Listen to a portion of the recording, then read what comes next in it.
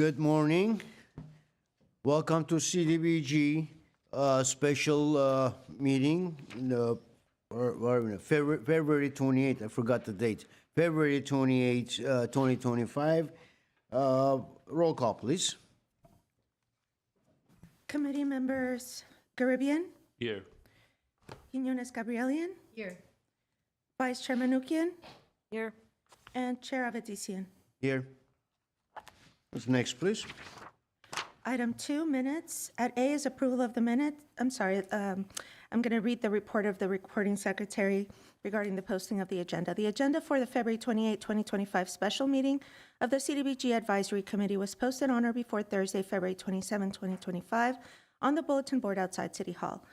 Now, item 2, minutes. Approval of the minutes of the October 23, 2024 CDBG Advisory Committee special meeting. I move to approve. Second. Moved in seconds. Okay, and I'll take roll call. Committee members Garibian, Yes. Quinones Gabrielian, Yes. Vice Chair Manukian, Yes. and Chair Avedisian. Yes. Item 3 is oral communications. We don't have any callers or speakers present. At number 4 is reports information only. At A is status of active CDBG capital improvement projects. Okay. Chair Avedisian, members of the advisory committee, Tamar Kabanjan, our administrative associate, is here to present the status of our community and city capital improvement projects. Good morning, CDBG committee members and CDBG staff. Good morning.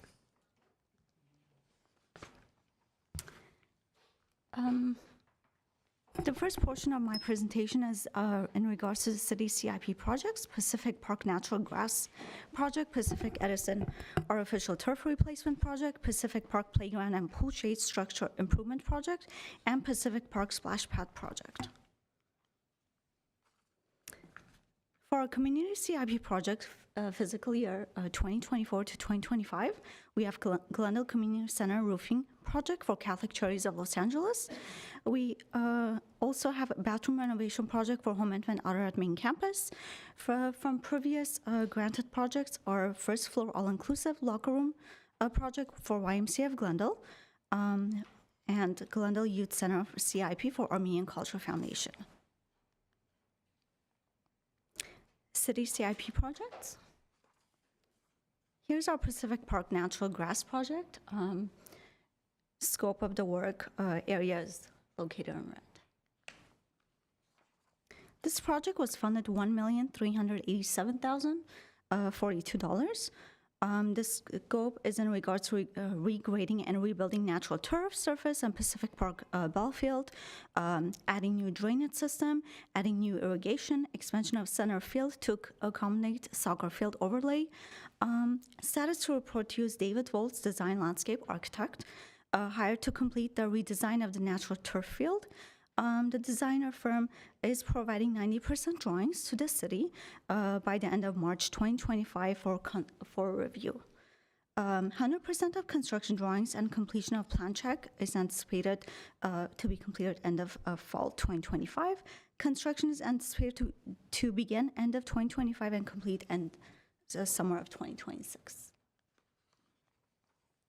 Next is in regards to our Pacific Edison Artificial Turf Replacement Project. Scope of the work area is highlighted. For this project, our total available budget is $500,000.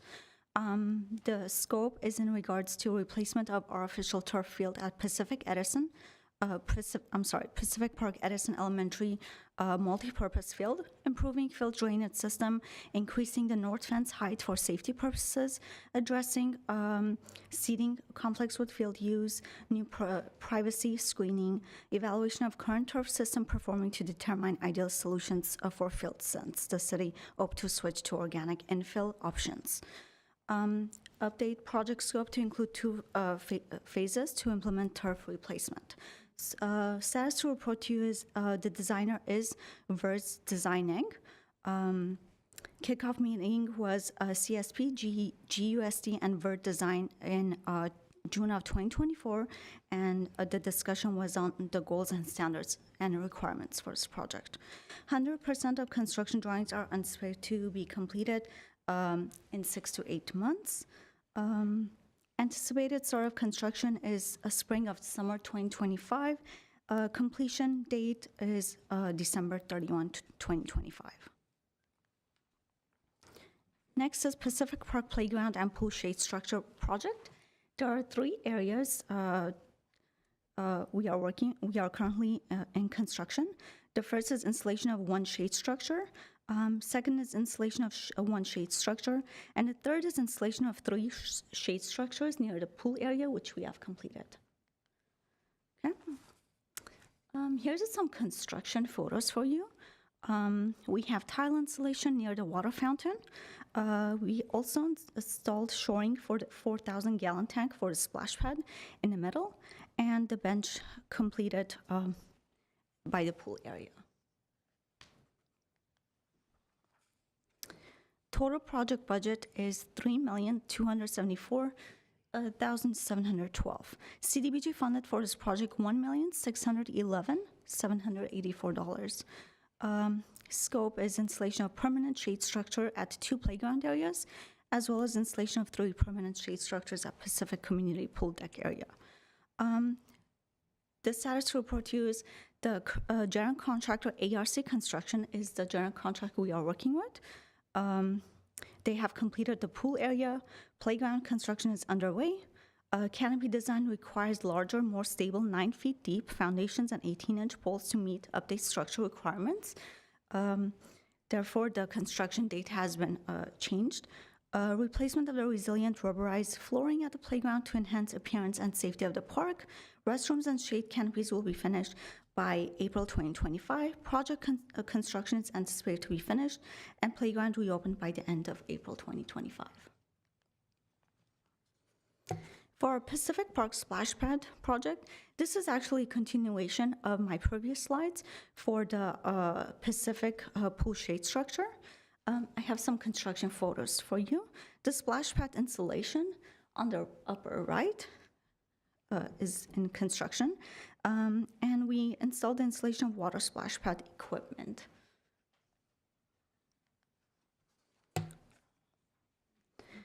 The budget is includes from the previous project, which is the $1,611,784. The update, the status update to you is ARC Construction is still the general contractor working on this portion of the project. Construction at the playground is underway, with the playground nearly completed, installed, and splash pad installed fall of 2024. Restrooms and shade canopies will be finished by April 2025. Project construction is anticipated of being finished, and the playground reopened by end of April 2025. Community agency CIP projects. This is Catholic Charities of Los Angeles. An existing damage photos for you, which shows interior ceiling damage, ceiling corrosion, roof leaks, water pond. We are currently working with the agency on our bidding phase. Total CDBG funding for this project is $268,100. The scope is there's a 7,560 square feet existing roof system. We are doing some repair work, installation of mid-roof cool system with 20-year warranty. Testing and inspection is included, as well as the roof installation and crickets. Agency was awarded for this project back July 1, 2024. We have completed our contract between the city and the agency. Agency has prepped their drawings. They have an RTI stamped ready. We are actually doing our bid walk next Tuesday on March 4th. So we have hope to find a general contractor to work on this project. The agency has spent over $1,000 advertising for this project to invite general contractors on a bid walk. They have advertised on Glendale Press, Burbank Legend, as well as La Cañada newsletter. They also send out a list of general contractors as well as advertising on their website. So they are looking forward to find a general contractor to do their repair works on the roofing. Our next project is Home and Art main campus for bathroom renovation project. CDBG funded this project $433,540. The project is demolition of existing floors, interior walls, partitions, plumbing fixtures, accessories. Plumbing works includes some framing, electrical with new wiring in the restrooms, including GFCI plugs, exhaust fans for all 6 restrooms, new tiles, finishing up works, adjusting swing doors to accommodate ADA access and replace damaged doors. Update, the status update to you is agency was awarded CDBG funding for this project back July 1, 2024. CDBG staff is working with agency to finalize a contract. Agency is currently working on finalizing their drawings.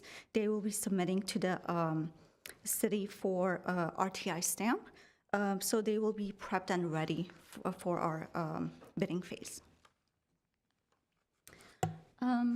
YMCA of Glendale, we were excited to finish this project, first floor all-inclusive locker room project. This was completed, we had our red ribbon cutting back in August 1, 2024. Currently, the users are very excited and safe using the locker room areas. They have about 500 unduplicated adults, seniors, and caregivers, including special needs adults ages between 18 to 22, currently using the locker room area. The project was funded $1,439,773. Agency is awaiting notice of completion from LA County. We have finalized this project. We are working with a general contractor currently on our last invoicing, as well as our final walk with the general contractor, which is what is called a punch list. Punch list is basically a list of items where general contractor comes back in and does finishing up work. And currently we are in that phase. Okay, for Armenian Culture Foundation Glendale Youth Center CIP. Total CDBG funded for this project is $116,000. This project is divided in phases. Phase 1 includes 500 square feet library area remodel. Phase 2 is installation of new security cameras. Phase 3 includes access control replacement of 20 locks, wireless locks. Status to report to you is contract with agency has been executed by city. Agency finalizing dates for the contractor bidding. Project is anticipated to be completed by summer of 2025. Please let me know if you have any questions. Any questions? Anyone? A couple of minor ones. I'm going to start from the back, go forwards. I have my notes. Okay. On Glendale Youth Center, have they applied for any permits yet? Glendale, The Glendale Youth Center, Armenian Culture Foundation? Committee member Garibian, at this time, they have not. They're still considering dates for their bidding phase. So this is funded back in 2020, 21. That is correct. Are they still on extension for how long more? Their contract is for 5 years, so they have until 2028 to complete this project. We are anticipating and encouraging them to get ahead of the game and start the bidding phase. This is a 100% volunteer-led organization, so the folks that we are working with basically work full-time jobs and are doing this project because they believe in their cause and their mission. So this is something that we're working on with them. But we are guiding them and trying to get them to set a concrete date for a bidding walk. Thank you.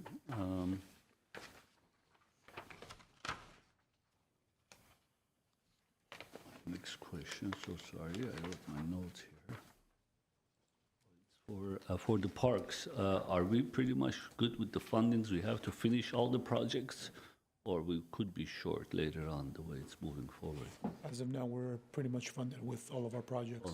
Even though with the expansion of the splash pad by 50%? We're pretty much funded, and we hope that project was completed, as Ms. Kamanchan mentioned, by April. Thank you. Thank you. By April? Oh, that's right, you're shooting. That's great, awesome. Anybody else? Any questions? No? Thank you, Tamar, thank you for the Thank you. reports. Excellent job as always.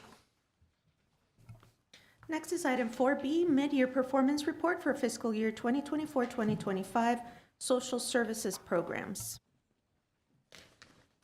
Chair Avedisian, members of the advisory committee, this is the mid-year report for our public social services, currently funded public social services agencies.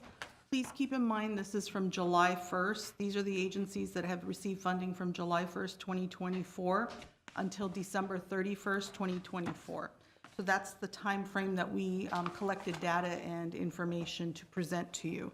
This is a good way to see where our current agencies stand because they are coming forward today during interviews to request funds for the upcoming year. So I'll go ahead and get started with Ascensia.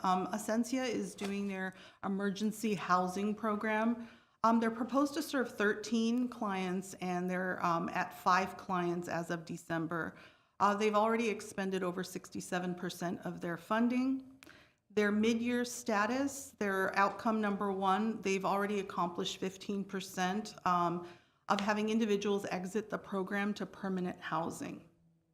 Their second goal, which is having 9 out of 13 individuals enrolled who have to maintain or increase their sources of income when they exit the program, they're at 38% accomplishment. Next, we have Catholic Charities of Los Angeles. This is the Loaves and Fishes program. They have proposed to serve 35 households. They have served 16 at this time. They too have expended 67% of their funds that were awarded. Their accomplishments, outcome number 1, they were to serve 26 households will receive aid in the form of goods from the food pantry, rental assistance, and or utility assistance within 3 months. They've already served 16 out of the 26. The second goal, 11 households will maintain an active link to auxiliary services. And at this time, their mid-year status is 16 have already been assisted. Their goal is actually 11, so they're over accomplished at 145%. Next, we have Glendale Youth Alliance, the Youth Employment Program. They were proposed to serve 16 youth. They served 16 youth, so they've already met their goal. That doesn't mean they won't increase at the next year-end report. Their funds awarded, 50% has been expended already, and they've already accomplished 94% of their first outcome, which is their youth will earn income by working a minimum of 100 hours. The second outcome is 6 of the youth will be referred to community agencies based on individual needs. 8 have already been served. The goal was 5, so they're at 160% accomplishment. Next, we have Home Again Los Angeles. This is Crisis Aid for Homeless Families program. They were proposed to serve 30 households. They've already served 36 households. They've expended 40% of their funds. Their first outcome is of the 30 households that they're supposed to serve, 20 will be enrolled in crisis housing within the first 30 days of connecting to Home Again. And they've already exceeded that with 29. Their goal was 20. They're at 145% accomplishment. The next outcome is 30 unduplicated households served by the program, which is 20, and the goal is 20 will transition into stable housing. And at this time, mid-year status is 29 have been accomplished that goal out of 20, so they're again at 145% accomplishment. Next, we have Door of Hope. This is the Domestic Violence, Mental Health, and Case Management Program. They are proposed to serve 32 participants. They've already served 23. They've expended about 59% of their funds. Their first goal is of the 32 adults, children, and teens served by the program, 24 will report improved mental health. And at this time, their mid-year status is 18. Their goal was 24, so they're about 75% accomplished. The next goal is of the 22 adults served by the program, 16 will increase their income and savings as measured by case managers on a quarterly basis. The mid-year status is 12, the goal is 16, they're already 75% accomplished. Next, we have the Housing Rights Center. Housing Rights Center, this is the Glendale Fair Housing Program. They're proposed to serve 275 households. Their actual number served is 120 at this time. I know it says that the funds are awarded are $10,000 and they've already expended 98%, but please keep in mind that another $10,000 comes from our housing division. So technically they're 50% expended as a program, but almost 100% expended under CDBG. So I'd like to kind of clarify that. Now, outcomes for Housing Rights Center, they host 2 housing rights workshops each year for us, one for tenants and one for landlords. They've already accomplished one, which is for landlords. They did that back in November. So their mid-year status is 1, and the goal is 2, so they're 50% accomplished. The next workshop should be in April and May for tenants. Now, for Housing Rights Center, they're going to be filing, at a minimum, 7 fair housing complaints by Glendale residents to the extent supported by law, and they'll aim to find successful disposition for a minimum of 3 fair housing cases open for investigation. At this time, their mid-year status is 0, and the goal is 3. But keep in mind that with legal cases, it does take time. So usually by the end of the year, they will meet their goal. So their accomplishment at this time, by December 31st, is 0. Armenian Relief Society of Western USA, this is their community outreach project.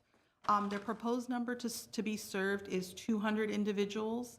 They've already served 81 individuals, and their funds awarded, they've already expended 18% of their funding. Please keep in mind that this organization lost their director of operations at that time of the data analysis, so they are at this time up to date with their expenditures moving forward. Outcomes. Of the 90 seniors enrolled in the ESL classes, 81 will demonstrate improved English language competency. Their mid-year status is 53 and the goal was 81, so they're 65% accomplished. Of the 35 individuals who receive employment services, 21 will secure employment within 3 months of intake. Mid-year status is 7, the goal is 21. They're at 33% accomplishment. Next, we have Committee for Armenian Students in Public Schools, Intervention, Prevention, Clinical Group Counseling. They propose to serve 44 students in 2 separate schools. They've already served 17 students. Their funds awarded is $34,498. It says 0 expended, but please keep in mind, this is a school program, so it starts very late in the year. So their data analysis doesn't really come in until after the new year.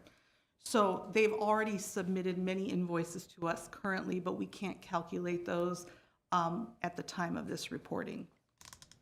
For outcomes, of the 44 students served at the 2 sites, 35 will show significantly reduced incidents of aggressive behavior by June 30th, 2025, and they do this by way of a pre and a post test. Mid-year, they've already accomplished 15 of the students. The goal is 35, they're at 43% accomplishment. The second outcome, of 44 students served at 2 sites, 35 will show significant improvement in following directions and academic responsibility by way of a psychologist's notes and progress reports. Mid-year status is 15, the goal is 35, again, 43% accomplishment. Next, we have the YWCA of Glendale and Pasadena. This is the Mental Health Services for Survivors of Domestic Violence.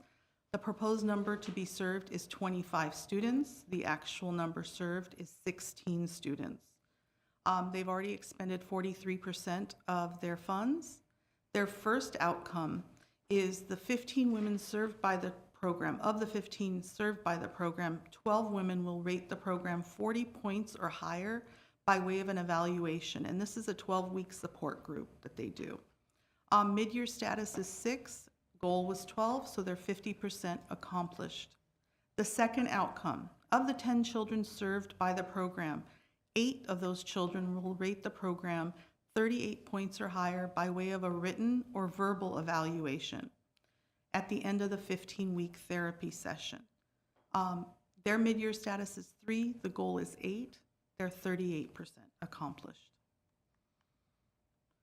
Armenian Bar Association. The Armenian Bar Association proposes to serve 25 individuals. The actual number served is 33, so they've already exceeded the number of individuals. And much of that is due to they had opened up an additional clinic for the Eaton Fire victims. They were assisting them with services and support.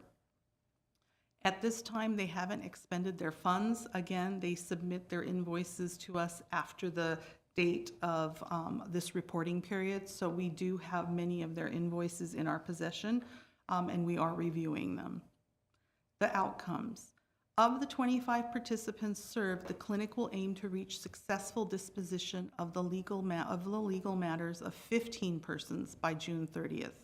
They've already exceeded this goal. They've already served 28. The goal is 15. They're at 187% accomplishment.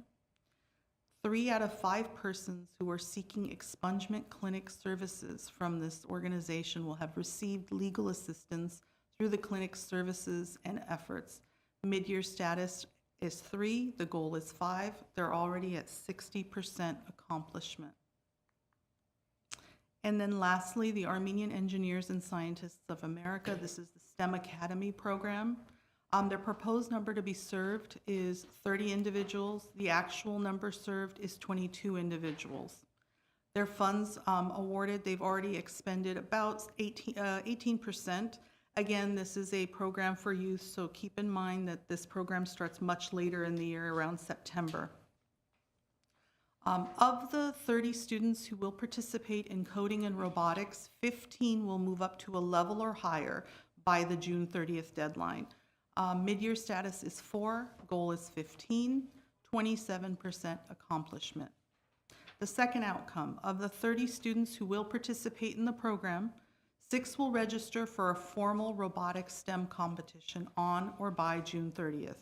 At this time, the mid-year status is 0 because it takes time to get to this level, and by the year-end performance report, you shall see some accomplishment there. So the goal is 6 at this time. By the December 31st, 2024 date, it's a 0 accomplishment. That concludes my report. If you have any questions regarding the mid-year public social services report, I'd be more than happy to answer.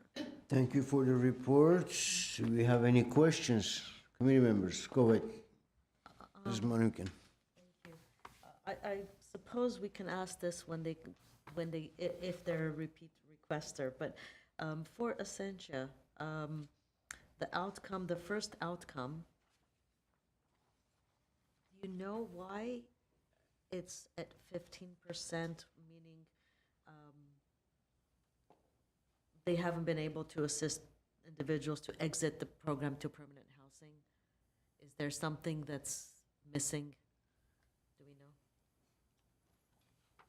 I truthfully cannot answer that at this time. This is a little different from their outreach program that they've done with us in the past. And just to keep in mind, Essentia will not be asking for funding this upcoming year. They'll be receiving funding through our homeless services section.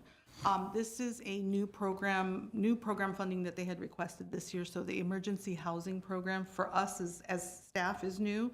So we don't really have any historical data for you to kind of base it against. I know it does take time for individuals to exit to these programs, and that could be it. And they're unfortunately not going to be here to ask that question. So I honestly couldn't answer that. Sure, go ahead. Thank you. last year, like we do this year, we had so many requests, and what we offered was substantially below their minimum requirements. When they go back and are awarded the much smaller grant numbers, do they adjust their goals at that time? So we're looking at adjusted goals now? You are.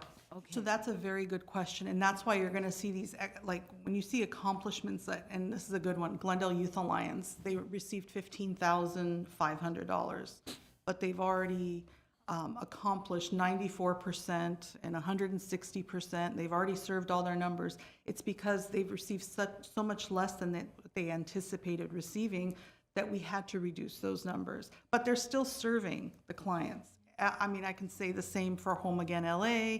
I could say the same again for Armenian Bar Association. Most of our programs that we have funded, they still will serve the clients. It's just the reporting will seem skewed because they're over-accomplishing. Thank you. Thank you. Mr. Garibin. I have a lot of questions from agencies, which I get to do that directly from them, but from us, as far as funds awarded for CASPs, and if I'm not mistaken, for a said that because of their calendar year, it doesn't report here. Am I echoing, by the way? Sounds like I'm echoing. Yeah, it sounds like it. Okay. Can we, because of the reporting, where every year I know we go through that, you say CASP is not there. Can we show the previous year in our reportings at least? We do. So we have some number. That's a good question. Yes, we can actually include that if you'd like. We do present the year-end report to the committee in August. I know that's much later than this, today's meeting. So what we can do, if you would like, is we can include last year's numbers and give you 2 worksheets, and at least you could see their year-end accomplishment. Right. At least you have something, because every year we have 0, 0, and 0. And Right, those are- especially with the schools. Anything school-based, you're not going to see results until the very end. Most likely in April and May, that's when we really see the spike. Thank you. Thank you. Any other question? No? Thank you for the report. What's next, please? Next is item 4C, review of financial ratios for community agencies applying for fiscal year 2025-2026, public social services and capital improvement project funding. Chair Avedissian, members of the advisory committee, again, this report that we're going to be presenting to you could be useful and used as a tool for today's interviews and evaluating funding recommendations. What we do is we have looked at the financial statements of all our agencies. We asked their, and I'll go through this, we have asked their public accounting firm to input this information into a ratio calculation tool for us. And what we do is we verify these calculations. We're in year 6 of doing this. This was based on committee direction for us to start doing this with the agencies. So the agencies have been completing this for quite a few years. For newer agencies, we do offer a lot of assistance if they need it. And we're looking at 3 financial ratios: debt ratio, defensive interval, and reliance on source of income. So what we do is we basically review and verify calculations. We do not delve deep into questioning the numbers. We just want to make sure we understand, is this number what you stated it is? And that's really what we do. We put it together and present it to you. And basically, these worksheets and instructions were placed on our city's website. They were also presented to the agencies who attended the CDBG open house, as well as the technical support meeting. And again, like we had mentioned, we did a lot of support one-on-one, because this can get a little daunting for many newer agencies to figure out. So I'll get into the first ratio, which is debt ratio. This is looking at total liabilities and unrestricted net assets. We're looking at The description is reflecting the proportion of debt a company has relative to its assets, and a ratio of less than 1 is a good sign, which indicates that a company has less debt than it has assets. The only agency that is out of range is Homenetman Glendale Ararat, and that's only for year 2023. And that could be a question you can ask them when they arrive today as to why the debt ratio is out of range for this upcoming year, whereas in 2022 it was not. The next is defensive interval. Defensive interval it's a reflection of the number of months that an organization could operate if funding had completely stopped and no additional funds were received. So a higher ratio reflects an expected longer period of operation if funding were to stop. And the only agency out of range on this is the Glendale Youth Alliance. And they tend to have this each year. This was year 22 and 23. But again, Glendale Youth Alliance is supported by the city of Glendale. So it's a healthy organization if you're looking at the support system it has. And then lastly, it's the reliance on source income. This identifies the potential risk if looking at the percentage of the largest source of revenue that agencies receive, and if that large source of revenue was eliminated or reduced. So a lower percentage indicates less risk. Now, Armenian Engineers and Scientists of America for 2 years, 2022 and 2023, are out of range. But if you look at their financial statements, it's contributions and gifts. So what their agency financial accountant does is they lump together all that money. So it is separate contributions coming in, and it's not one large grant or one large funding source that they're relying on, even though it's under one line item. Now, with Armenian American Civil Support Center, they are a new agency, and they were out of range in year 2022. And truthfully, I can't answer why they're out of range. I don't know this agency yet, and I haven't worked with them enough to understand their finances. So that might be a good question to ask them when they arrive. Now, the importance of ratio calculations. Agencies turned in the most current financial statements, and the most current ones are from 22 and 23, with the fiscal year ending June 30th, 2023. The importance of these ratio calculations for future years. Again, we still look at the pandemic as kind of a precursor to what's to come. And we're going to look at this a little bit more carefully again in 24 and 25 when those financial statements come in to see the health of these organizations as they get through the next few years. Again, in summary, and I say this pretty much every year, they're really not an expression or an opinion on the financial health of this organization. They should be evaluated just on a standalone basis and an additional tool for the committee to ask questions of these agencies and maybe provide a little bit of guidance on the finances of these agencies. But again, it's a great additional source for you to consider. Any questions on the ratio calculations? Ms. Monica, go ahead. I don't know if I'm missing something, but on the summary up front, I don't see the Armenian Bar Association. Am I missing it? Armenian Bar Association. You're right. 'Cause it's in their paperwork is in the body of this category, but not the summary spreadsheet. You're right.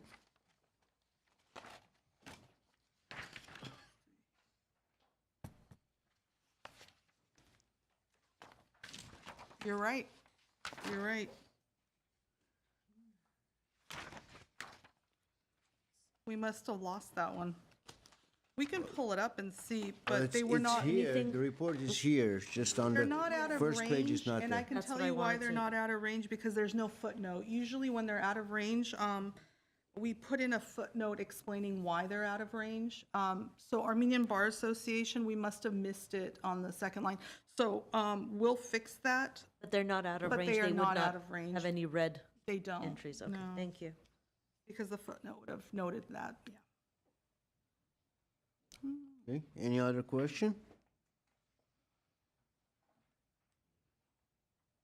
No? Oh, we're good. Okay, thank you. Thank you for the report. Next, please. Next is item 5, action items. At A, updated fiscal year 2025-2026 CDBG funding allocation plan by funding category. At 1 is a motion to approve the updated fiscal year 2025-2026 CDBG funding allocation plan by funding category. Thank you.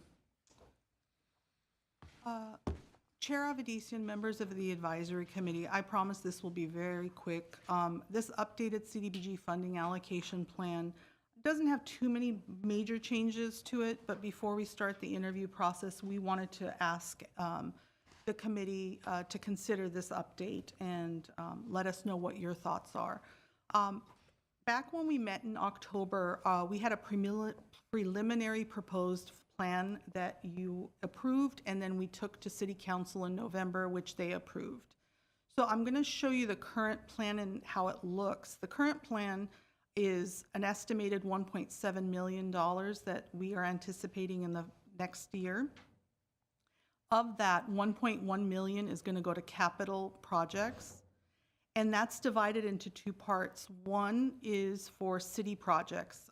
That's $500,000 to the city mini park projects, and then $605,000 to community organizations where you're going to be interviewing today. The rest, of course, goes to social services and program administration. So what we want to really talk to you about is the $500,000 pre-designated to city projects. So as I had mentioned, we had $500,000 pre-designated to the Elk Mini Park Playground Replacement Project at $250,000 that was approved by the committee and by the council, and Wilson Mini Park Playground Project, again, $250,000 approved. What we're requesting is to update that. Still going to be $500,000. However, we're going to reduce the Elk Mini Park Playground Replacement Project by $200,000, as well as the Wilson Mini Park Project. And then the $100,000 that we have, we would like to place into the Pelanconi Park renovation project. No major changes or any switches or anything like that. It's more of a request to work on that project. And I'll get into it a little bit. The Pelanconi Park renovation project. Pelanconi is one of the oldest parks we have in Glendale, and it's divided into 3 sections. The children's playgrounds were actually replaced in 2022 with CDBG funding. The scope of work for this particular project would address park infrastructure deficiencies, replacing the backstop fencing, replacement of asphalt around the baseball field and the basketball half court, replacing and repairing the bleachers, replacing irrigation in the south end of the park, and this is outside of the baseball field. This project is estimated to cost $100,000 and be completed by spring 2026. Short and sweet, I promised. So basically, this is the request, and if approved, we can include that in the deliberations. Okay, thank you. You're not looking for a motion right now? No, we are, okay. Well, question, will this changes in the dollars, I think you mentioned that it's not going to affect the project itself, in either project. That 50,000 that we're taking out from one or the other is not going to affect any of the project or the timeline or reducing the work, scope of the work? Chair Avedisian, members of the committee, no, there won't be any issues if we were to lower the 250 per project to 200 per project and allocate it 100,000 for Pelanconi. So we'll be on track. We'll use different funding sources for the playground projects if we need additional funds. Those 2 playgrounds are small, so 200,000, I believe, would be more than enough to renovate or replace the 2 playgrounds. Thank you. Question? Well, Mr. Garibay. I asked earlier if we're gonna be enough with funds. I guess this is it. We're just replacing one with another. So if everyone's okay, I'm willing to put the motion in to pass this. The motion should read the update. Is that what the motion supposed to be?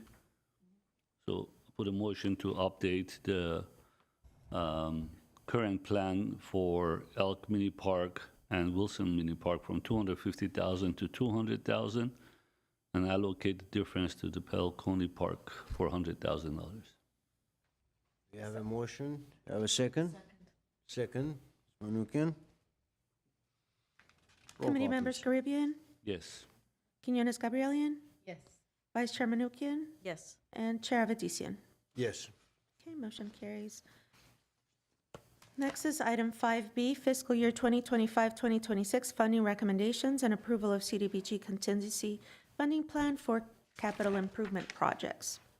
At one is a motion to recommend CDBG funding allocations for fiscal year 2025-2026 capital improvement projects for city council approval.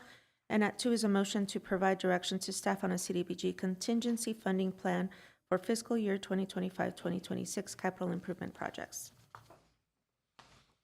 Okay, thank you. Chair Avedisian, members of the advisory committee, we are about to start our interview schedule, and we would like to present you with a very quick PowerPoint to kind of give you a bird's eye view of what today holds for the committee. So, capital improvement project schedule. We'll have 2 interviews this morning, and it seems that we are pretty good on schedule. Interviews are between 9 and 9:30. We're hoping that deliberations and recommendations will be from 9:30 to 10:45. We'll do a very quick, short break. And applicant scoring was completed in Zoom grants. Agency presentation time is 5 minutes. Question and answer period will be 10 minutes. So we'll have until 11 today to get this process going for capital improvement. Capital improvement projects, as you all know, there is $605,000 that we're estimating to be available for funding. Agency requests are 1.2 million. We have a difference of 605,000, and we have 2 agencies here today. I won't get into the public social services yet. We'll get to that after we come back for that deliberation. We can go ahead and get started. Thank you. First on the agenda is expansion of dental treatments for low-income children from Kids Community Clinic of Burbank. And as a reminder, please state your name for the record. Good morning, CDBG Community Advisory members and management from Community Services and Parks Department. My name is Dale Gorman, and I'm the Executive Director of the Kids Community Dental Clinic. And we are presenting our case today. Joining me are Anna Gomez, our clinic manager. Christine Tarosian is one of our community members, local community members and staff. And I have our construction manager for construction questions, excuse me. So a little bit about who we are. We were started by the Sisters of Providence in the late 1960s in response to the numbers of people who came into the emergency department of the hospital in Burbank at St. Joseph's, and they came in with tooth pain. Volunteer dentists covered shifts to help anyone who needed dental care. This circa 1970s was really early access to care.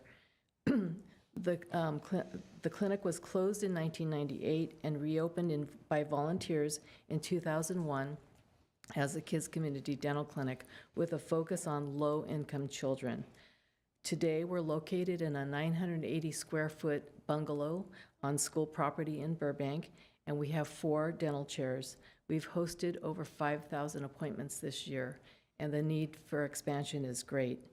We've built up our patients to try to encourage regular visits throughout childhood to prevent cavities. Please remember that cavities are preventable, but they are also transmissible to others. We are passionate about keeping children cavity-free at the earliest ages and keeping tooth decay out of schools.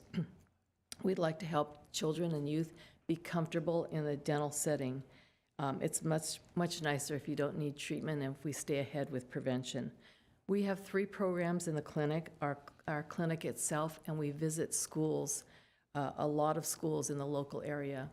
We're going to Columbus Elementary next Wednesday. We engage volunteer dentists, and we encourage multi-generational volunteers and help people get into the field of dentistry, which we'll talk about in a moment. We are expanding our space. 50% of children are fearful of dentistry and have high anxiety around dentistry. Fear is a mental barrier and has a huge impact on an individual's overall health. Tooth decay is a global, local, and national public health crisis, and it's the #1 chronic illness among school children. It is also the #1 cause for school absences in the U.S. Early intervention and prevention education is why we go to preschools and elementary schools to help educate children, parents, and teachers on cavity prevention. We've seen firsthand how experience and fear is passed down from parents, and they end up neglecting oral health issues and resulting in emergencies. We are staffed mostly by volunteers, 135 of them, plus paid staff. We travel to schools. We have a traveling team that goes to schools and to impact this program. And our 3rd program is mentoring young people and youth to get into the field of dentistry. We've moved around a bit. When we were closed, we reopened in 2001 in the YMCA in Burbank, and we were moved out of there into our current location in 2008. And now we find ourselves really needing to expand, and we purchased a building in Glendale in 2003. We are so dedicated to preventing the fear. We've worked hard to accommodate this, but the space is needed to really address fears in children. We need more space and more room for equipment and for the families to, the parents to be in there with them. And we don't want children to end up in the ER, and we don't want to put a lot of children under sedation for care. Our overall goals for this project is to expand access for more children and more children with special needs, to open up career possibilities for youth, and to prepare students for careers in dentistry. We want to increase our space to accommodate more volunteer dentists also. I'm going to introduce Anna Gomez, who's going to talk a little bit about the clinic and what we do. Hi, Anna Gomez here. I've been at the clinic for over 18 years.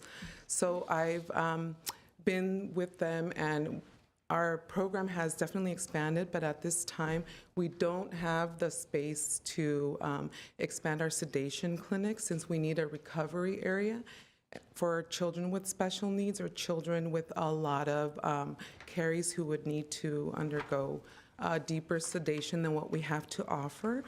For this, we would need a recovery space, which we currently don't have in our clinic, and that's how we hope to expand in this project. And there is currently a wait list at UCLA for over 1 year for children with special needs. We have a current partnership with them, and they will refer patients to us so they don't have to wait 12 months. So we hope to expand the program that way. Since we are a nonprofit, we're able to help all kinds of families, not just families with Medi-Cal, but mainly low-income families who are uninsured. And also providing a space for x-rays, like panoramic x-rays, so that children with special needs or who can't withstand regular x-rays, we don't have the space for that at the moment either. So those are just a couple of ways we hope to expand and to help the community with the children of the community. I'm going to introduce Christine. Hello, everyone. My name is Christine Tarosian, and I would like to begin by introducing myself. I'm I'm a proud GUSD graduate. I went to elementary school, middle school, and high school, all in Glendale. And I found myself after high school attending Glendale Community College. And one of my steps was obviously to do research to see how I could advance my career, being a first-generation student myself. And I found our clinic just by doing research online. And I began volunteering at the clinic, and I was welcomed with very wide open arms. And I began my work by first attending outreach events in the community in Glendale schools and Burbank schools, and along with helping out at the clinic. And I found myself getting hired at the clinic, and my roles obviously expanded, and I found myself translating to many patients since I do speak Armenian and Spanish in addition to English. I was very fortunate in that having those abilities and kind of striking those special relationships with the children, since most of the children we do see do come from underserved and under-resourced communities. They're immigrant families, and they just need that extra support and care. And I really found myself in a position to give that opportunity to the kids, to the families, to first feel seen and heard. Then we could proceed with the everything that we had to do for the children. And as I had mentioned, I'm a first-generation student, and I was very fortunate to be at our clinic because there are so many volunteer dentists, so many staff dentists, so many people that are supporting me to proceed forward with my journey. I will be applying to dental school in May and hopefully be a dentist one day, give back to the community, Glendale, that raised me and made me who I am today, and obviously back to my clinic that I work at. And that's all I have to say. Thank you. Thank you. Okay, thank you for the introduction and reports. Do we have any questions, committee members? I have few, but go ahead, Mrs. Manikan. Regarding the budget, it was a bit confusing for me. So with the addition of the roof, it's a $2.7 million project? Because I'm also seeing 3.3. It's 3.3, All right. yeah. And the second follow-up question to that is, it's unclear whether you actually have full funding, because I think you said that you've secured 1.3 million, and then I see 1.2 from grants. So it's kind of unclear whether, even if you got the 605,000 that you're asking from CDBG, whether you'll have the rest of the funding. Okay, so we are constantly writing grants to fully fund this, and we're in the middle of a capital campaign. So as money comes in, the number keeps changing. But we have 1.26 from Congressman Schiff and the federal government, Department of HHS. So we have that in hand, and we were given money by the Doheny Foundation, and we are in process with about 5 other grants, so that number will change. But we know we have to raise the total $3.2 million dollars. So we're in the process, and this is one of the funds. Sorry to put you on the spot, but what do you have in hand right now? Okay, so we have the 1 million, what's our total number?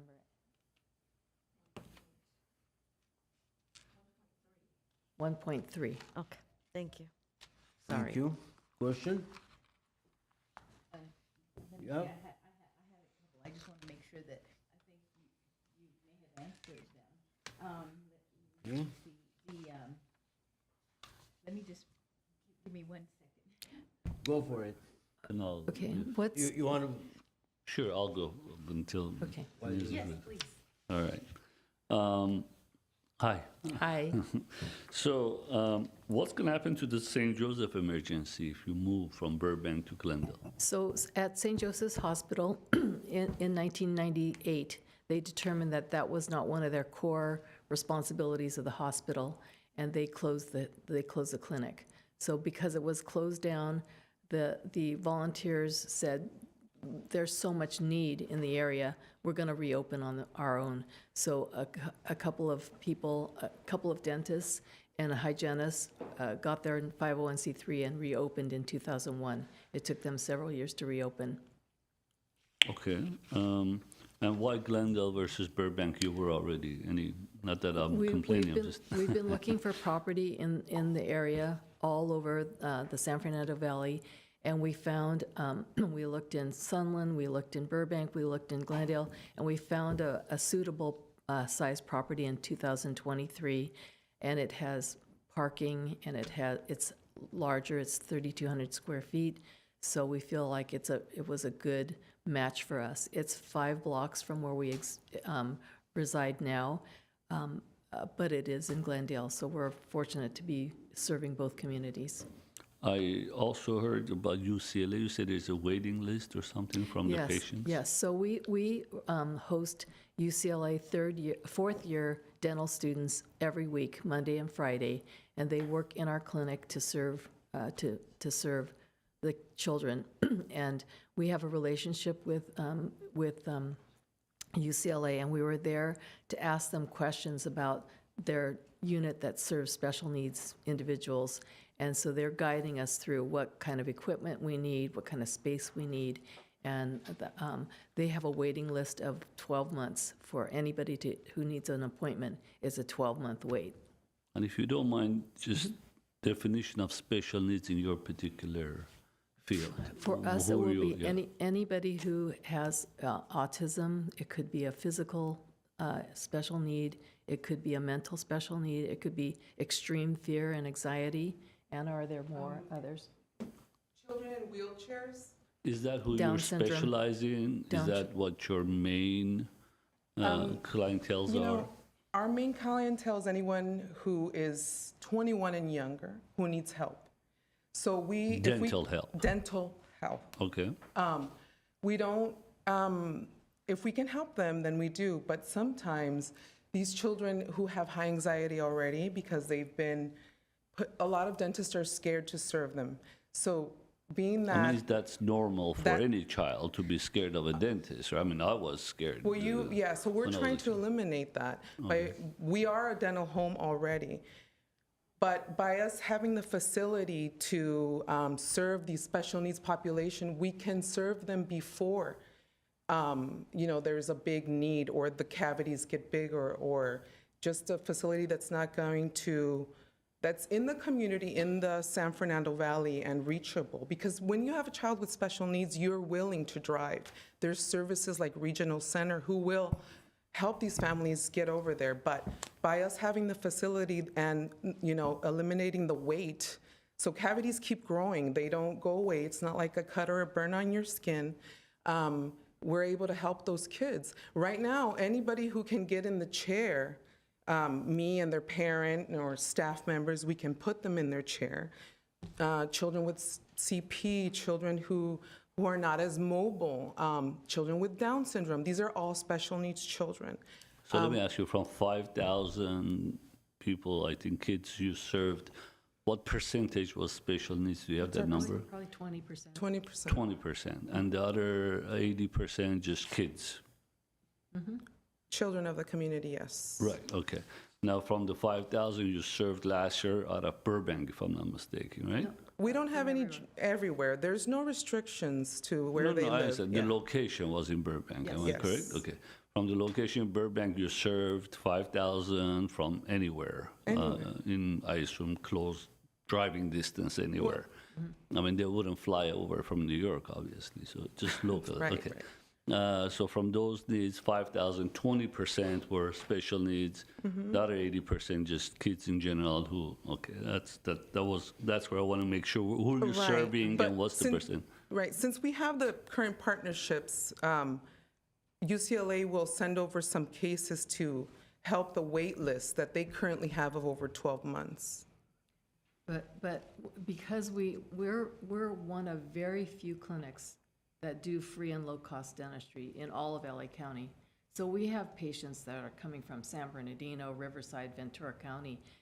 They drive all the way. They There's drive all the way nothing 'cause between there's- San there's Bernardino, not- Riverside to Glendale. there's There's not a no lot. agency will do There's not a lot of pre bono agencies. or anything for the kids. Not a lot, not a lot. So, So that brings me to the next question of when you say you're serving. I saw that you take Medi-Cal and Medicare's and all that. Medi-Cal, right. Right. yes. I didn't see the portion low income. How do you do? Is it completely free? And if it is, what's the percentage? I didn't see any numbers of that We're source. given ranges by CDBG, their HUD guidelines that we can Those go are up the to ranges. 250%. No, until now, what you've done last year. We've always been. Okay, which We've is always what? been guided by guidelines, federal poverty guidelines, and we are up to 250% of the federal poverty guidelines. Okay, but the Medicares are just standard that any dentist will charge the same. Excuse me one second, please speak to the microphone so everybody can hear. So Medi-Cal determines income status, right? So we don't have to ask any questions, because if you have Medi-Cal, you're already determined by the state as low income and in need. But we'll see people, the working poor, who are slightly above the Medi-Cal range and don't qualify for Medi-Cal, but they still fall under the guidelines given. And they get funding from somewhere themselves, or you just do those for We do them, I'm sorry, we do them for $40 per visit, whatever is needed. $40 per visit? Yes, Okay, yes. but the medical, if they have it, they can go to any dentist and they can, if they're obviously signed up with Medi-Cal We to were get it. just on a call, there's not many dentists that accept Medi-Cal. Because the return is too little. is Do you know how low. much it is in average?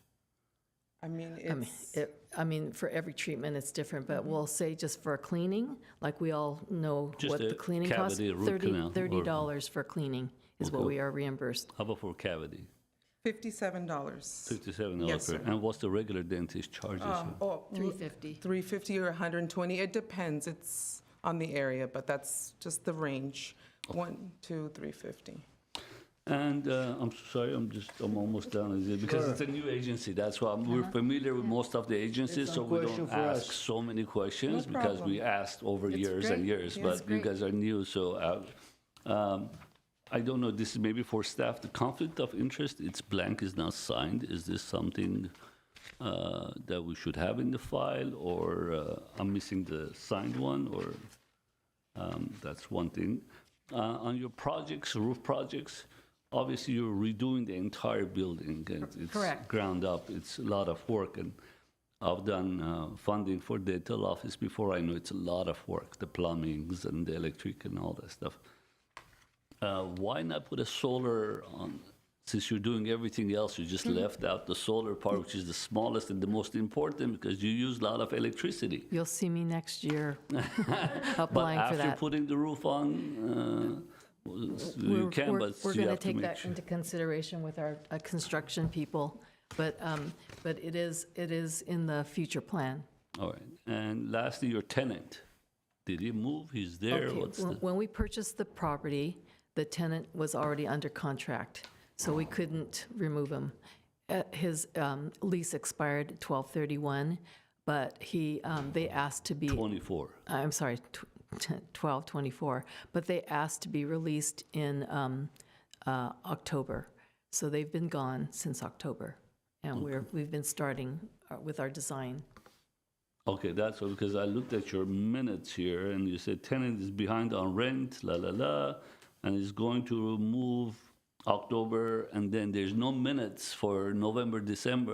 You just jumped the minutes until December. No, I turned this paperwork in before the minutes were, Okay, so they're prepared. not there anymore, they're gone. they're gone. Okay, and lastly, permitting and construction, I realized the dates that you have here, operational, you're expecting sometimes January to April of '26, and project completion somewhere in March to June of '26, but you haven't even submitted any Right. plans to Right. the city.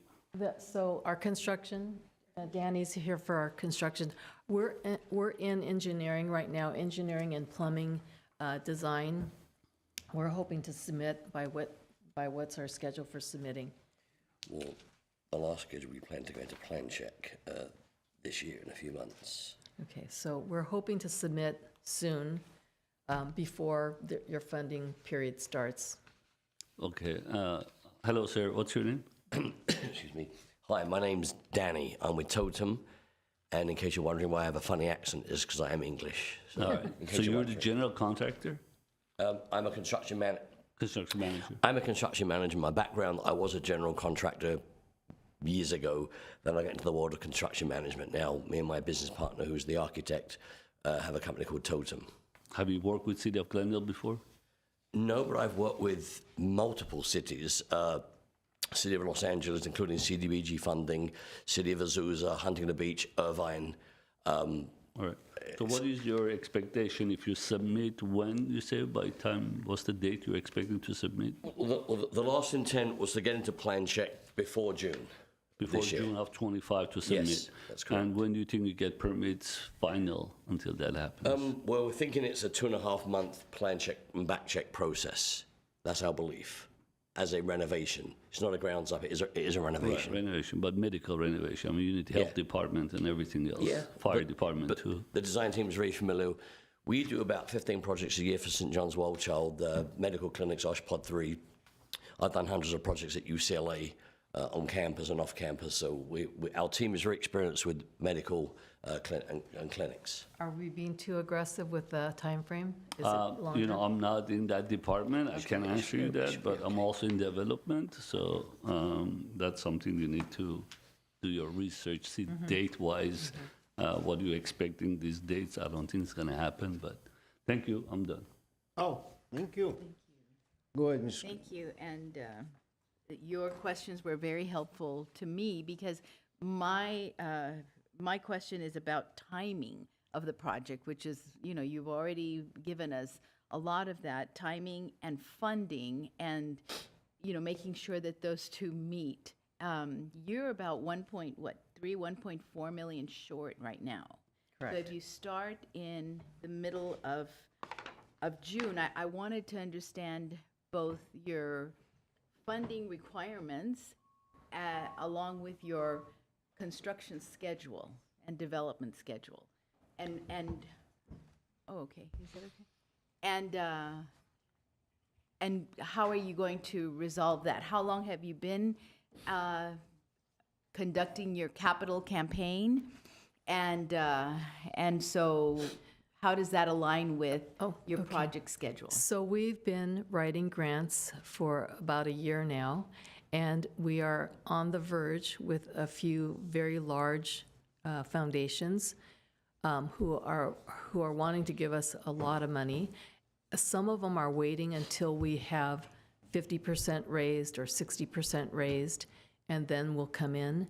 So we're at various phases with different funders, but we have, like I said, 5 grants out in various stages, from recently submitted to site visits, and then we have many more in our pipeline that we're going to be doing. So we have to fundraise for both our program services and the building, but we're in the middle of all of that process.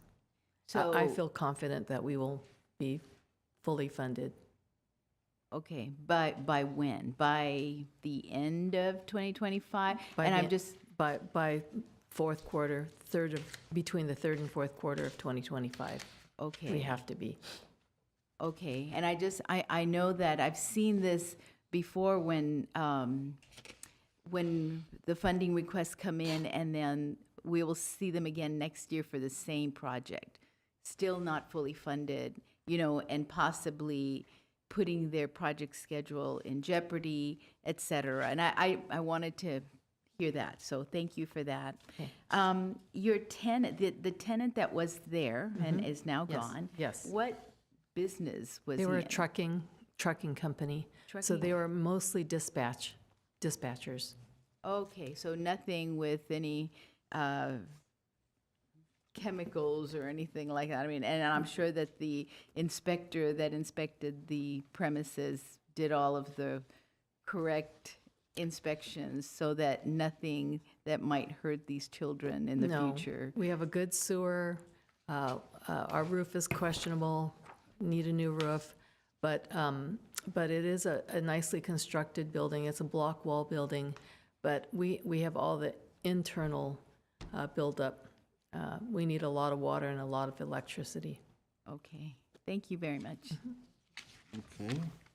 A couple more. Okay, Mr. Garibian has a couple more. I had one of my notes because I can't connect here, so I'm looking here, I'm reading my notes here. Okay. I couldn't find, maybe the staff could show me where it was, the officers of the company and those breakdowns. I couldn't find it anywhere. Officers of our, you mean the Yes. board members? Well, I said the board members, Oh. but who are the officers on the nonprofit right now? Me. You're the Yeah, one because I'm we have a trying to very small staff. At COVID, we were probably 5 employees. And now, because of the surge in need, we're up to 17 employees. But really, we don't have, we really have me, I'm the full-time, and 2 part-time administrators. One is a grant writer, and one does everything else: data, accounting, finance, legal, insurance, and she's here, Linda is here. So we're very slim on staff. Most of the staff are dedicated to running the clinic. Yeah, Majority are licensed dental professionals. Yeah, on the board, we see some familiar names also, especially George Salicoli is one of the. Correct. We work with him on YMCA. So my next question was on your payroll. I said about 500-some thousand annual payroll the year Correct. before. Unfortunately, I don't have the breakdown of that. How much of it goes to the officers, how much to the staff and all that. So do you know the numbers? What's your payroll? My payroll, I'm at 97,000 a year, and the rest are below that. The dentists are quite expensive. We have 3 dentists. One is at $95 an hour, one is at $70 an hour, and one is at $163 an hour. He's a pediatric specialist. Is that the normal going price Yes, in the that's market? a going price, sadly. And So why we can't you probably get- underpay a little bit. Have you tried to get like dentists who were willing to give pre bono times? Yes, we have a lot of volunteers. So all of Fridays, all of Thursdays are all volunteer. Our dentists only serve Monday and Tuesday and Wednesday, paid I dentists. appreciate it. Thank you so much. Thank you. Okay. You have more questions? Go ahead, Mrs. Manikan. I They don't- did the job for me. Thank you. I don't have much then. Go ahead. A part of the analysis that is provided to us is the financial ratios, including the defensive interval. And I don't know if you can answer this question, but looking at 2022 compared to 2023, the number of months that you can sustain without funding dropped dramatically. I have here for 2022 at almost 19 months, and 2023 you were down to 8.6 months. Can you explain what has changed between 2022 to 2023, and if you have any information for more recent 2024? So in 2021 and 2022, we had an announcement from a donor that gave us a significant $400,000 grant that was never given to us before, and they expected that it would never be given us again. The 2021 actually was paid in 2022, and the 2022 was paid in 2022. So we had significant income that year, and we had to do a lot of services.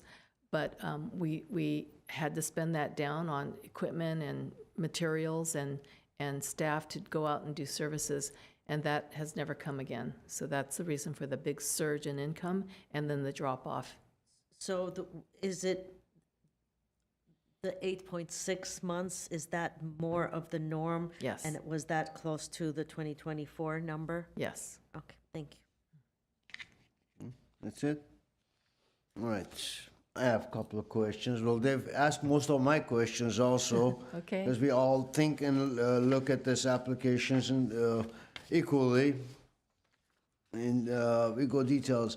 You explained that you have and you have been serving almost, or you're planning to serve almost 5,000 patients, children at your clinic. Well, that's the number of appointments. Appointments. Of 5,000 appointments. Not necessarily you're going to serve all those.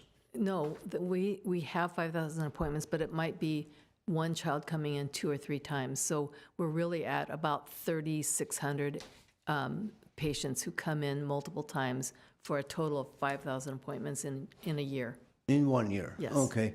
Now, and the percentage-wise, since your history, your background is basically Burbank, and assumingly that you've been serving the Burbank community more so than the Glendale or otherwise other cities around you.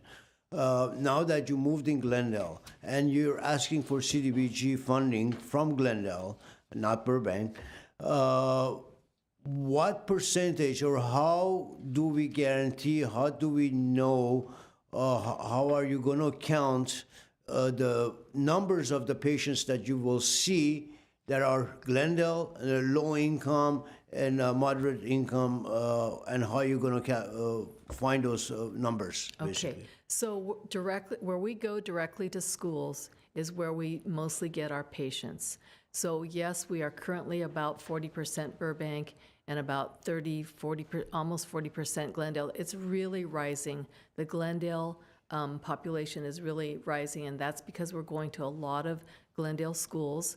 We have a nice relationship, and the schools are large. The schools are large and have a big need.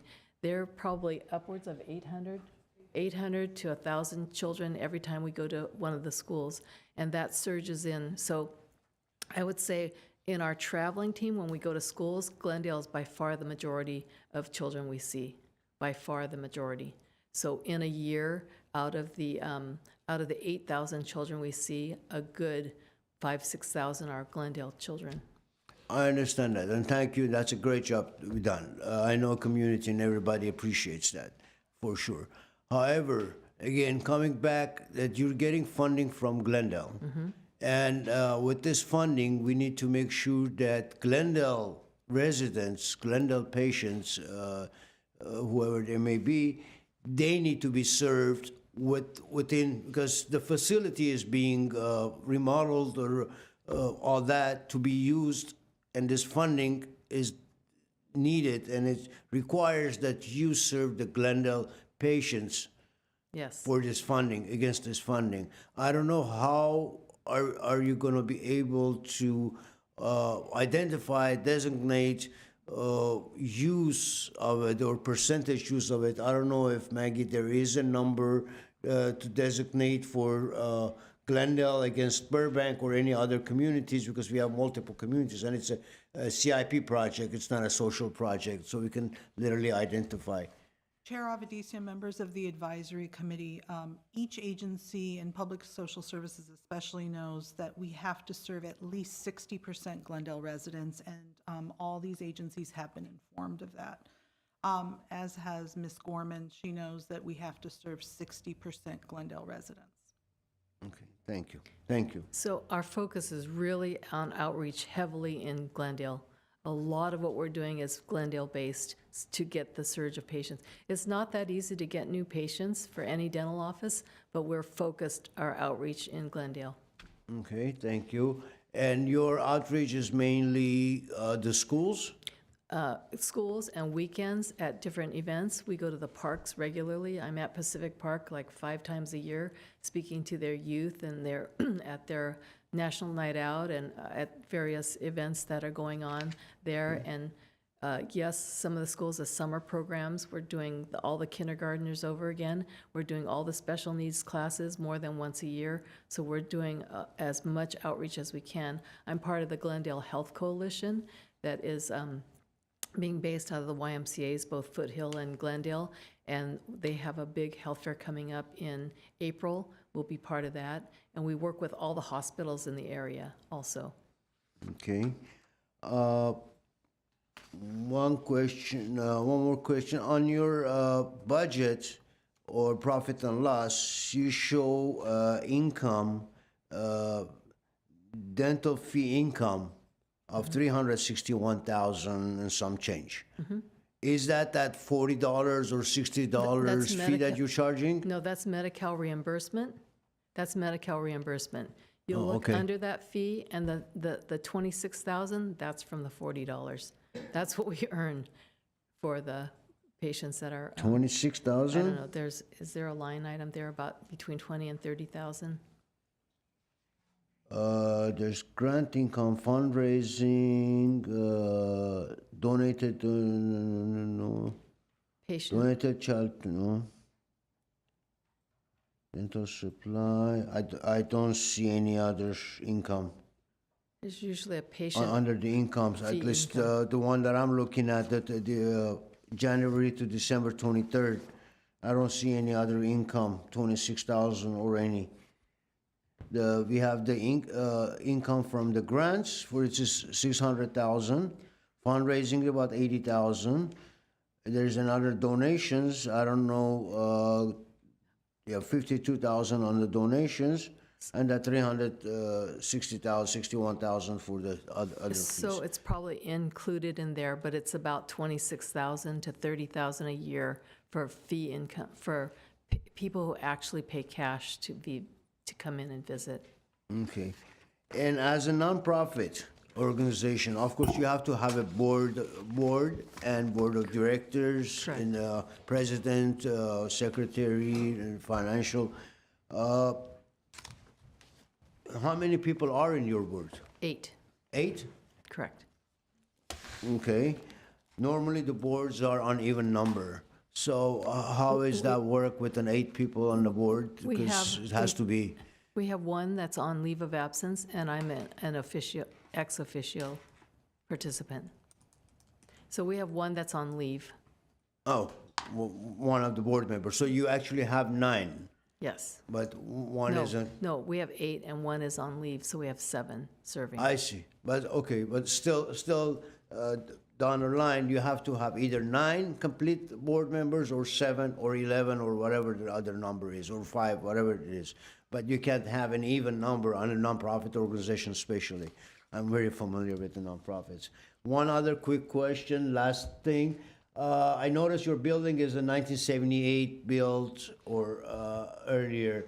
And I'm sure your construction team knows and understands that 1978 and prior properties are mainly or mostly, they may have some sort of a lead or any kind of asbestos or lead in the building construction, in the building product. Have you already processed that line or passed that line to make sure testing and everything is done before you start your construction? Going to be dealing with our medical and kids. Sure. Our budget does include the assumption of ACM, asbestos-containing material. Lead, not necessarily, maybe in the window frames, but the windows look newer. But certainly, we're assuming it's under the flooring in the mastic. Okay. So you have already calculated on that to make sure. Yeah, in the event Redemption, we right. find it, we'll have it. Okay. We have the budget, I should say. Okay, if no other question, I appreciate your time, appreciate your application, and thank you for everything that you guys do and every other organization for the community, and wish you all the best. Thank you very One more much. question, actually, sorry. You know what, that's, I think, one of my main questions nobody else asked today. What happens today if, we are limited in the budget and you don't get this funding today? I have to raise from other foundations and other funders. I'm in the middle of a capital campaign, so we have to raise the funds to operate. We have some fallback, we have our savings, but we really want to raise the funds. And you're planning on to make sure Plan B is, you will get that. Yes. But the construction was, as he mentioned, Sagarian mentioned, your construction timeline, I think it's gonna go way past 26 before you can even start. Because getting permits and getting the construction done, I don't think is very, cutting it very close for next year, so 26. So you have to consider that while you're fundraising also. The timing is really a challenge. It's hard just getting everything Yep. to line up. The purchase seems so long ago, waiting for the tenant seems like ages, and then boom, we're ready to start on design, but that's takes a while. It all takes time, so it's You're still hard. operating on the old building, right? Correct. Okay. Correct. All right, thank you Okay. very much. Thank you very much. Question? One more? Sorry. Because normally we call back when it comes to deliberation, but since you're here, might as well let me get that out of the way so you don't have to wait. Obviously, due to the scope of your work, you're not in a format for me to say which phase you would prefer me to fund if I can't fund everything, any particular phase of it. But you're doing a full scope construction. I don't think you would need any, but I have to ask you because we might ask later. If we have to fund, would you take a smaller portion in a specific phase? I don't know, maybe just the demolition part. I'm just hypothetically saying. Or you rather have everything or nothing? I mean, well, what I would like and what is practical, but I would accept whatever you deem fair with other nonprofits. Everybody's important. It'll mean I have to work harder to raise it elsewhere, but I would accept what you deem fair. The reason I'm asking again, there are existing buildings, they're doing the kitchen and the bathroom and the roof. We might fund the roof and not the rest and come back for the, but in your case, you're demoing the place and doing something, obviously not a demo, but nevertheless, pretty much you're going down to the studs, right? Yes. So I don't know if that would, something would work that I just pay for your windows only or stuff like that. But are you willing to do that? Do you take the Yeah. whatever necessary? Yes. Okay, thank you, that's all. Thank you. Just Mrs. a final yeah, question, may I because ask question? your question opened, another question, and that is, do you have the project broken down in phases so that, and I'm gonna go beyond this, and I know we cannot make any promises or any of allocations for future years, for the coming year, but what, can you help us understand the phases of the project? And maybe if we don't fund this year, is there an opportunity for funding in future years at all? I mean, what is the probability that a phase will fall and you can use future funding instead of this year's funding? I believe that we're going to try and get everything done by the first quarter of 2026, but that still leaves all of our equipment that needs to be purchased, and that's a whole nother, that's part of the big budget, but that is not covered by CDBG funds. So that is off the table. So I am striving to raise all my income to be able to pay construction as it happens. And so I'm talking some quite large numbers with other large foundations. But I think we have to be finished by the first quarter of 2026 to enable us to open, because I still have significant amount of equipment that has to go in. Right. Outside of this, yes. Yeah, Okay, thank you. furnishings and. Thank you very much. Okay, thank you. Thank you. Anything? If I may, Chair Avedisian, and just to maybe reiterate the question, reminding you to keep in mind that no matter how much funding you get from CDBG, it will require your project to meet all the HUD guidelines and not just that portion of the project.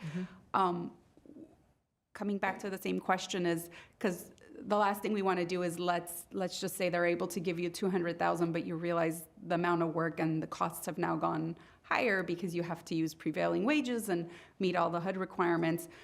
Would you still be willing to accept a lower amount, and is there a minimum? Just because I think it's important for the board here the committee to hear, so that we don't have to come back here after the fact to have to reallocate funds because you aren't able to meet that requirement. So I just want to put that out there again. And if your answer is the same, that's fine. I just wanted to, again, reiterate, because I don't want you to forget that in answering that question and saying, well, at a minimum, I'd like to see 400, because less than 400, I won't be able to do this with the same standard. So just wanted to put that back out there. Okay, thank you. Appreciate it. Okay. Okay, thank you very much again. No more questions, but I have one more question that just came up to my mind. Are you also a dentist? No, I'm not a dentist. No. We couldn't afford to have a dentist in the administrator role, because my role is so different than dentistry. My role is, the insurance, allowing them. Jack of all trades. The red carpet to do the dentistry. That's my role, is to buy all the equipment and get all the funding and get everything compliant and get all the policies and procedures in place so that they can not worry about any of that, but just serve the children. Awesome. Thank you very much. Thank you. Appreciate it again. Thank you. Good luck to you.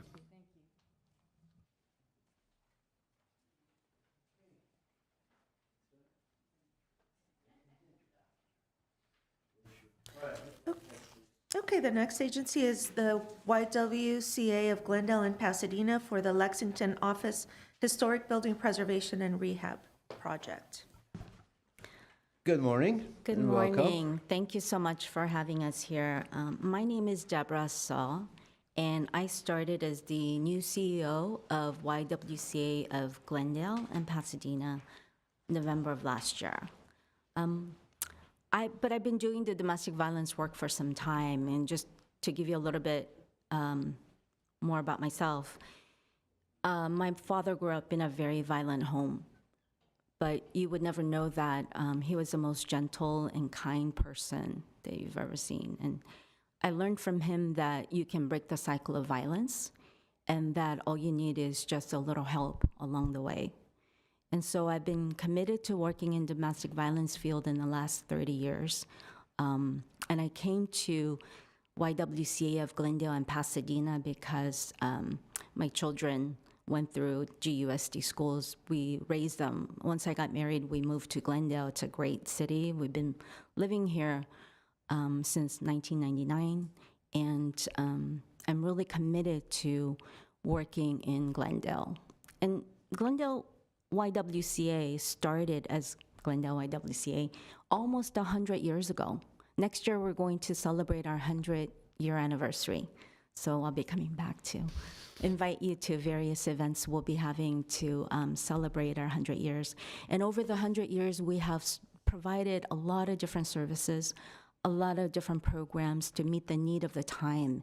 And currently, we are providing a lot of services to prevent violence, as well as if someone is experiencing domestic violence, they can come into our shelter and be provided with a lot of services. And even if you don't want to come into the shelter, we provide things like counseling, case management. We have a pantry that they can access.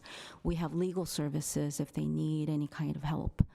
So we are providing a myriad of services, both in trying to prevent violence from happening, from our Girls Empowerment Program to supporting a Head Start program on our site. We have a Head Start childcare program. We have a gym that the community comes and uses, to providing really critical life-saving services for domestic violence survivors in our shelter.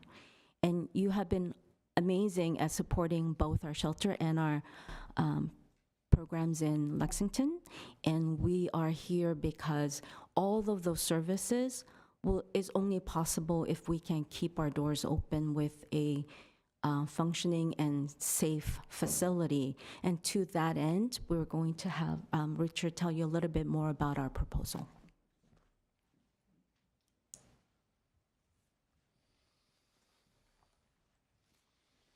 Good morning, Mr. Chair. Good morning. Our advisory board, thank you so much at Mercer Dell Red Architectural Group. Thank you again for allowing us to come and make another presentation to you. We've seen you all before, and thank you for your continued support. Today, we're here to talk about the main building on Lexington. That's the oldest building that was built in 1939. Over the years, we've done improvements to it, and you've been very supportive. We put the sprinkler systems in. We put in the front ADA access ramp, things of that nature. We've always found ways to bring the building up to speed from a code compliance standpoint of view. Over the years, we've had the fire department, many chiefs in the building. We've had Glendale Water and Power there in order to make sure the building is safe.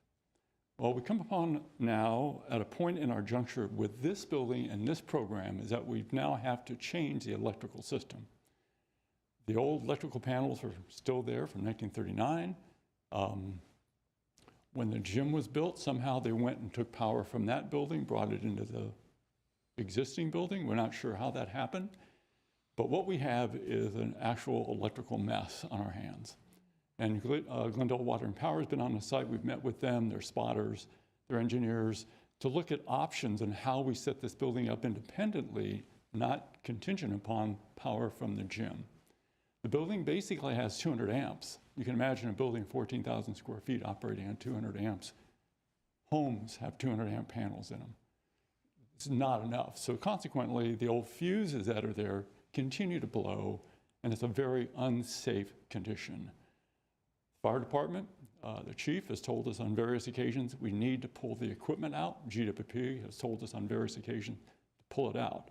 Today, what we've tried to do in this package is prioritize, and we've broken it down into components that are somewhat digestible. We know we just can't do everything all at one time. It's just impossible in today's world.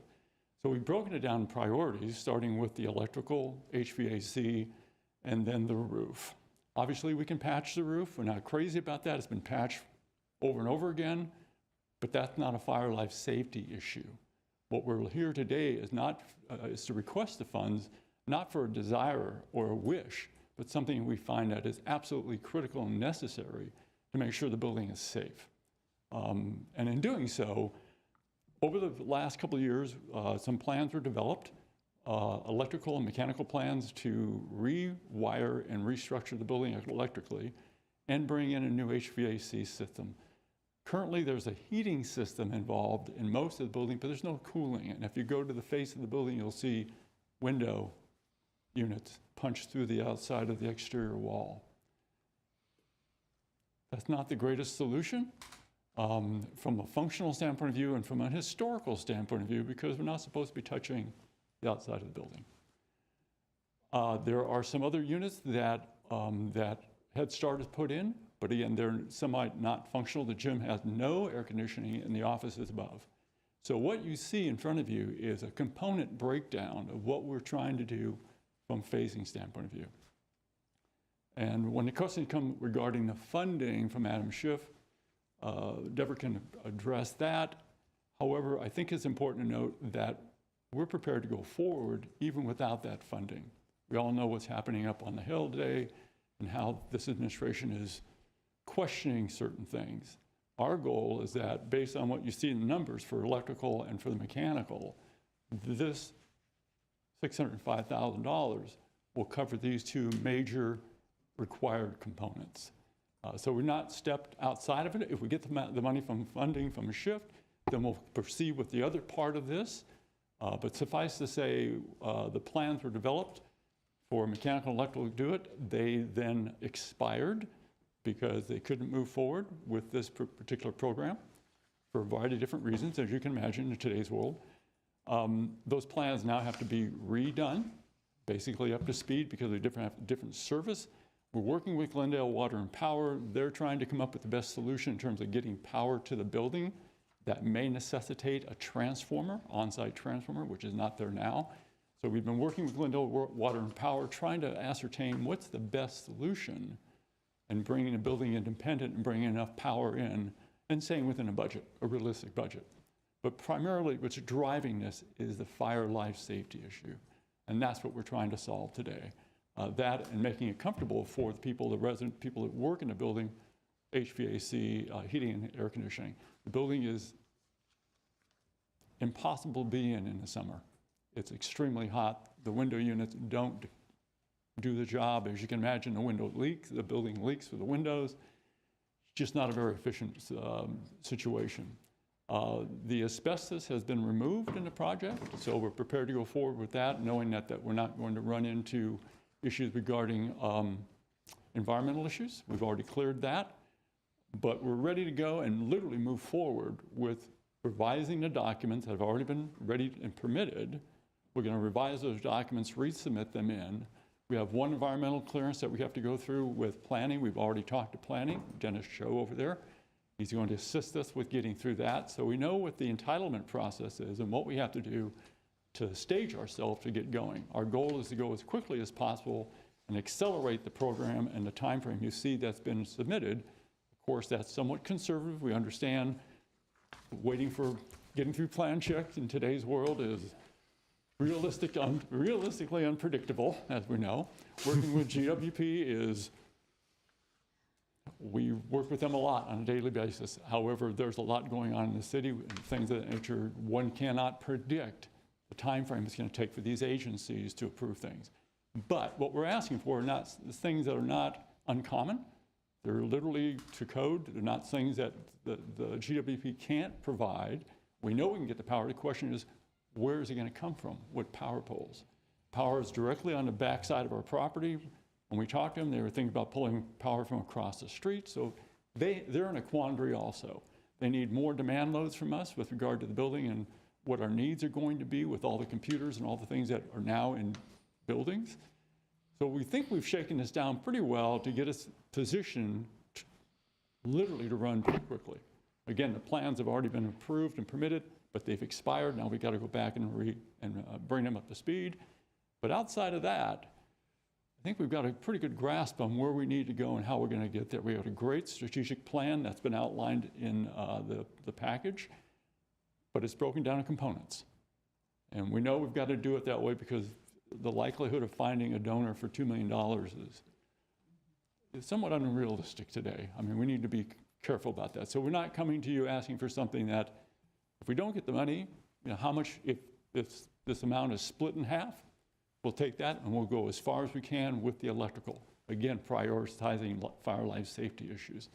If we don't get HVAC, we don't get it until next year. If we don't get the roof fixed, we'll figure out a way to do that.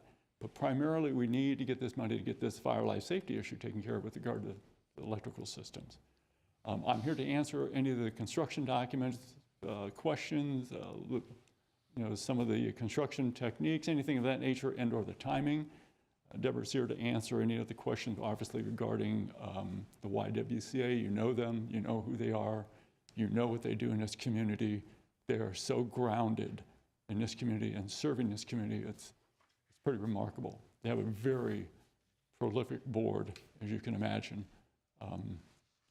So we're here today asking for those funds. And thank you very much for entertaining us and taking our considerations into Thank you. consideration. Thank you very much. Thank you. Questions? Let's start. Go ahead. We'll start this way. this Thank time you. around. Thank you. Thank you both for the presentation.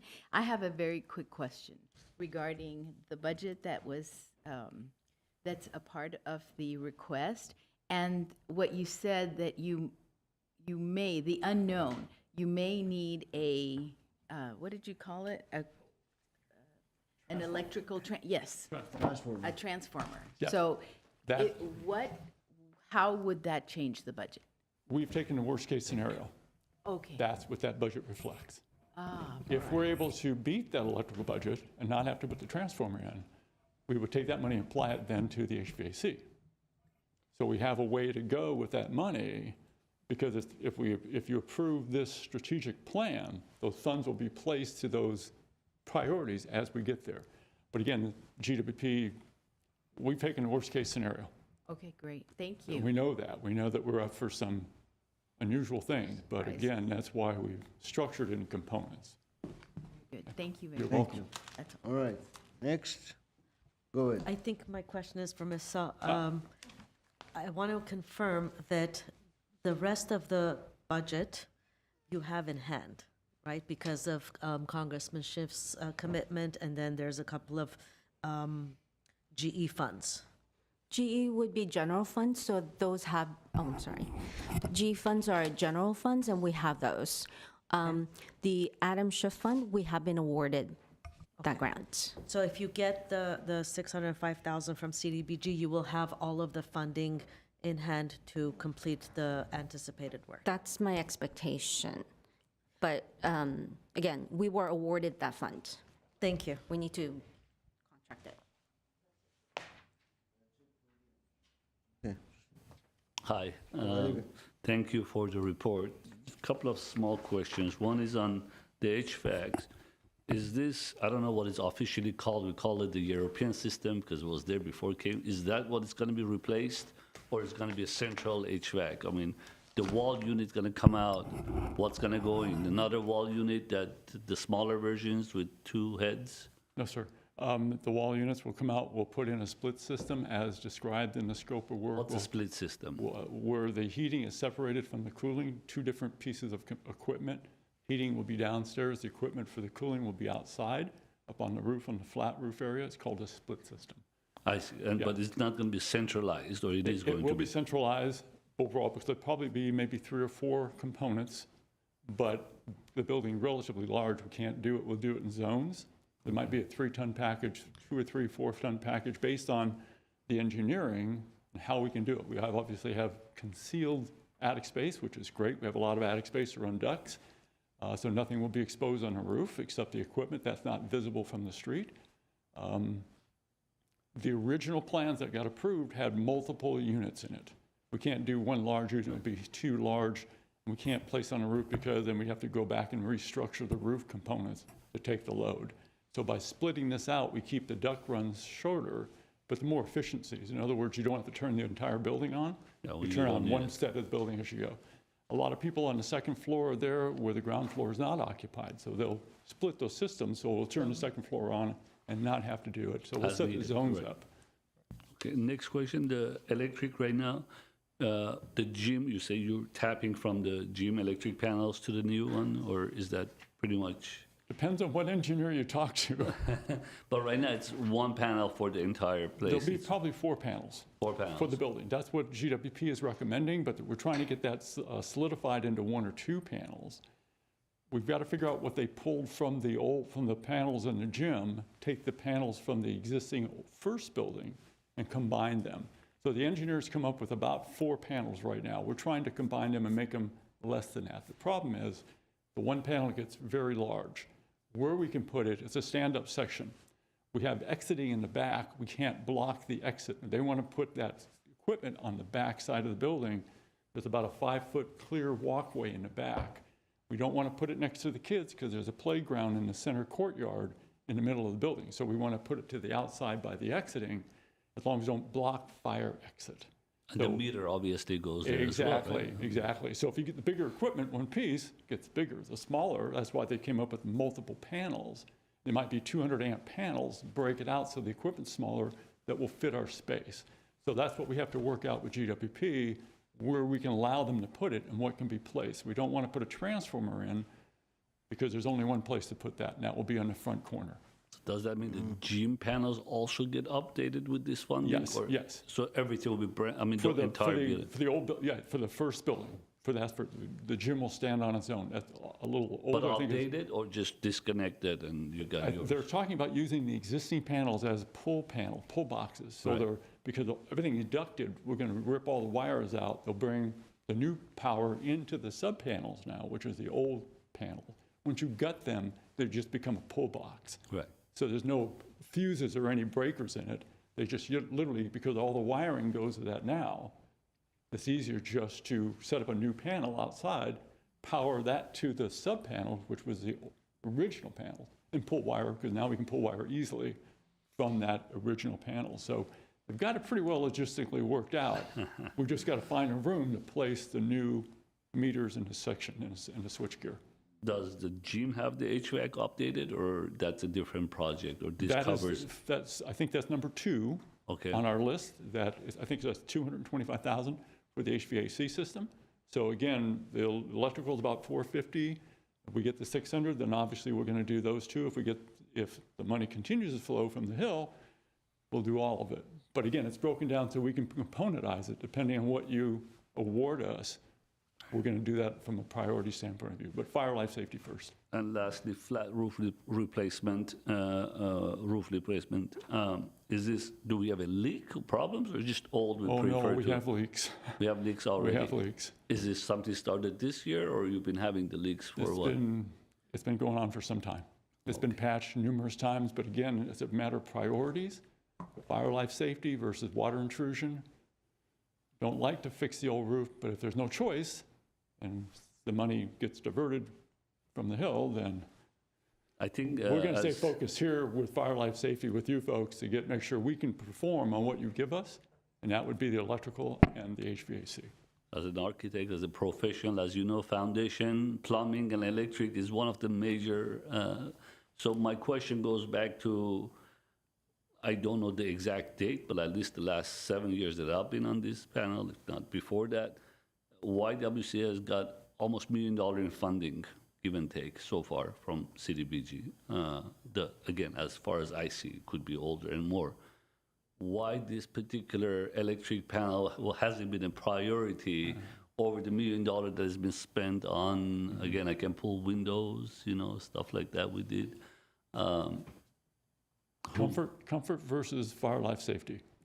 Electric The dollars that we've received so far over the years that we've been involved with you and the YWCA, a lot of that's gone to making sure they're compliant with federal guidelines in terms of ADA access, ergo the ramp up front.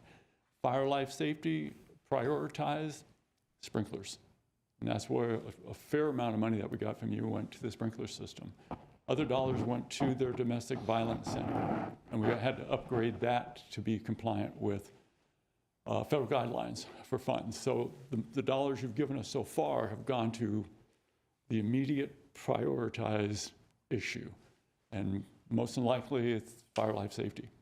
And I'm sure you heard me asking and you answered through your original deliberation that if you do get a portion, you'll be fine in phases if we can. Obviously, electric is the most priority, which is about 450,000, and then the rest goes down. So thank you so much. I appreciate it. Welcome. Thank you. Question? I had a Go follow-up. ahead. I had a follow-up question. Yes, Thank you. I think, let's see. It's about the current culture and are you going to get the funding from the Hill, the federal funding? So you said we have it awarded, but we have to contract it. So you're betting on us. It's more probable for the money to come from us than it is from The Hill. the Hill. I mean, is that, I know that it's a question of, we don't know. Every day is a new surprise. But I guess that's my, it would not be helpful for you to try to go to the Hill with this fire life safety issue because it's so, it's life saving. And get those contracts, or that's my question. I'm trying to balance out as we try to serve the needs of the whole community, and also help the folks that serve our community. What would be more helpful? Would it be helpful to take something that's so needed and try to contract those funds from federal government, or and I know I'm asking you to look at a crystal ball. Well, I think Maggie may have a little more input on Okay, that. good, thank you. The YWCA has been awarded those congressional dollars, so they actually have the funding allocated to them. We, as CDBG, are in the same exact boat. We are waiting for the Hill to let us know. Oh my God. So the number that we give you at 605,000 is truly an estimate. Most years, we come in pretty close to that 1.7 million that we always anticipate. We're at 1.733 this year. So we come very close to it historically.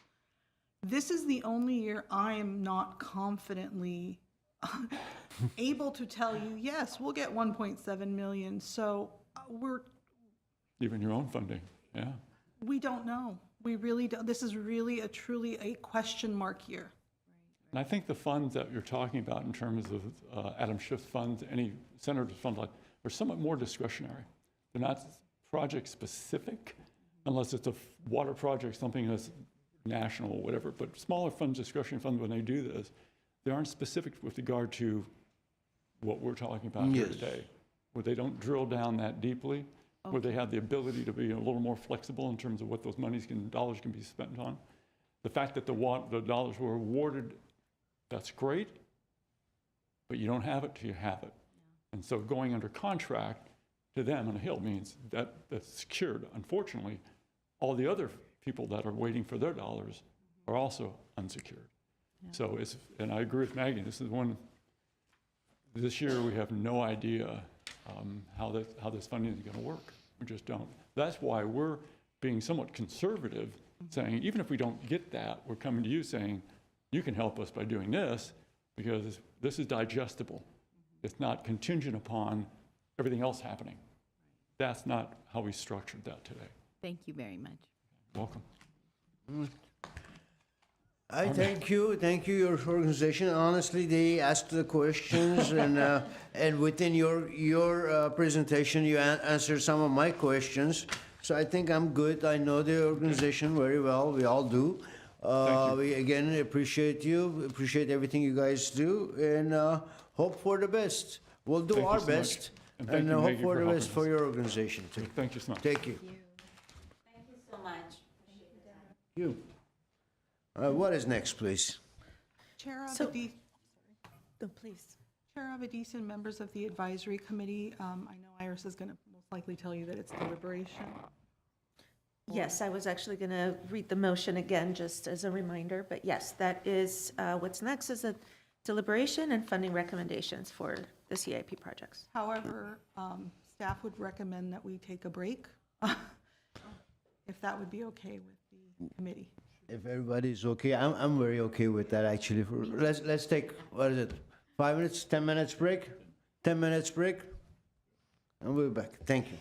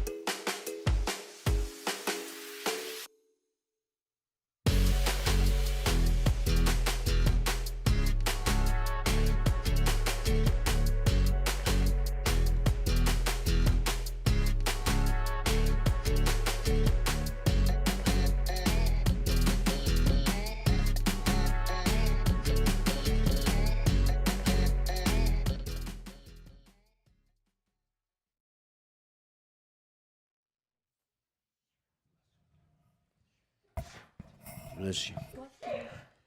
Okay, we are back from our short break. What's next, please? Deliberation, I guess, right?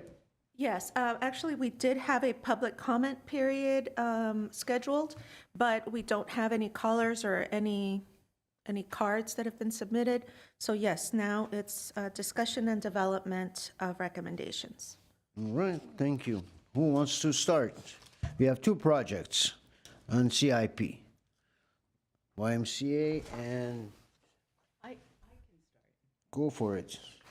Okay, I think I'll be as brief as I can because I think that both organizations are deserving. I know that the dental clinic for children is brand new to us.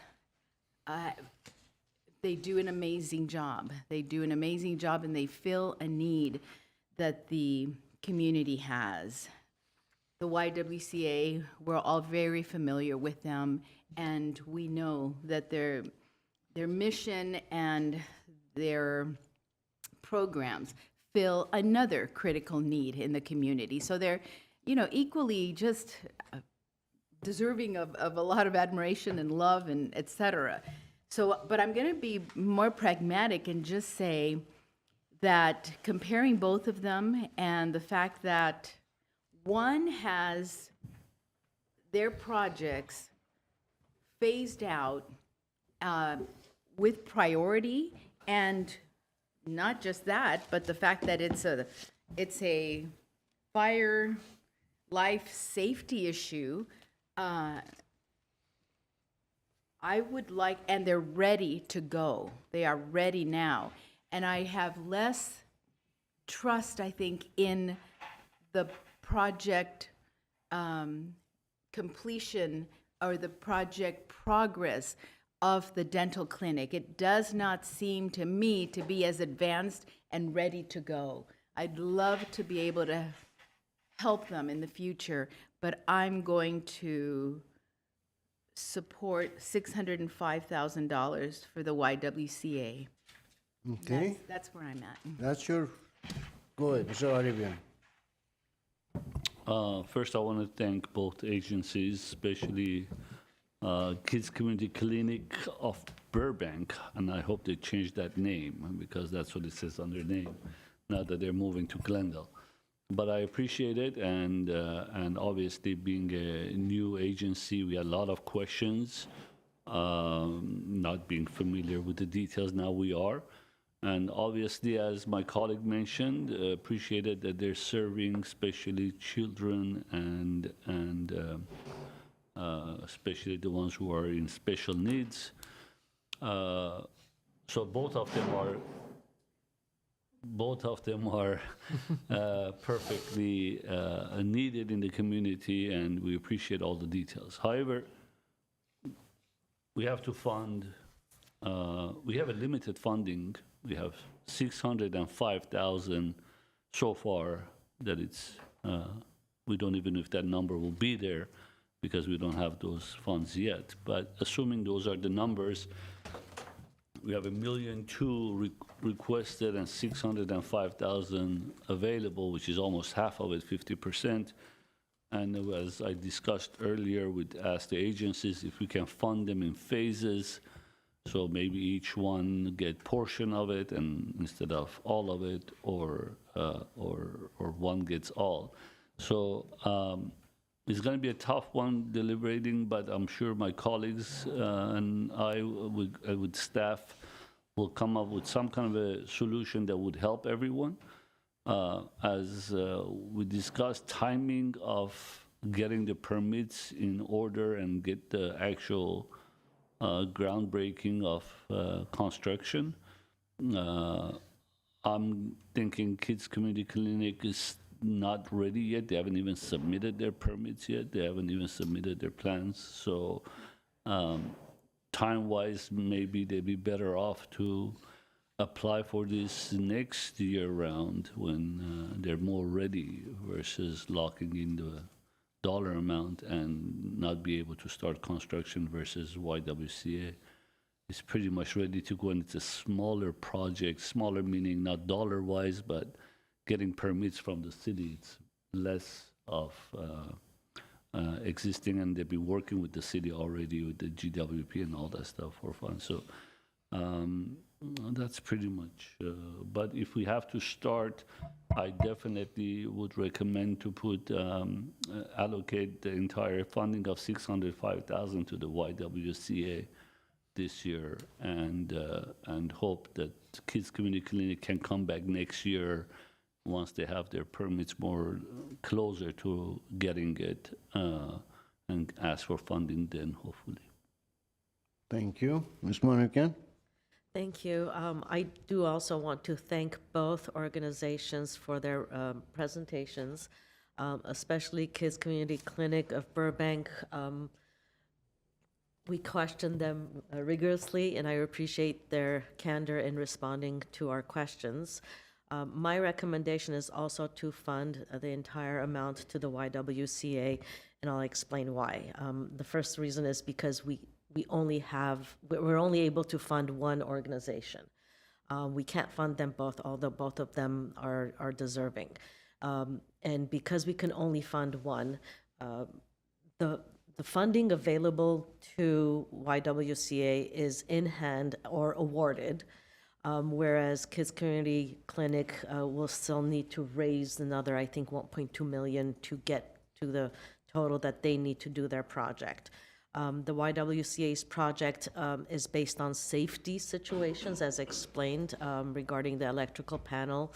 And personally, I'm familiar with the YWCA's domestic violence shelter and work. I'm a family law attorney myself, and I find that those who tend to turn to shelters are really without other sources or support in their family or friend group.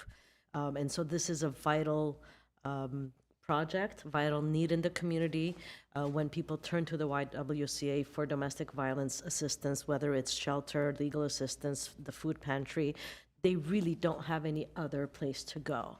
And so this is, for me, a very important service in our community that I'm willing to support. Thank you. Well, you guys said it all. I think I am an almost or 100% in line with you, with my colleagues. Just because, first of all, the organizations, there were some questions, we asked a lot of questions, but there were some things that still, for me, a little bit questionable, a little bit unclear in their path and the direction, especially for the construction process of it. At least they're not ready. I know, believe it, last year or year before, the committee had suggested and made a recommendation that we'll look into projects that they're almost shovel ready or pretty much shovel ready. So in order for us not to have issues down the road of extending contracts and year after year waiting for the organizations to move forward with their construction because of some issues, funding issues, or getting permits and licensing and everything. So I think my suggestion and my decision would be the same, that moving forward with YMCA, YWCA, sorry, I keep making the same mistake all the time. The YWCA, we know that they're going to do the job right and within the time and ready to move. So with that, I will entertain a motion for $605,000 going to YWCA. I so moved. We have a motion, Second? we have a second, and roll call, please. Certainly. Committee members Caribbean, Yes. Quinones Gabrielian, Yes. Vice Chair Manukian, Yes. and Chair Avedisian. Yes. Thank you. All right, thank you. Although it's hard that pass on one organization and the other, but within the time and the funding that we have, that's what we have to move forward. And next is 5B2, which would be a motion to provide direction to staff on a CDBG contingency funding plan. for fiscal year 2025-2026 capital improvement projects. Okay, anybody wants to make a motion? Chair Avedisian, members of the advisory committee, because we don't have our final allocations yet, and these are just estimates, so the $605,000 is an estimate. We come before you because the federal government is running on a continuing resolution right now.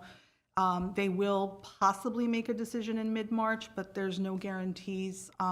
Traditionally, we do get our final funding in mid-February, and we bring that before you, so you have concrete numbers. We do not, and especially this year, as I had mentioned earlier, with the administration making deep cuts into federal programs, we really don't know what's to come. So that being said, we would like to have a contingency plan in place. Now, even though you've awarded the funding to one agency, we could come back with additional funds. Not sure what the percentage would be, or we could come back and tell you that there are less funds. So our question to you would be, would you like this one agency to receive the entire funding amount based on what we get? Or would you like to set aside that portion if it's more? I mean, there's so many decisions to be made. Now, I will say this as staff, if we come back and it's completely gutted, we will definitely have another separate meeting and we won't even entertain this contingency plan. But we're looking at a percentage of 5 to 6% up or down. Usually that's the case. So that's kind of how we're moving forward with it. I hope I didn't confuse the committee. We've done this before. More than? It could be. No, very good, very good. I think everybody understands it, and we've gone through this exercise before in a certain level. So, go ahead. I think definitely, because it could also be more. So if it is more, hopefully we can, I think, push it to the following year, if I'm not mistaken. Well, you have a few, there are a few considerations. If it's more, you could give it to that agency, or you could set it aside, like you had mentioned, because they are capital funds, they could be set aside. You could allocate it to the city. It's really up to the committee to decide that. I think from the recommendations we have, and since we mentioned we have only one agency and we fund it fully, so if it's short, and they also mentioned they're okay to take certain phases, so I don't think it would affect them to take less money if it comes less. And if it's more, we can definitely, put it set aside. So I'm okay to take the alternative to, I think that one would be number 1, if I'm not mistaken. Do we have the alternatives on, or motion to make funding recommendation, direct staff to proportionally equally decrease the recommended funding for each project funded? Well, decrease, yes, but you're saying if it's an increase. Well, increase there isn't because we're fully funding them. So we have to set aside that we can't give them more than they're asking for. Chair Avedisian, members of the committee, Sorry. they did request 605, which is the max that they've requested, probably because that's what we said we had available. So you could consider increasing the amount because their project is definitely more than 605 from what I understood. So you can definitely add it to their request because their project is more than 605. So if their project was just 605, I would say you're right, we shouldn't give them more than they requested. But I imagine that the request was just at 605 because that was the max that we had available to allocate to agencies. From staff's perspective, just to kind of put out our recommendation, if the amount comes in $50 less, $5,000 less, it might just be easier and cleaner to allocate it to the agency that you've already funded just to keep the numbers and not carry forward a small amount of money. So if you're willing and think that, whether it's 50,000 or 100,000, or you could even put an amount. If it's more than 100,000 more, I'd like you to come back. But if it's up to 50,000, we're okay giving it to the agency. Whatever that number is that you're comfortable with, you could make a motion as such. But I think looking at the project scope and the budget, if the committee is willing to put more into that project, you can also do that. So From staff's perspective, if it's a small increase, I wouldn't want us to carry it forward because it's for $2,000-3,000. I doubt we're gonna get a couple $100,000 more, but if we do, if you're feeling comfortable, you could put out a number out there and say if it's up to 50,000 or up to 10,000, you can give it to the agency. But if it's anything more, come back. And if it's a decrease, then it obviously would come a decrease from the agency that you funded. Since you're only funding one, it really doesn't make that big of a difference. From my point of view to my colleagues would be that just money to keep in mind. I would definitely put a cap of maybe 5,000 because every penny counts for the following year. I wouldn't want to just blindly give it to them. So I'll put a cap of 5,000. That's my recommendation. Anything over to go towards the following year or set aside. If I can recommend perhaps a cap of 10%, and this is my reasoning. We are in California, in Los Angeles County, and there's going to be a lot of construction due to the fires. And I think that the cost of construction may be increasing while this project is pending and going through completion. And to have a 10% cap for a contingency in case the cost of the project increases from what we think it is now, I think is more reasonable. I can't imagine that we're gonna have a lot of extra, but I think that maybe 5,000 is insignificant, and 10% would be my recommendation. Okay, Mrs. I agree. I agree with the 10%. I think it's more reasonable, and it gives it, and it makes it for a more efficient process, I think, overall, instead of having to come back. Okay. And if it's, and yeah, that's it. And if it goes down, it's still the same. So I would agree with that. Yeah, thank you. So my understanding is the 10% cap, either up or down, we'll keep it to the same. Down. Not down, Not down, not down. just up. Okay, 10% up will be for will go to toward the same organization that we've already recommended. If it's anything less, then it is whatever it is that we don't have a control on that. So that would just go forward. That's I think- $60,000. Huh? That's $60,000. Yeah.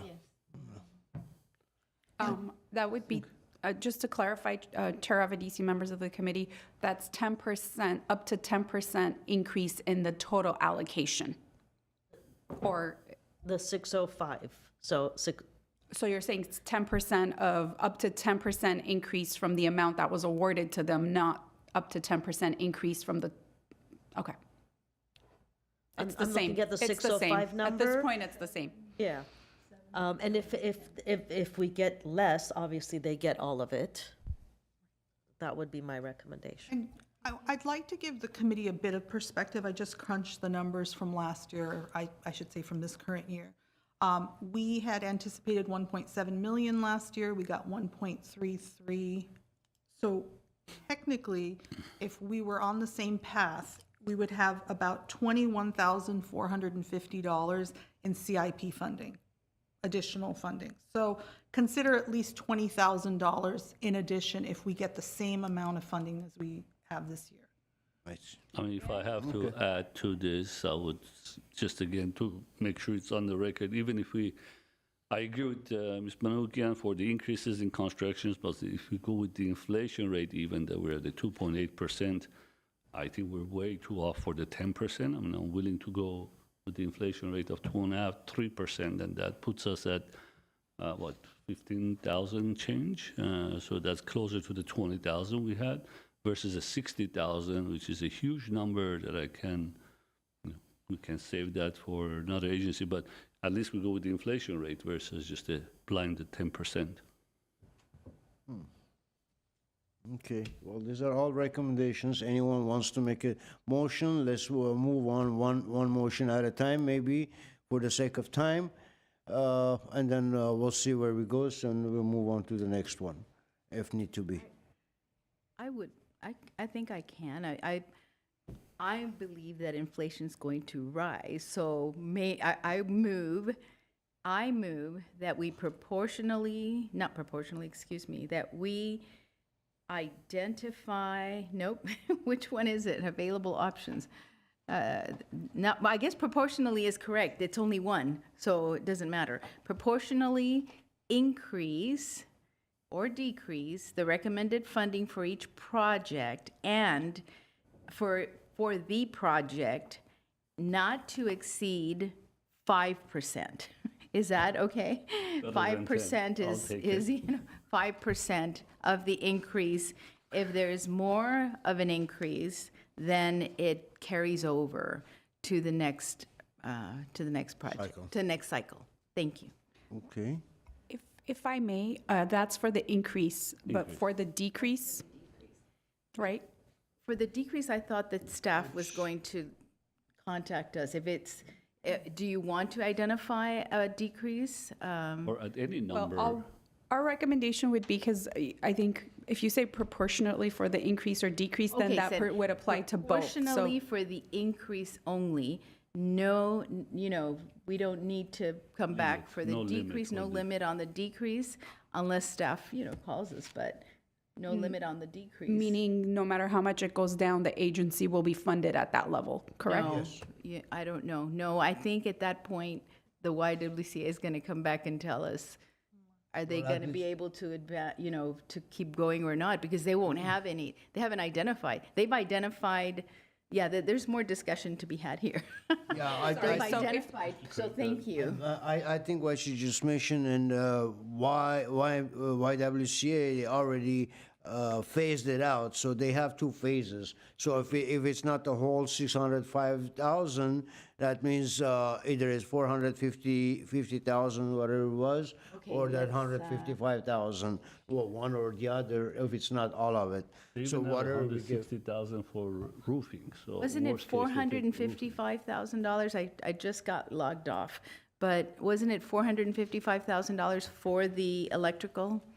I think it Right, was but something they're- like that. Yes. Yes? Yes. So, okay, so then, So then 450 for regardless, the we'll still electric. be fine. 450. If it goes down, hopefully it won't go down that far down, but if it does go down, whatever the number is, we'll still, the YWCA will receive whatever the funding is, whatever the dollar amount is. In the case of the increase, we're capping it to the 5% increase. If anything more than 5%, then that the difference of the 5% or above will go back for the next cycle. yeah, or, for the, We'll be- yes, we'll be for the back next for cycle. next cycle. And then the decrease, if it decrease is- decreases more than 400, by, what is it, 605 minus $450,000, right? That's that, because that's the amount of that phase one priority. I don't know, do we really have to number the decrease? Because I think whatever decrease is, it is what it is. We can't change it anything, either way around. We can't control it. If the YWCA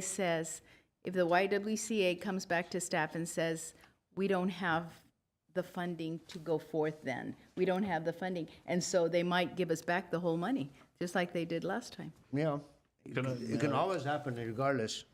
Chair with this. Yes.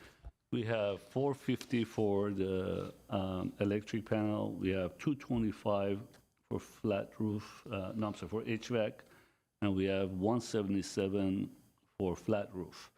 I think if they get any of these three phases, they'll take the money. So I don't think we're going to go as low as 177 from the HUD, but I don't think they're going to say, oh, let's just not take the money. So I don't think we should put a cap on the decrease because any of Okay. these three phases will be I funded. agree, yes, that's, Chair Avedisi, members of the committee, what I was going to say is I think we could always leave it up to the agency to come to us and tell us, the amount is now too low and I don't want it, and we'd be back here with a special meeting to reconsider those funds either way. So to avoid having to come back, because if you say up to 450 and then we have to come back and have them here again and go through this process, but if they're willing to take, let's say, even if it goes down to 300, if they're willing to take it and do the phases, then at least they'll be able to proceed with the project. So Please. May I restate my motion then? Sure, go ahead. To proportionally and equally, let me see, If I may, increase the recommended funding for each project and no amount for the decrease. And that we fund the YWCA. What happened? I was going to say, you don't even need the proportionally and Okay. equally because you're only funding one agency. That would only be necessary if you were funding multiple agencies at this point. So Iris seems like she might have a motion suggestion. very Do you much. want Please to help us. give it a try? oh, I was just gonna say that you don't necessarily have to read okay. one of the options, and you can word it as you may, but what I Very understood is specifically that you're suggesting that if there is a decrease, for us to remove it from the amount that was allocated, or that was, allocated, and if there is an increase, to cap it at 5%, and then to carry over the remainder for the next year. Right. Correct. 5% of the moved. funded, recommended amount. Thank you. Yes, Thank 5% increase of the amount awarded. Funded, yes. Yeah. All right. All right. Do Now, you- can I I second have that. second that? Great. Okay, let's have a roll call, please.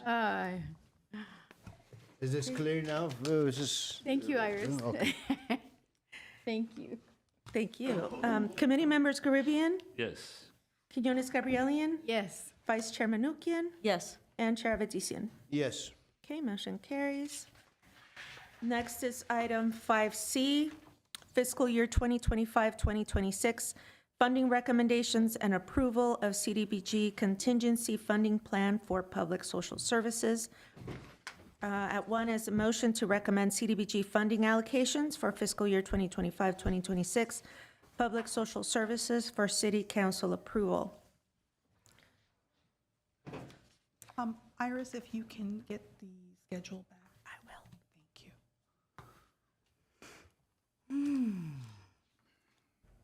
Sorry. Chair Avedisian, members of the advisory committee, we are now going to move forward with our public social services interview schedule. We have 13 total interviews scheduled for today. Our first 4 interviews are to be from 11 a.m. till noon, and we're again on time, so I'm happy to report that. We will take a short lunch break from 12 to 1:30, and then a second break at 3:15. The afternoon interviews will start at 1:30 to 3:45, and that will consist of 9 interviews. And then deliberations and recommendations will be from 4 to 5, hoping to adjourn by 5 p.m. this afternoon. Again, applicant scoring was completed in Zoom grants. Agencies are here. Agency presentation time is 5 minutes. Question and answer period is roughly 10 minutes. It's a tighter schedule with public social services, as you can tell, because we have 13 interviews. So I'd ask that you please keep the time in mind as we go through the day. Okay, let me go ahead and provide the estimated available funding. We're estimating $255,000. We have $656,051 requested this year, which means we have a deficit of over $400,000. So again, it's going to be a difficult year for the committee to make these funding recommendations. Of course, there's a 15% cap on public social services projects, as you know, per HUD guidelines. And then, of course, we'll follow up during deliberations or after deliberations, we'll follow up with the contingency plan for public social services, as we did earlier with capital. Okay, that concludes my presentation. We can start with interviews. Thank you. Anyone has any questions? If not, let's start the first deliberation, please. Okay, the first agency is Armenian Engineers and Scientists of America for ASA STEM Academy. As a reminder, please state your names. Good morning, esteemed members of the Advisory Committee. My name is Araxia Najarian. I'm the STEM Academy Director for the Armenian Engineers and Scientists of America, the AESA. I have with me Aram Termartirosyan. He's a past president and advisor of the STEM Academy. Thank you for the opportunity to speak today. I'm here to emphasize... Excuse me. Please sorry. get closer to the mic sorry. and Oh, speak the okay. mic so audience can hear it also. Thank you. Thank you. Thank you for the opportunity to speak today. I'm here to emphasize why continued funding for the ASA STEM Academy is not just important, but it's critical for the youth of Glendale. STEM education is the foundation of future careers, but many low to moderate income students in Glendale lack access to high quality programs due to financial and resource limitations. The ASA STEM Academy is filling that gap by offering a comprehensive hands-on engineering education focused on coding, robotics, and artificial intelligence, AI. The Academy offers a globally successful curriculum used in 7 countries and over 700 labs. We focus on coding, robotics, and AI, ensuring students develop critical thinking, creativity, collaboration, and decision-making skills.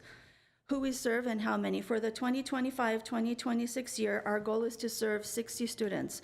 36 of these students, which is 60%, will come from low to moderate income households.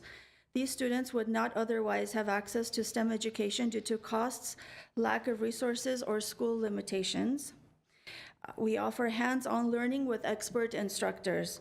We have currently 4 instructors who are paid $35 to $50 an hour and an administrative assistant who's paid $23 an hour, ensuring students receive high-quality guided learning.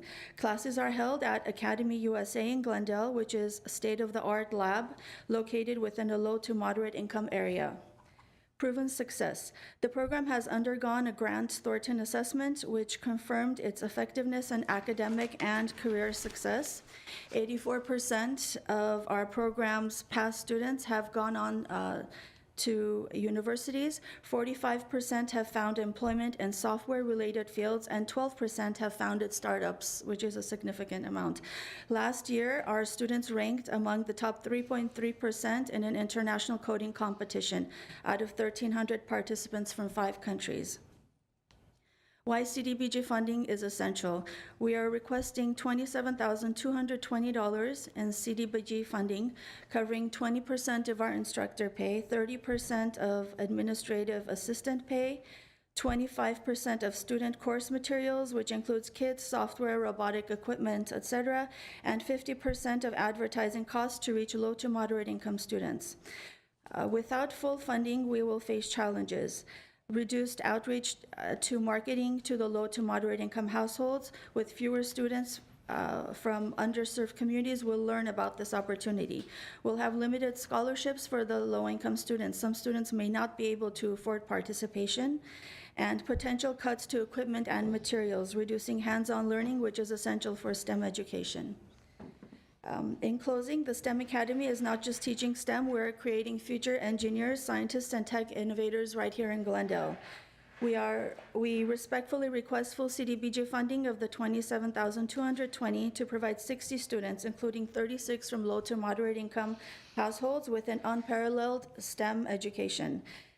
To ensure that they have access to high-quality materials, instruction, and real-world learning experiences. We need to help Glendale grow as a tech hub by preparing the next generation of innovators. This program directly supports Glendale's vision of becoming a leader in technology. Through initiatives like Tech on Tap and Glendale Tech Week, the city is actively fostering a tech-focused environment. ASA STEM Academy strengthens this mission by developing young talent right here, ensuring that our local students are prepared to contribute to Glendale's growing tech ecosystem. This is also one of the best returns on investment the city of Glendale can make in its youth. Every dollar invested in STEM education creates long-term economic benefits by preparing students for high-paying, in-demand careers, reducing future unemployment, and fostering local innovation. This is an investment in our city's future, its youth, and its workforce. Thank you. Thank you. Questions? Ms. Manikian. Thank you for the work that you've done in the past. Thank you for being here today. Looking at your budget, my question is specifically about the advertising portion of it. You're asking CDBG to pay 50% of your total advertising, but it also comprises about a quarter of the CDBG funds. And it's 7,200 out of 27,000 or so that you're asking for the advertising. And this day and age of digital free advertising, I'm kind of confused as to what you would be spending $7,200 on.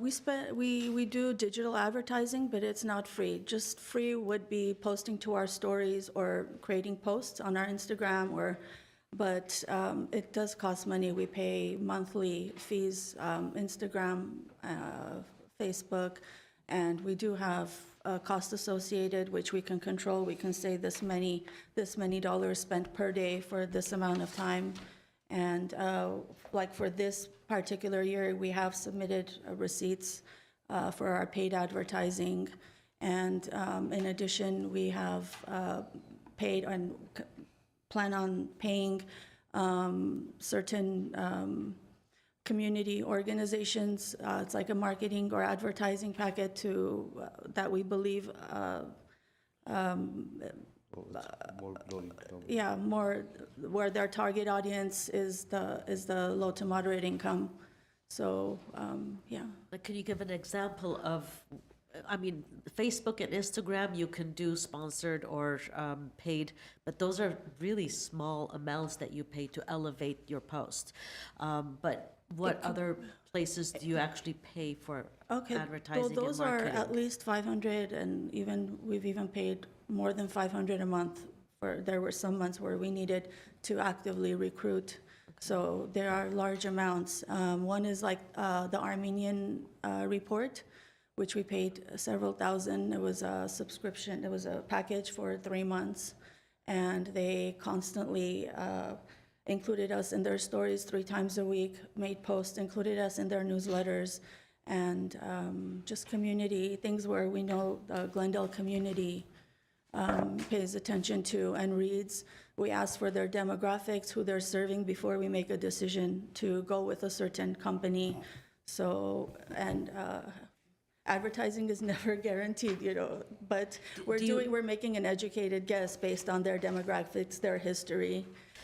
When a student comes to your program, though, do you ask where they heard about the program so that you can track which avenues of marketing and advertising is actually successful? Yes, when they pre-register, one of the questions is, where did you hear about us from? Whether it was a referral, social media, current student, or whatever, or other, they can write down. So we have, even when, for instance, when we market for a couple months, we stop for a month, we still continue to receive calls the following month because that advertising has worked. They've seen it, they've saved the posts or the advertising, and then they reach out to us. So for sure, social media posts are very effective for us.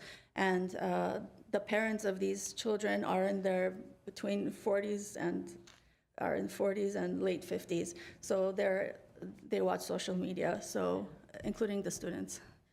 Last question, sorry to dominate it. So for the current funding year, you anticipated serving 30, you've actually served 22. Is this something that the 22 is going to increase, or has everybody signed up for this annual program? No, it's not annual, it's month by month, but there's no commitment. They can come for 1 month or the full 9-10 months. It's up to them. The 22 students were as of the end of the second quarter. The first quarter, I believe the program counts from July. Well, we started in September, so the first quarter, we really didn't have much figures because 2 of the months we didn't have an active program. So, Thank you. Yeah. But now we're over 30 already. Oh, good. That I'm Okay. going to prepare in the 3rd quarterly report. Good, thank you for letting us know that. Thank you. That's it. Okay, question? Go ahead, Mr. Ariban. Hi, welcome, and thank you for presentation. Remind me of age group that you're targeting. 8 to 18. 8 to 18. And you're advertising through to that age group, obviously to their parents, I assume. Yes, So. or mainly to the And parents. how about the schools, all the Glendale Unifieds? Are you guys in there? You guys have a relationship? Do you advertise through them or market through them? We tried the previous year. We spent over $1,000 on Peach Jar, which was you get to choose which schools to submit newsletters to. We received one student from that from entire all the- campaign, one student, and he came for a month. So we didn't think it was that reasonable to advertise on Peach Jar unless there's some other method available to target GUSD students.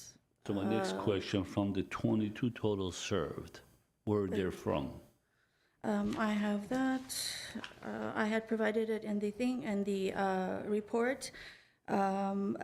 Out of the 22, 16 are Glendale residents and 6 are not, so 72.7%. And out of the 22, 21 of them, which is 95.4%, are students from low to moderate income households. What's the age of those 16 people? 8 to 18. Do they go to GUSDs? 16 of them, They do. yeah.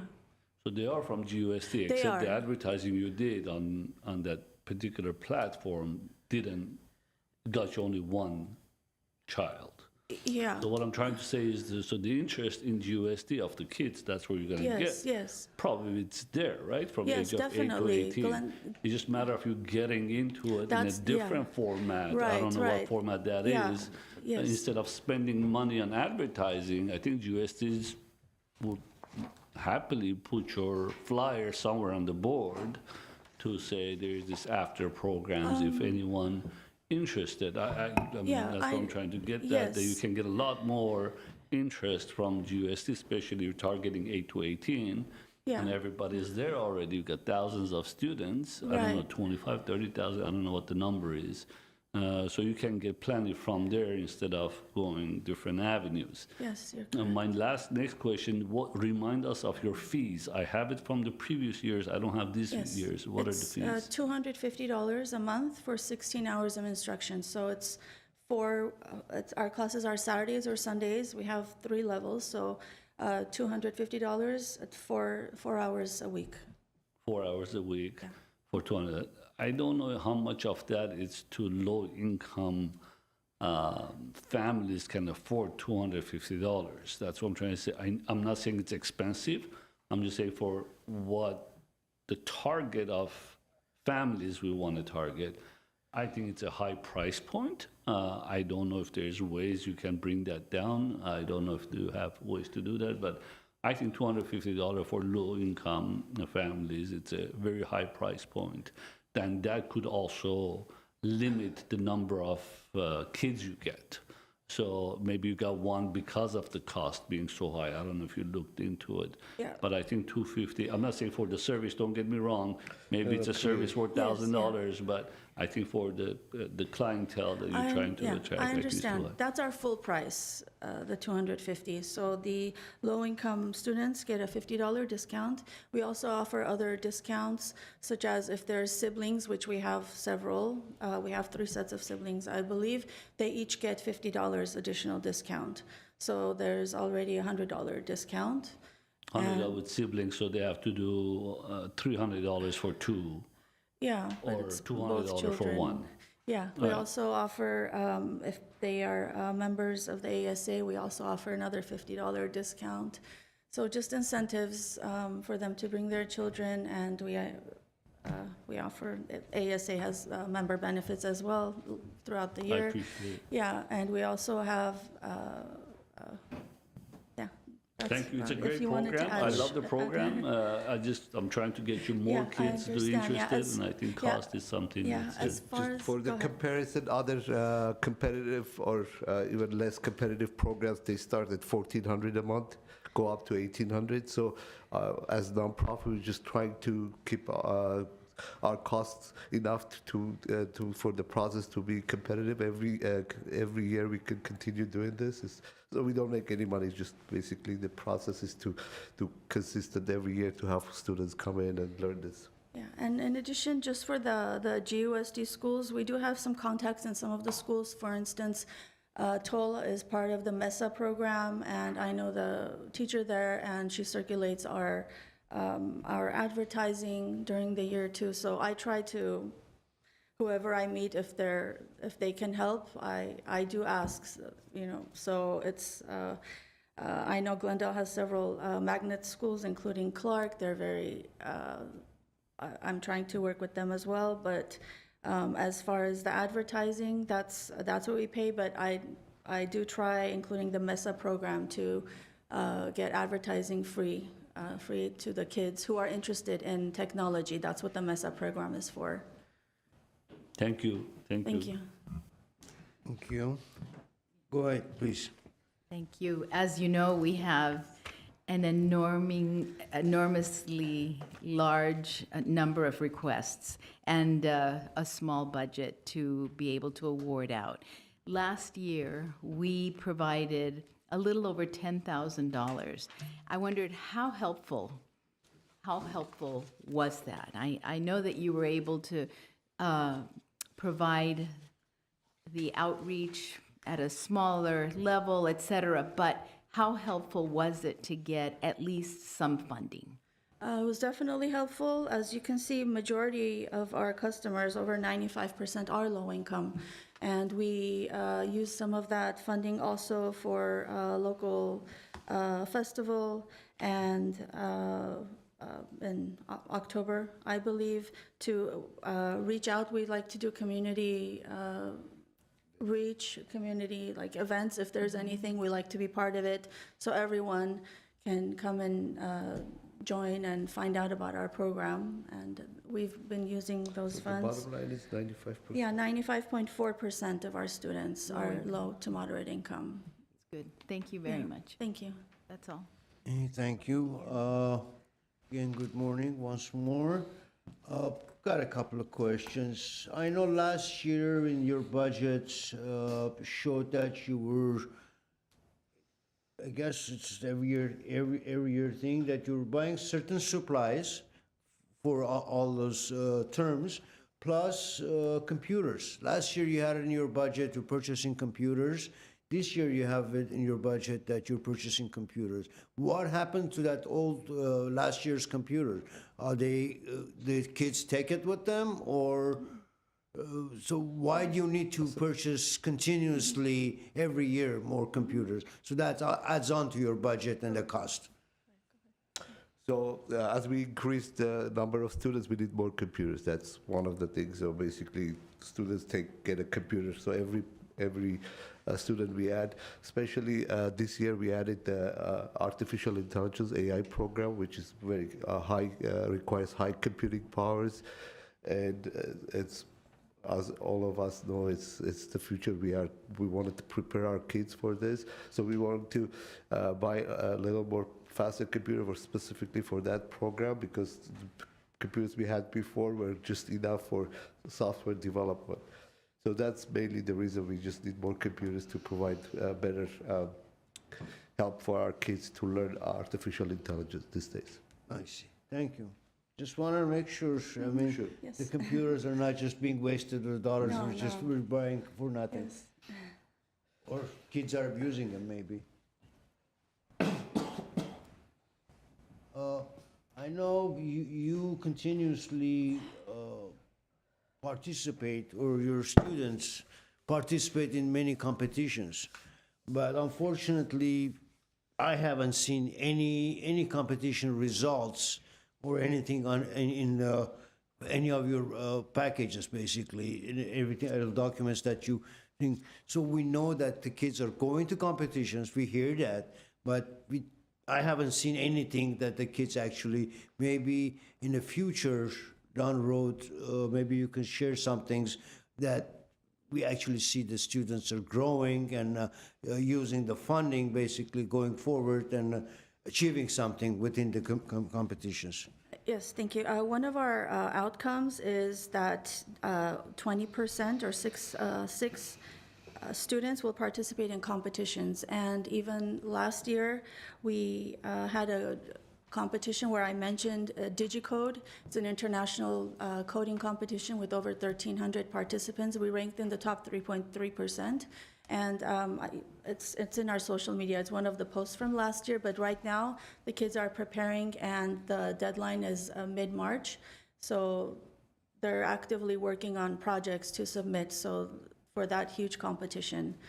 So for sure, they are participating. We'll be more mindful to post or in addition, I invite all of you at your convenience or would love for all of you to visit our lab to see firsthand. It's a great state-of-the-art facility and it would be great to see what we do. And also this year for our high school students, we have a first robotics competition. This is the first year we're going to participate. So it takes a long time, for a year or two, to get prepared for that because students have to prepare huge robots. So hopefully this year we'll have more to show in our competition than we did last year. Thank you. Oh, okay, great. All right, thank you very much. Thank you. Thank you very much, appreciate it. All right. Thank you very much. you. Thank you.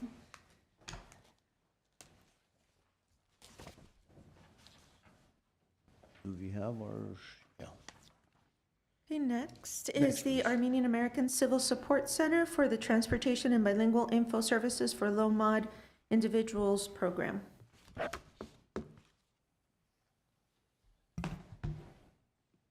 Hello, everyone. Thank you. Morning. My name is Arthur Sahakian. I'm the president of Armenian American Civil Support Center. We opened this nonprofit organization about 9 years ago with some friends. And we did like a lot of programs, but this is my first time applying for a grant at all, not only in Glendale, but in general. So I would give you some background, the problem, how we are going to solve, and then I would be happy to answer any questions. So as I said, I've been involved in community life for even more, like 15, 16 years in Glendale area mostly, because I've been a journalist in whole my life. Back in Armenia, and then 15 years ago when I came here, I did some TV shows, newspaper, so active journalism. And I faced a lot of social, not only social, law, all kind of problems. And last 4 years, I got involved in the business, which is transportation, medical transportation. And during these 4 years, I learned there are a lot of problems that are facing low-income individuals in rural areas or just in general in any city, because there is a survey or national research that says about 13 million people are either missing or delaying their care or doctor's appointment due to lack of transportation. And I try to understand why. So there are different reasons. Some people cannot afford to get the transportation. Some people, they don't have insurance. And because of that, again, they cannot afford. And some people, they have insurance, but they don't know they have free transportation to doctors. So there is like, they need to be educated, like to know about their rights. And there are some people, they have insurance, they know they have free transportation, but they cannot reach to the person to get the transportation scheduled for them. So there is not a lot of help. The problem I'm talking about, I'm pretty much involved in this for last 4 years, and we're helping people a lot. Even though that's not our job, but still, as a journalist, I've been helping. I did like even TV shows about this, explaining people about their rights.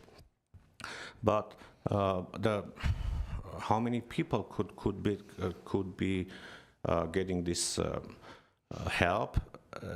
We need resources, more resources, staff to answer phone questions, to help them even like they are eligible for the insurance, but they don't have it, or they have insurance, but they have to schedule appointment, they cannot do it. Some people have language barriers to call, like, let's say, medical and ask them, like, I need to go to my doctor's appointment.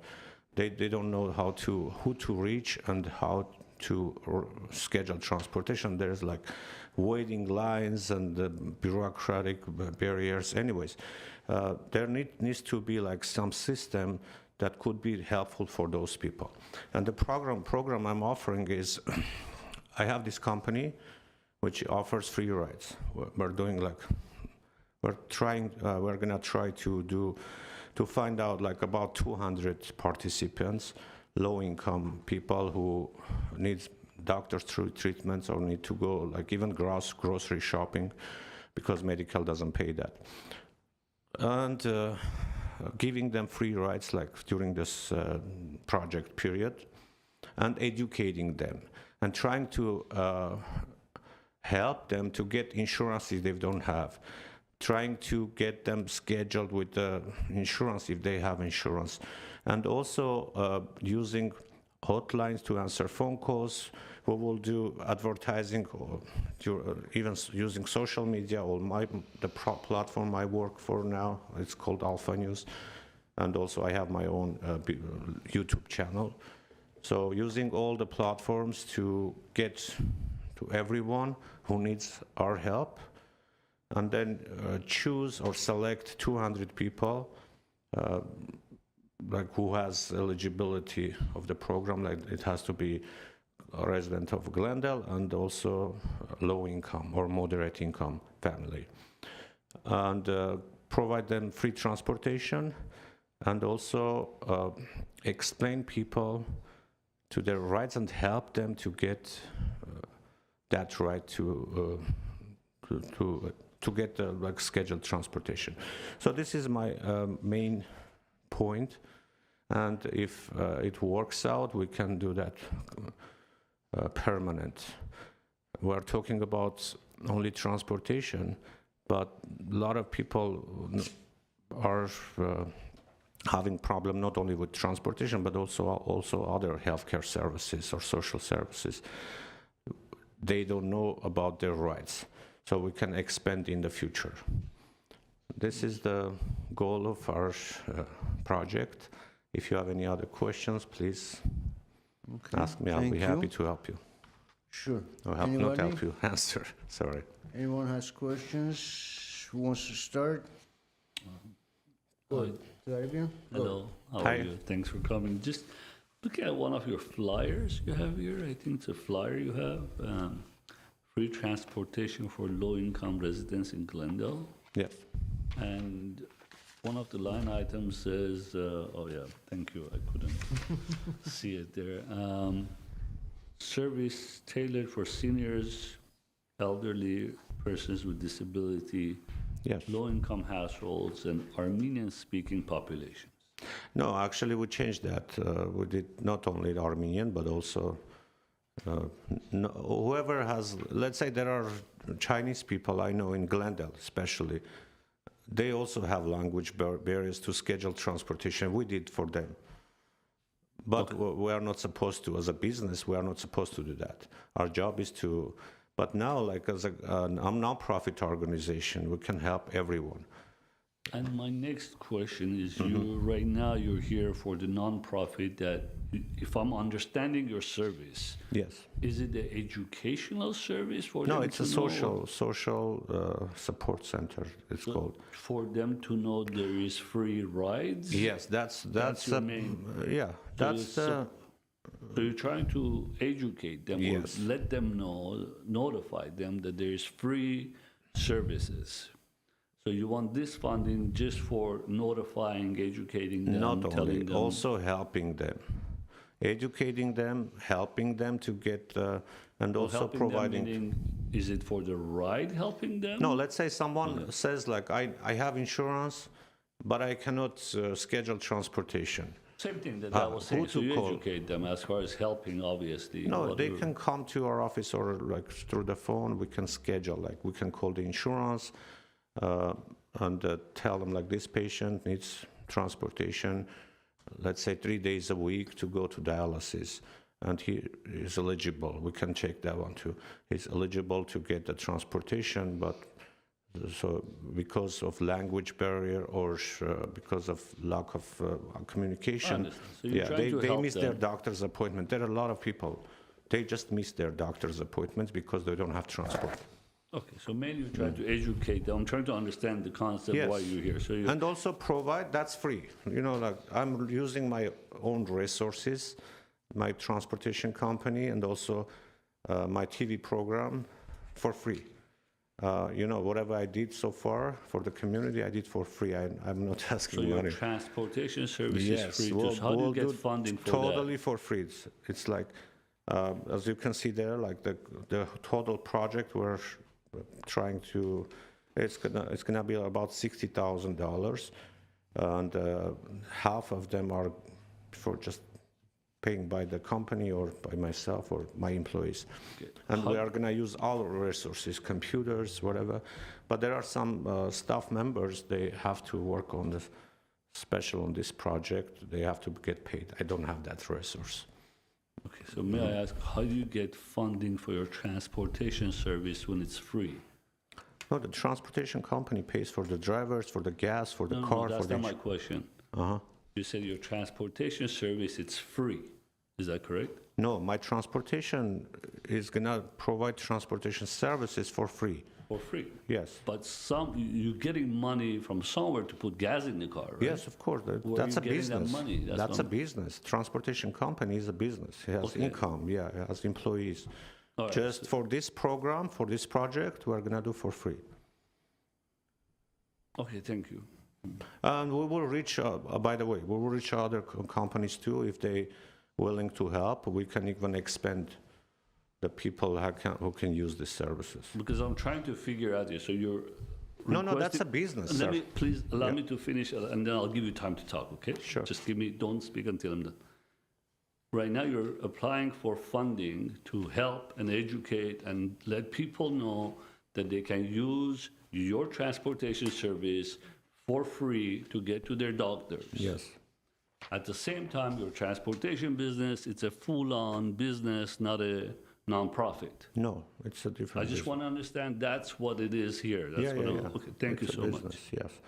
And we will give them free transportation, and at the meantime, we'll try to solve their problem for after ending this project, they will have transportation, making sure they will have transportation, again, for free or paid by insurance. Any question? We done? Okay, good. Go ahead. Go ahead. I just want to follow up on that Sure. same thing. So do you own ArtMed Transportation Incorporated then? Yes, I do all that. Okay, and so that's the only business that gets the nonprofits referrals at this time? Because I'm ready to do it free. Again, I'm gonna reach other companies I know in Glendale area they're serving, and I'll ask them to participate for free because we don't have money to pay them. If they are okay to give us some help, we would be happy to use them too. That's my business, and I'm using as a resource, free resource, for this project to be helpful for the community. Okay. The thank same you. I'm doing with, let's say, my newscast program, where I'm not getting paid for that as well. But again, there are like people we have to pay to create like good video roll. I cannot do that for free. I have to pay someone. But whatever I am doing, I'm not getting paid for that. Thank you. Yeah, sure. Manu again, go ahead. Okay, so I do need to clarify further on this. Of course. ArtMed is a for-profit business. Yes. And are you the only shareholder of it? Yes, It's a I am. corporation. Okay, and Alpha News is also a for-profit business, Yes. and you're the only shareholder. No, I'm employed there. Okay, how many employees does ArtMed have? ArtMed has about 20 employees, drivers, staff members, and the others. And when ArtMed operates this transportation for people, do the customers pay for that transportation? Depends. If they have insurance, insurance pays. If they are private pay patients, they pay, yes. So what kind of insurance? Is it Medi-Cal? Any insurance. We have contracts with all of the insurances. We have contract Medi-Cal, we have Medi-Cal permit. Without that permit, you cannot transport people. So, Is this part of Access? no, Access is another company. Okay, so when you're providing transportation, or ArtMed is providing transportation to patients going to medical appointments who have either private insurance or Medi-Cal insurance, you bill Yes, and you get paid. yes. And so you have this nonprofit, which is the Civil Support center. Support Center, and you're asking for CDBG funds to promote the availability of this transportation service to be provided by ArtMed. But we are not getting paid for that. Okay, so the people who you would advertise to would be the people who don't have Medi-Cal, which is for low income, or health insurance, which is required in the state of California? Whoever had problems with transportation. There are people who have insurance, but they don't know they have free transportation. There are a lot of people. They have insurance, but they don't know that Medi-Cal covers their cost to go to the doctors or even to go to daycare, adult daycares. They don't know that Medi-Cal covers that. We need to tell them, like explain them their rights. There are people have insurance, they know they have free transportation covered by Medi-Cal, but they have problems, language problems to call and arrange transportation, or anyhow, like they are facing these communications problems. We're going to help them too. And also, there are miscommunication between nurses, social workers, and insurance people. We kind of, that workshop we're talking about, we're going to bring nurses, social workers, what is that called? Patients, caregivers. Sometimes caregivers arrange the transportation for their patients, right? And try to find out the best way, because sometimes you call transportation, you wait on the line like 3-4 hours, and they are sick people. They have problems. They cannot wait forever. Someone has to help them. So my goal is like to create a center who can help those people. That's it. I'm sorry to take up more time, but I understand. You're trying to find a tie between ArtMed and whatever. ArtMed is just a resource I wanted to use for this, giving free transportation. If it's a bad idea, we can take it off. But I don't think anyone could give like free rides.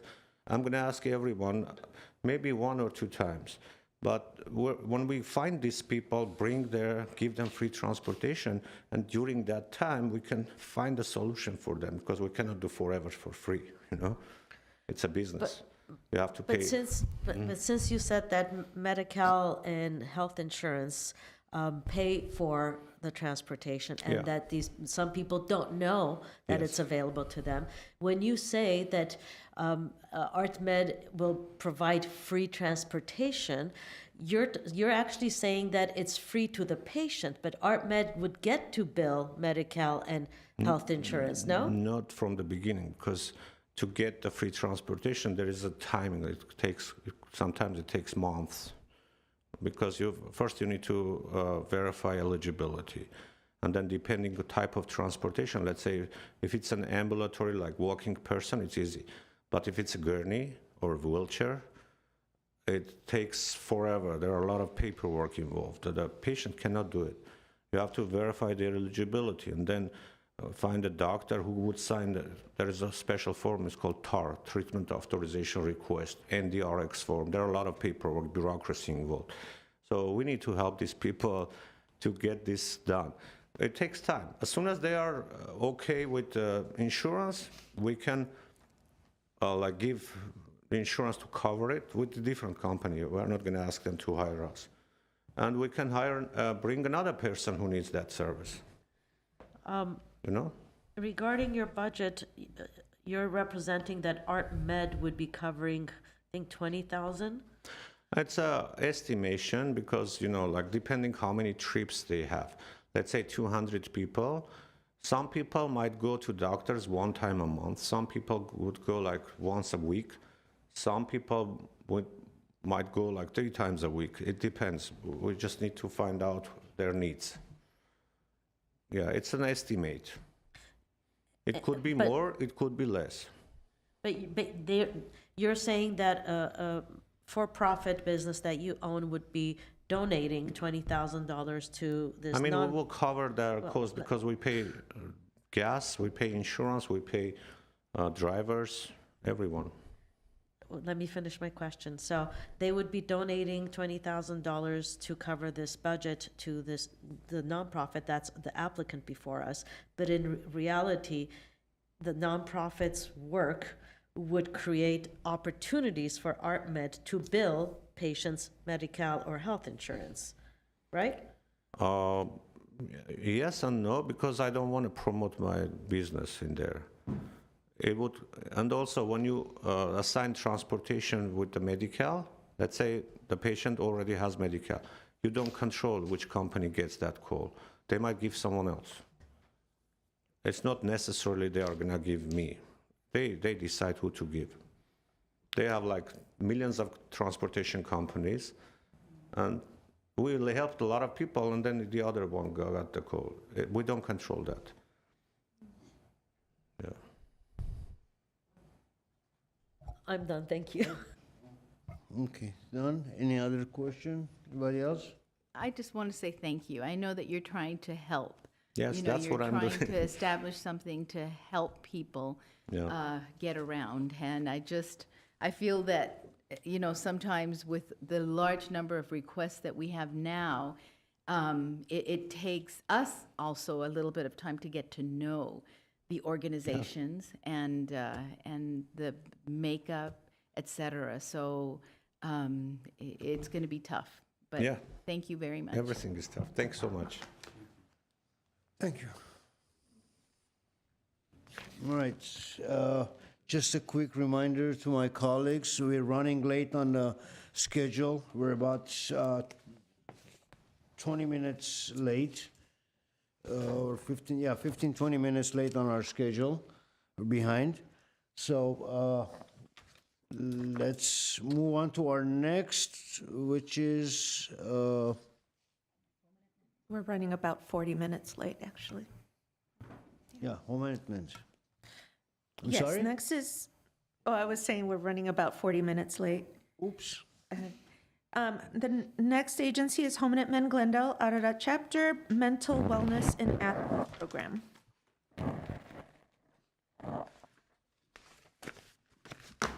Still good morning. Still good morning. Yeah. So my name is Serge Grakasyan. I'm the Executive Director for Home Knit Glendale, Ararat. First of all, unrelated to this program, let me thank you and the City Council for the roof project. After 5 years, this year was the first time that we didn't use buckets in our gym, so that was great. So thank you so much. So what do you do with the buckets? Just in case, for the other center. But so far, so good. So I'm here to present our mental wellness for athletes program. As you're aware, we have over 1,200 athletes, of which over 800 are young members. We aimed for them to stay with our organization, enjoy different activities, learn life skills, and ultimately become better citizens in our community. We are a recreational sport organization and have been for the past 47 years. However, we see a trend that is impacting our young members in a negative way, and not doing anything is not an option for us. Probably you have seen it, you've heard it, that the competitiveness of sport is taking over the recreational aspect of the sport in general. As they say, winning at all costs, losing is a failure, disrespectful behavior towards the competition itself and the competitors. We see it more and more. And that psychological pressure that we see pushes the kids to kind of abandon those activities because of the, again, the pressure that they feel that it's not fun anymore, they don't enjoy it, and they cannot, continue with those activities. Now, as I said, it's a trend. It's not the overwhelming problem, but it is a problem. And it's a trend that I don't think that we can reverse it, because it's not in our organization only, it's in the community. Every recreational program that you see has the same issues. The tournaments, not only ours, but the tournaments cannot find referees, umpires, because nobody wants to referee and, those games because of the parents, issues and so forth. So in order to kind of tackle this issue, we thought that we should have a program, and we discussed it with professionals, because it's kind of out of our league. It's, we can't do it ourselves, with our volunteer coaches and so forth. So with professionals, so with psychiatrists, psychologists, to have several sessions during the year to educate parents, coaches, and players how to deal with those situations, because we don't want to lose kids for them to go away, because then we know what can happen outside of those after-school programs, in a sense. So for us, it's very important to have this program. We are asking, the budget for the program is $35,000. We're asking for 25. We're leveraging 10, and I think I put it in our application that regardless, we would like to have it. I mean, we would like to do it even if, the funding is not available, let's say, but we would like to do it. We might maybe scale it down a little bit, but it's very critical for us to start this program this year. So with that, if there are any questions, I will be happy to. Thank you. Any questions? What's the plan on how to incentivize parents and athletes to participate? Yeah, I mean, the mandatory part, we know doesn't work. You say it's mandatory and then they don't show up, there are no consequences, nothing happens. So we'll just have to, promote the program in a sense. That's why part of our the program says that those things will happen during our regular practices and, less activities. So people don't have to make an additional trip, or go over their way to make to that particular event. So it's just communication and conversation with coaches primarily, because they are our contacts with parents and players, and to make a point that it's necessary for them to participate in those programs. Again, we don't want to do it mandatory, it just backfires all the time.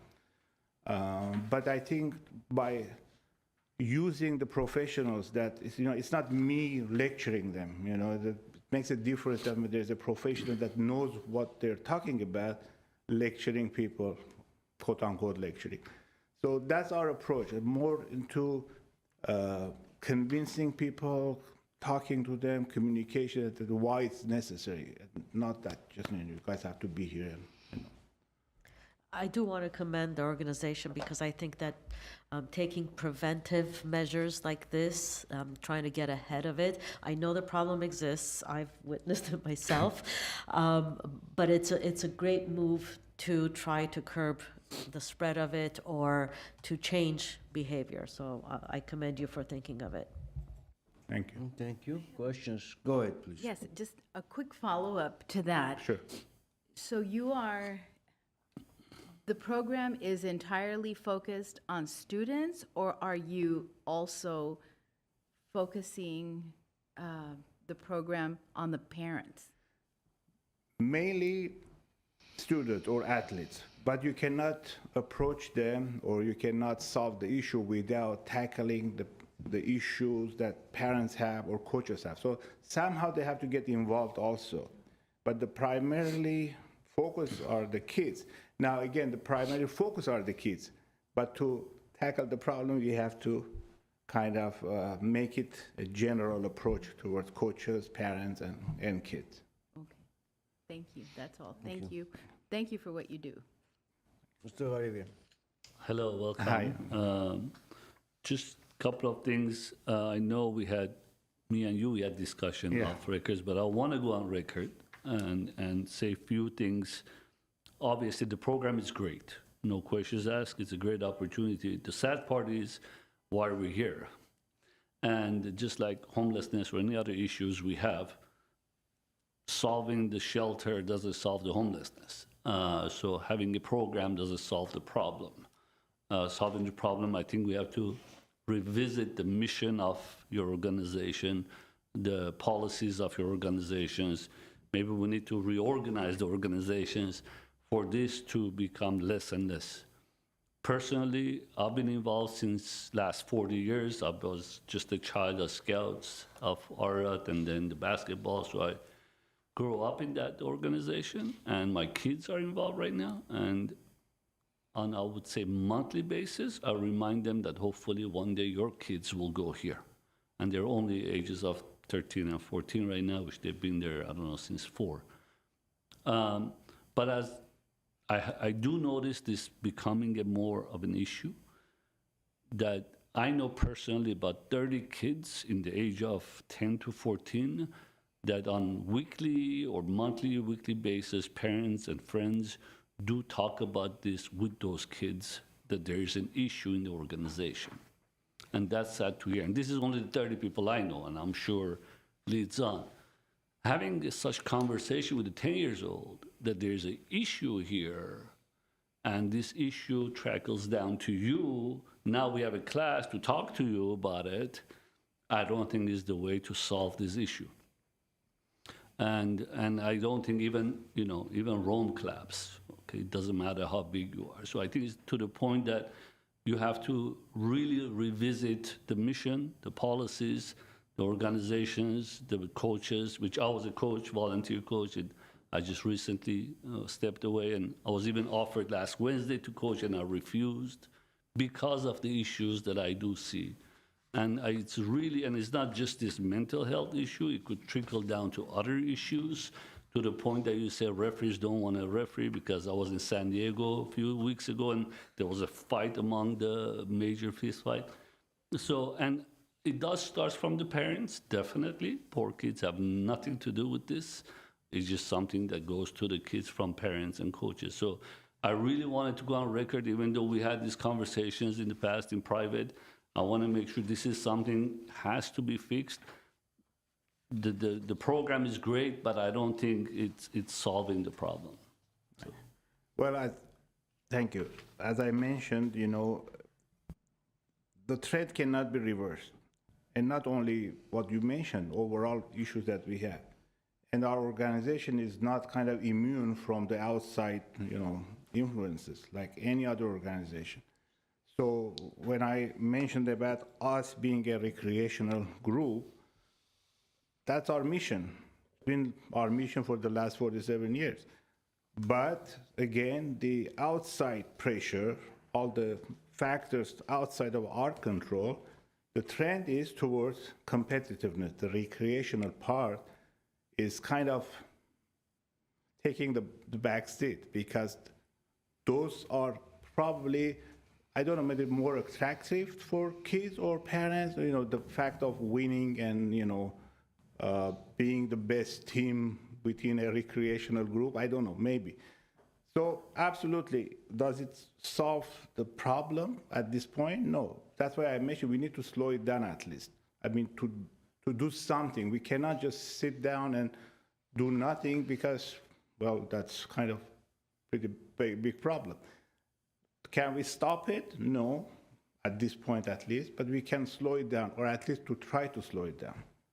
I mean, and I hopefully really we'll be able to. The competitiveness, I think it's healthy for a child to be competitive. Right. It's just, again, matter of, my child plays in Arat and also plays in AAU club members, which is, non-Armenians. We travel all over the place. But that's where it's different versus, so I explain to them, you're going here for social purposes, because that's what this organization is for in part of the mission, and to, community and all that stuff. You go there, that's where the competitiveness is. You don't do well, you're out of there. This is different. So is it the competitiveness? It is. But if it's explained and related to the parents and the kids constantly, that when you come into this organization, be competitive, it's healthy, but remember there's a line that you don't cross. That's what I'm trying to say, but also starts with coaches, starts with above, higher seats down. So I just wanted to say that. Thank you so much. Absolutely. Thank you. Thank you, thank you. Questions? Anybody else know more questions? Yeah, but I think some of the questions are answered. And knowing the organization, I think, and for the sake of time, I think would be, I know what the program is and how well it is. The only thing I ask, regardless of the funding, I think you mentioned it earlier, regardless of the level of funding or any funding or anything, would you be able to continue this or start this at least, try it out and see if it's going to work, and you can do it? Yes. You will do it. Okay. That gives me a little bit of pressure because you have so much application and not enough money as always. Okay. But we appreciate everything you do. All right. Thank you so much. Thank you. Have a nice day. Okay, next. Next is Armenian Bar Association for the Pro Bono Legal Services Program. Good afternoon, everyone. It's very nice to see everyone's face. It is. Good afternoon. Good afternoon. My name is Bridget. I'm a practicing attorney, and I'm also one of the co-founders of the Armenian Bar Association's legal clinic. We have been opening our doors to the community for almost 7 years now at the Glendale Adult Recreation Center on a weekly basis. With consistency, perseverance, and quite frankly, hope, we've finally been able to earn our keep in the community as a credible service with some of the most brilliant legal minds and the most empathetic minds.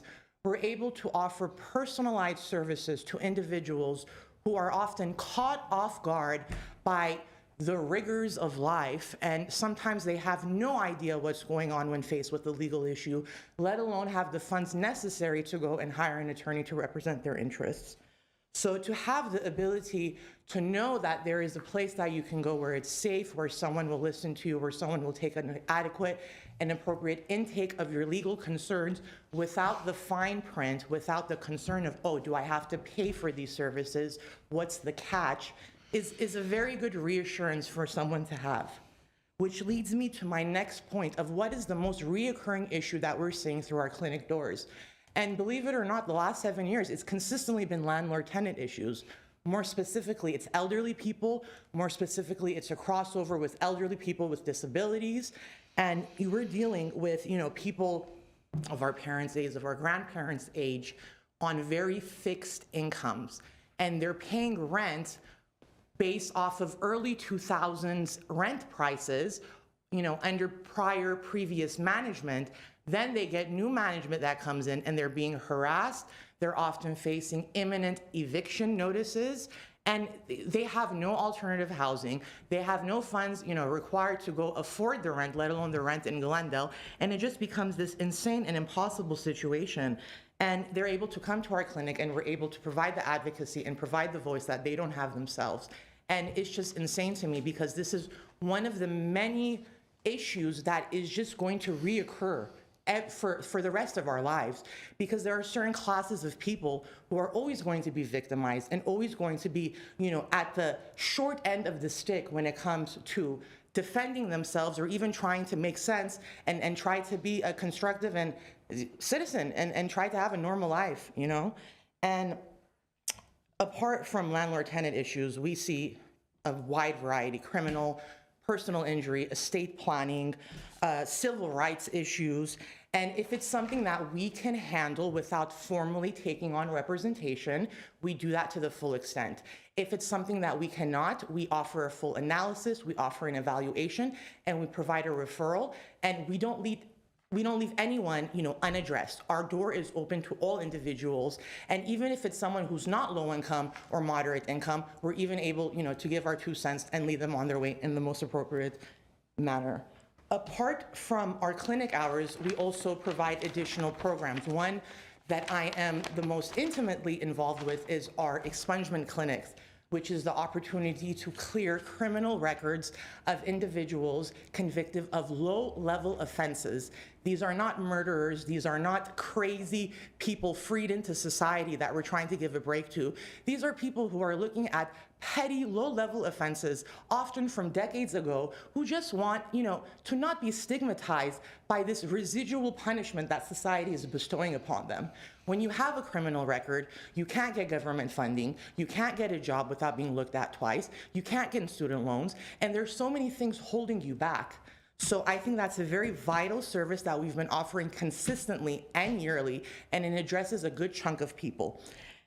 One last thing before I address the green elephant in the room.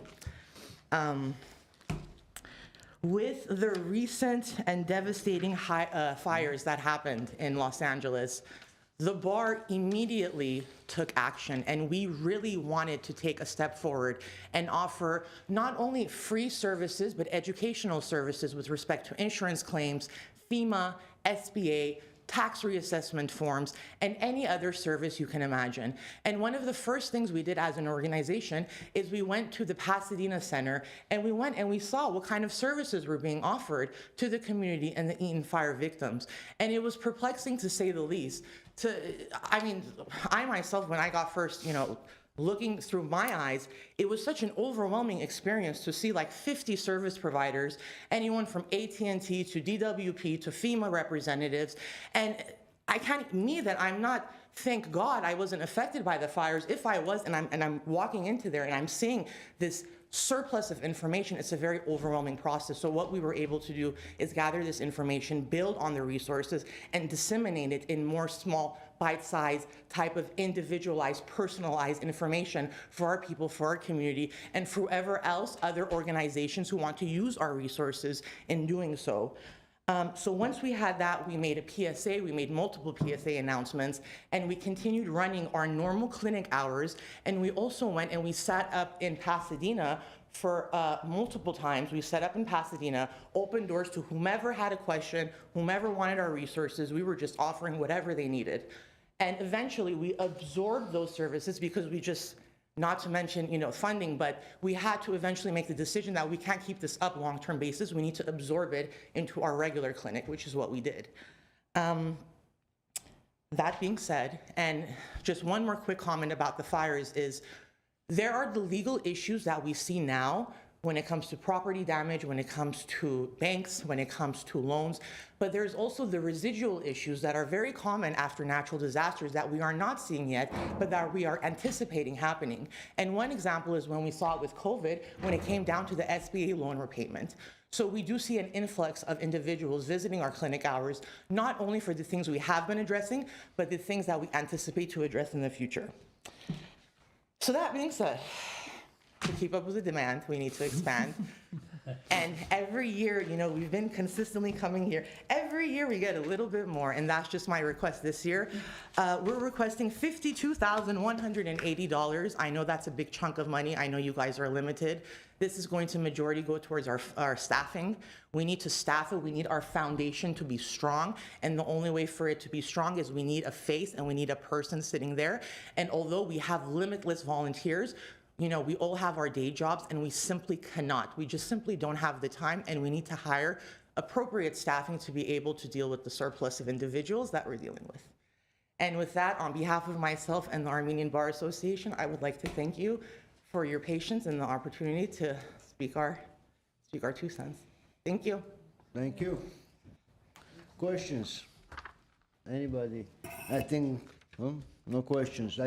I think we all know what you do, who you are, and the process. I don't have much of questions, I don't think. But however, I know you offered the minimum of $35,000. Yes. Again, once we look at our budget, there's extreme minimum that we have. Would any number work for you? What other number than 35 would work for you, if any? If any. We will make any number work. The issue is, we have no alternative source of funding. So whatever is not covered by this committee will be covered by, our efforts at raising money or by donor contributions. So whatever it is, we will make it work. And we don't see these services ever going away. And every year we're just going to keep coming back, and I'm just going to keep asking for more money, and hopefully the budget will quadruple so that you can give all of the organizations what they deserve. We have to ask the federal and HUD for that. So when that day happens, we're ready. But yeah, whatever you can afford is what we're taking. All right. Thank you. Thank Appreciate you. it. Thank you very much, Thank everyone. you. Okay. Is next? Next on the schedule is a break for lunch, and they're you not were here. actually correct earlier. I apologize about our timing and how we were doing. But yes, so lunch, and the next interview is scheduled for 1:30 p.m. All righty. Thank you. We are in recess for lunch.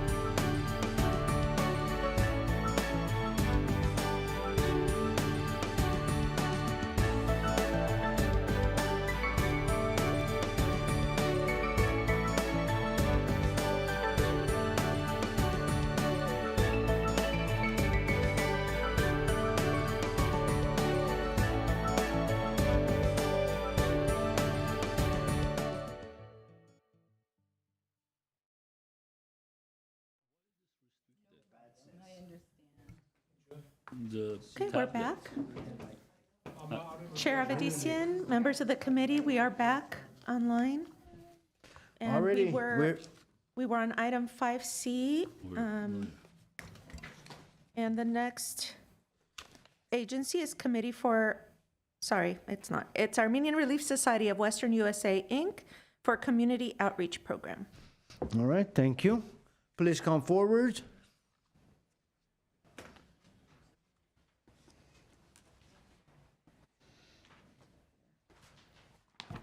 Good after, does this work? God knows. It's on. Is it? It's Oh, on. wonderful. I already speak loud. Hi, I'm Christina Amirian Kanjan, and I'm the chair of the Armenian Relief Society of Western USA. Our agency is requesting CDBG funding from the city of Glendale. I believe it's $118,573 for the 25-26 fiscal year for our community outreach program, which we're targeting to serve 310 unduplicated, low, moderate income residents of the city of Glendale, including senior citizens, disabled families with limited English capability. As you know, we've been here 46 years, but the request we asked for today is English as a second language and life skills classes for 110 senior citizens to help with their language proficiency and to focus on safety services, job assistance, referrals, employment, which for 80 clients, as well as services for disabled people of about 120, for public services in case of case management, access, and linkage to public benefits, assistance with housing, transportation, telecommunications, and utility issues. Alongside these services, our organization will continue the provision of its general social services to additional low-income Glendale residents, as we've seen a vast increase in the demand for services in the last year or so, actually in the last several years. Our program meets the 25-26 CDBG program priorities in the areas of senior services, employment services, and services for the disabled. As you know, our close partnerships within the local community have continued and strengthened throughout the years with the City of Glendale, alongside other local associations as Essentia, Catholic Charities, Verdugo Job Centers, the Glendale Youth Alliance, all the hospitals in the area, from the ones in Glendale all the way down to Burbank, medical clinics, community centers, and the like. Year after year, our organization continues to meet and exceed its program outcomes with ongoing and constant inquiries from the general public to receive services. As you know, we're 46 years in this community, and our organization is able to meet the immediate public social needs of the diverse population in our community. We thank you. I want to say thank you to all of you for your many years of supporting the Armenian Relief Society. You've always been there with us. It's a partnership that we look forward to working with. And I hope you give some consideration for this funding request this year. Thank you. Thank you. Questions? Anybody? Have you added any new programs to your standards that you've been doing? We're doing a lot more utility work, utility assistance, I'll be honest with you. There's been a big need lately, and we've been trying to get internal funding for that. More detail, what's utility? I mean, people can't afford their utility bills, so we try to do outreach and get, some funding, actually from our sponsors to help assist people with their electric bill. I don't know if you realize the bill in Glendale, DWP went up quite a bit, just like other cities for that. We're providing more language just being spoken in the office. So if we had maybe 3 languages, we may have 5 languages now that we offer to be spoken in. And we're also seeing sometimes younger people coming through the doors, not that older senior citizen. The disabled is there, but it's interesting, helping them find a job or an extra job so they can meet with their rental assistance, to help with their rent and stuff. So we're providing, I think, more services to younger people. We also have a mental health center that most people don't even know about, that we offer services free of charge for our children, youth, and families. And the Armenian Relief Society, the regional board, pays for all of that. So whether it's the fire relief, where we're trying to deal with trauma and everything else, but related to this block grant, it's mostly, we have other people coming through the doors. We're only asking you for a certain portion. The rest, we actually, try to raise funds ourselves to help the needs of the community. Yeah, I've seen your budget, so it's pretty much up there, and just wanted to make sure. And you are relying almost a big percentage on grants, right? Yeah, we do, and I'm trying to change. To be honest, I'm new. I'm the new chair this year. I'm a CPA by profession, so I'm looking to see if there's different ways we could, maximize what we do and look at ways we assist the public. We are doing a lot more partnerships with the hospitals in the area. We've gotten small little grants with the county and other cities also to assist the age group is growing. It's not just seniors anymore and disabled. Like I said, when I see a 20-year-old walk through the doors, I'm sad to see that, but we're helping everybody. So we're trying to look at other programs. I'm trying to see if we could do more with mental health services because there's a huge need in the community. I'm sure you've been hearing about that, so more to come. And the minimum I see here, it's 88,500. Is that really drop the minimum, or you will take less if we have to? We'll take whatever there is. If not, we'll raise the funds some other way. Whoever comes through the door, we're helping, so we don't turn anyone away. Thank you so much. Thank you. Thank you again. Go ahead. Oh, yeah. Maria. No, hi. Hi. Don't rush out yet. For the current funding year, our records indicate that you have expended about 18%. So I'm kind of curious as to why. The invoices are with Therese. You? Who? There's so many people I talked to, I lost track. The Armenian Relief Society has multiple invoices because they have multiple contracts. At this time, with the community outreach project that they're here for, they have outstanding invoices that are going to be submitted, but they are getting themselves up to date along with their food pantry contract, and then they also have a contract with our homeless services section. Yes. So essentially, just because it shows here 18% Oh, doesn't yeah, mean that you don't need and you're not using. We've used more than that. We're paying into it. The board is actually, but any overage, we pick up the red. They're catching up.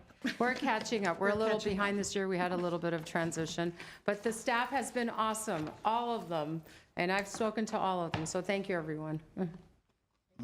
Question, go ahead. Yes. Done, right?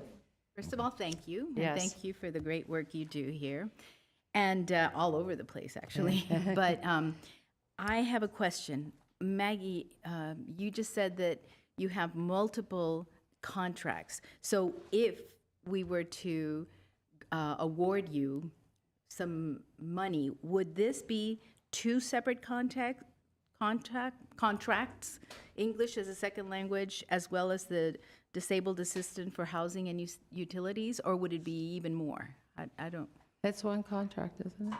That's one contract. Yeah, it It's is. just one So contract. this has to do with their community outreach project. Okay, okay. They have a food pantry contract as well, which is very, it's a separate contract. Funded by somebody It's else? CDBG CARES Act from our post-pandemic funding. Okay, thank you.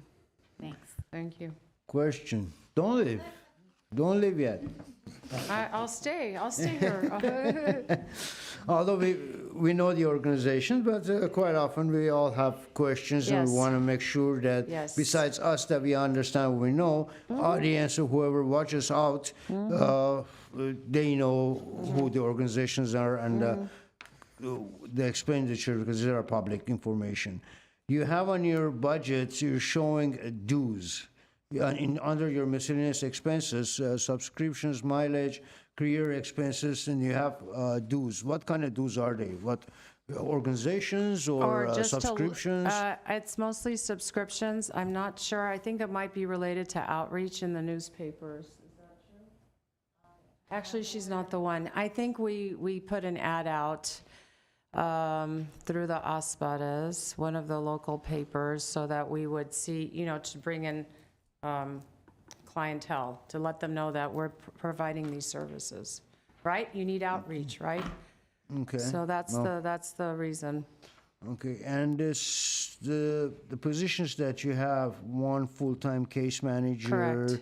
stuff, are these new positions or No, they're they're continuing? existing. They're continuing Continuing. positions, yes. We actually service more, the amount of people coming through the doors, the grants don't pay for. We actually have additional staff that we use to fund, to help the community. So you give us a portion, and we're going to see 310 for this grant, but we're actually seeing more people because everyone needs assistance. We don't turn anyone away. whether we get funded or not, in a sense. Nice. All righty. Thank you very much. Thank Anybody you. else? Anyone Any have other any questions for me? I'm going to stay here until you all say you're done, because I usually stay, but I've been to a few other places, and they don't ask questions, so I feel, okay, I shouldn't be standing there. Off subject, are you still acting or professionally? Yeah, my seeking- license is current. I used to be the assistant treasurer of Sony Corporation. And I used to be in charge of grants, incentives, systems, and strategy worldwide. But I took about 6 months off between jobs. I'm not retired yet and deciding on my next thing. And I've been volunteering for ARS for over 15 years. I've been a member 15 years, but I'm from a generation. My grandmother was a member from 1910 in the same chapter that I am in today, and my entire family were like 20 of us. So my daughter, who's 30-something, is also a member. So we're just trying to keep the cause going in her honor, in my grandmother's honor. So, Awesome. yes. Awesome. Yeah. Great. Thank Thank you. Thank you. All right. Okay, the sixth agency is Catholic Charities of Los Angeles for the Loaves and Fishes program. Are you here? Oh, yeah. Hello. My name is Isabel Gregorian. I'm the program manager here for Catholic Charities. Could you come a little bit closer Yes, or bring the sorry. mic closer to you so this everybody better? can hear? Thank you. Is this better? Okay. My name is Isabel Gregorian. I'm the program manager with Glendale Community Center and Loaves and Fishes. Unfortunately, Sandra Inez, our regional director, couldn't be here due to unforeseen circumstances. So I'm just going to be presenting for our fiscal year 25-26 CDBG grant. We're going to be requesting $68,141 to continue and maintain our Loaves and Fishes program. We're requesting support for this program where we assist low-income individuals and families to receive specialized case management for urgent safety net services. This includes emergency food, shelter information referrals, clothing, job search assistance, rental and utility assistance for those being displaced or at imminent risk of being displaced. Our community center and our case management program services serve as a central hub for vulnerable individuals in Glendale, where our program serves as curbing any kind of growing homeless population that we are seeing within the city. As we know that there has been an 8% decrease within the city of Glendale, but our numbers are still not at where we wanted for pre-pandemic levels. We are requesting funding for our program manager at 70% FTE, as well as a case manager at 70%, and our regional director at 8%. We will be assisting 40 households this year with an unduplicated 120 individuals.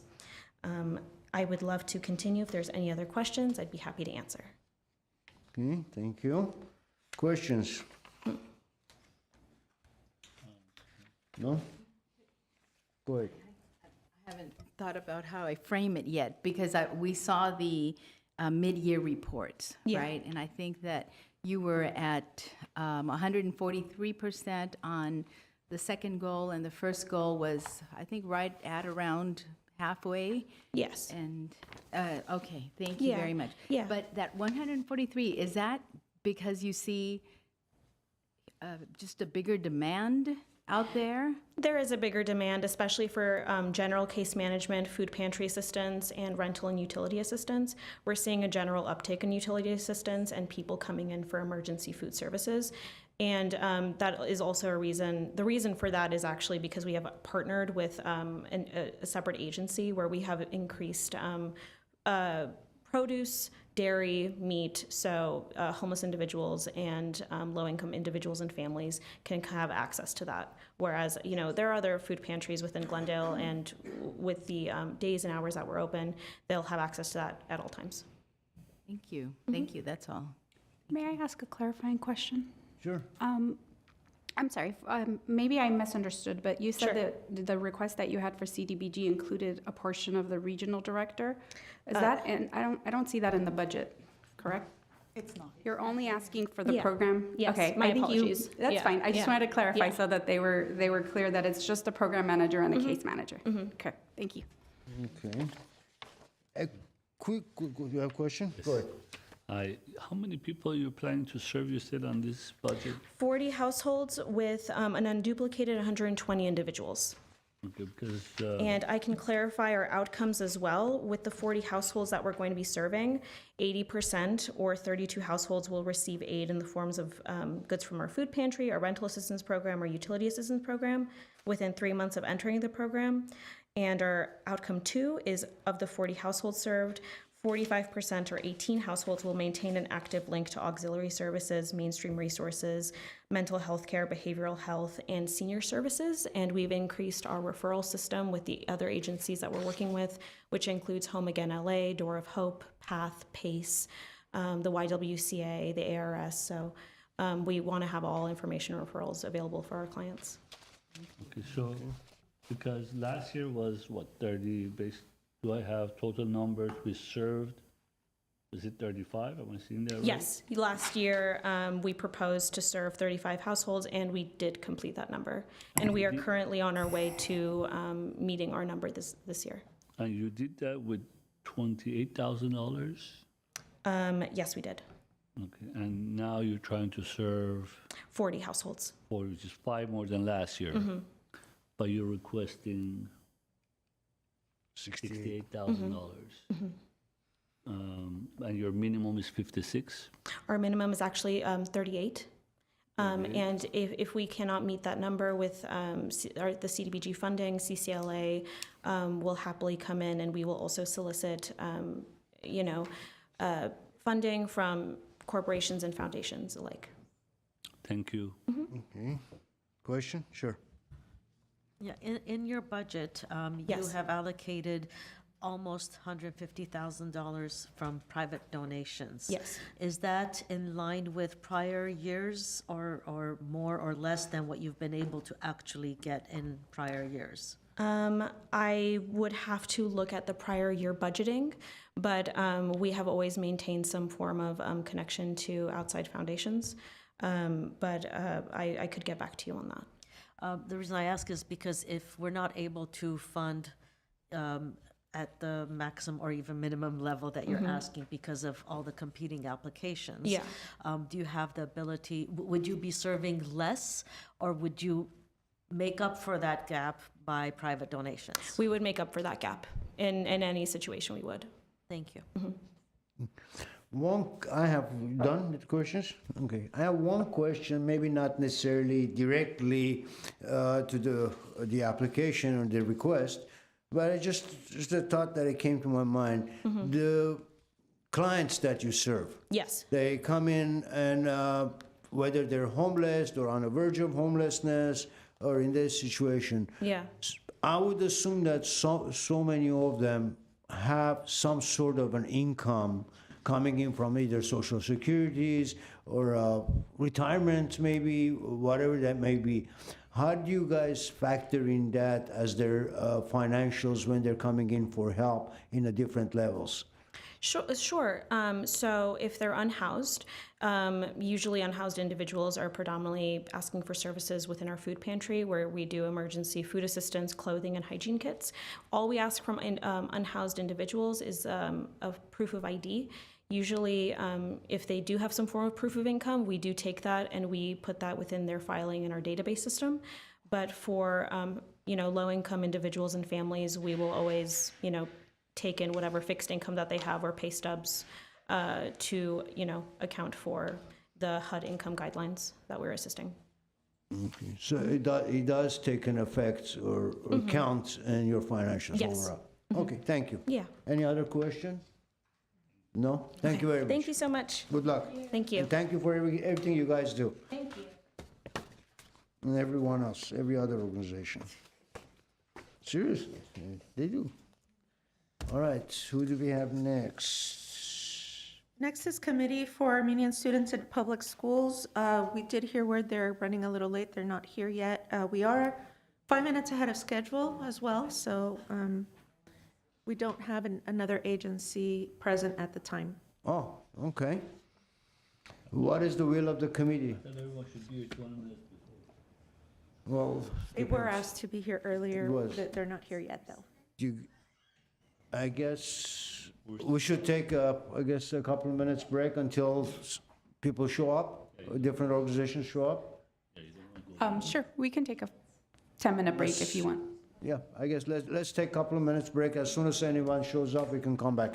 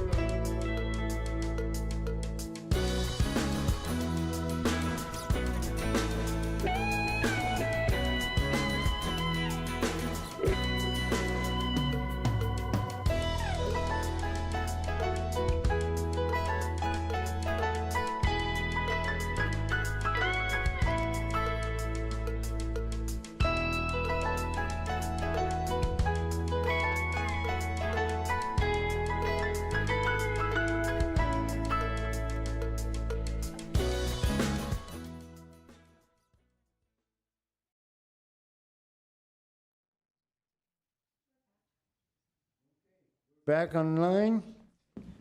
Our next applicant is is Committee for Armenian Students in Public Schools for the Intervention Prevention Clinical Group Counseling Program. Okay. Please come forward. Hello. Hello. Hi. My name is Arsina Hovanesyan, Executive Director of CASPS, Committee for Armenian Students in Public Schools. And I feel like I know you guys and you know the program. So honestly, thank you so much for sustaining our program, making it happen every year. And this year, again, we were at 2 schools. We always apply for more, but we're very grateful for what we get, and we're able to do the program at least in 2 schools right now at Glendale Unified. And things are going really well, and we hope that it will continue. I don't know if you have specific questions for me or if you'd like for me to speak more about the program, but I think you're familiar with the program. It's I a would pull-out. recommend for public, just go a little bit more details what you do, Yes, so at least it's on record. of course. It's called Intervention Prevention Clinical Group Counseling.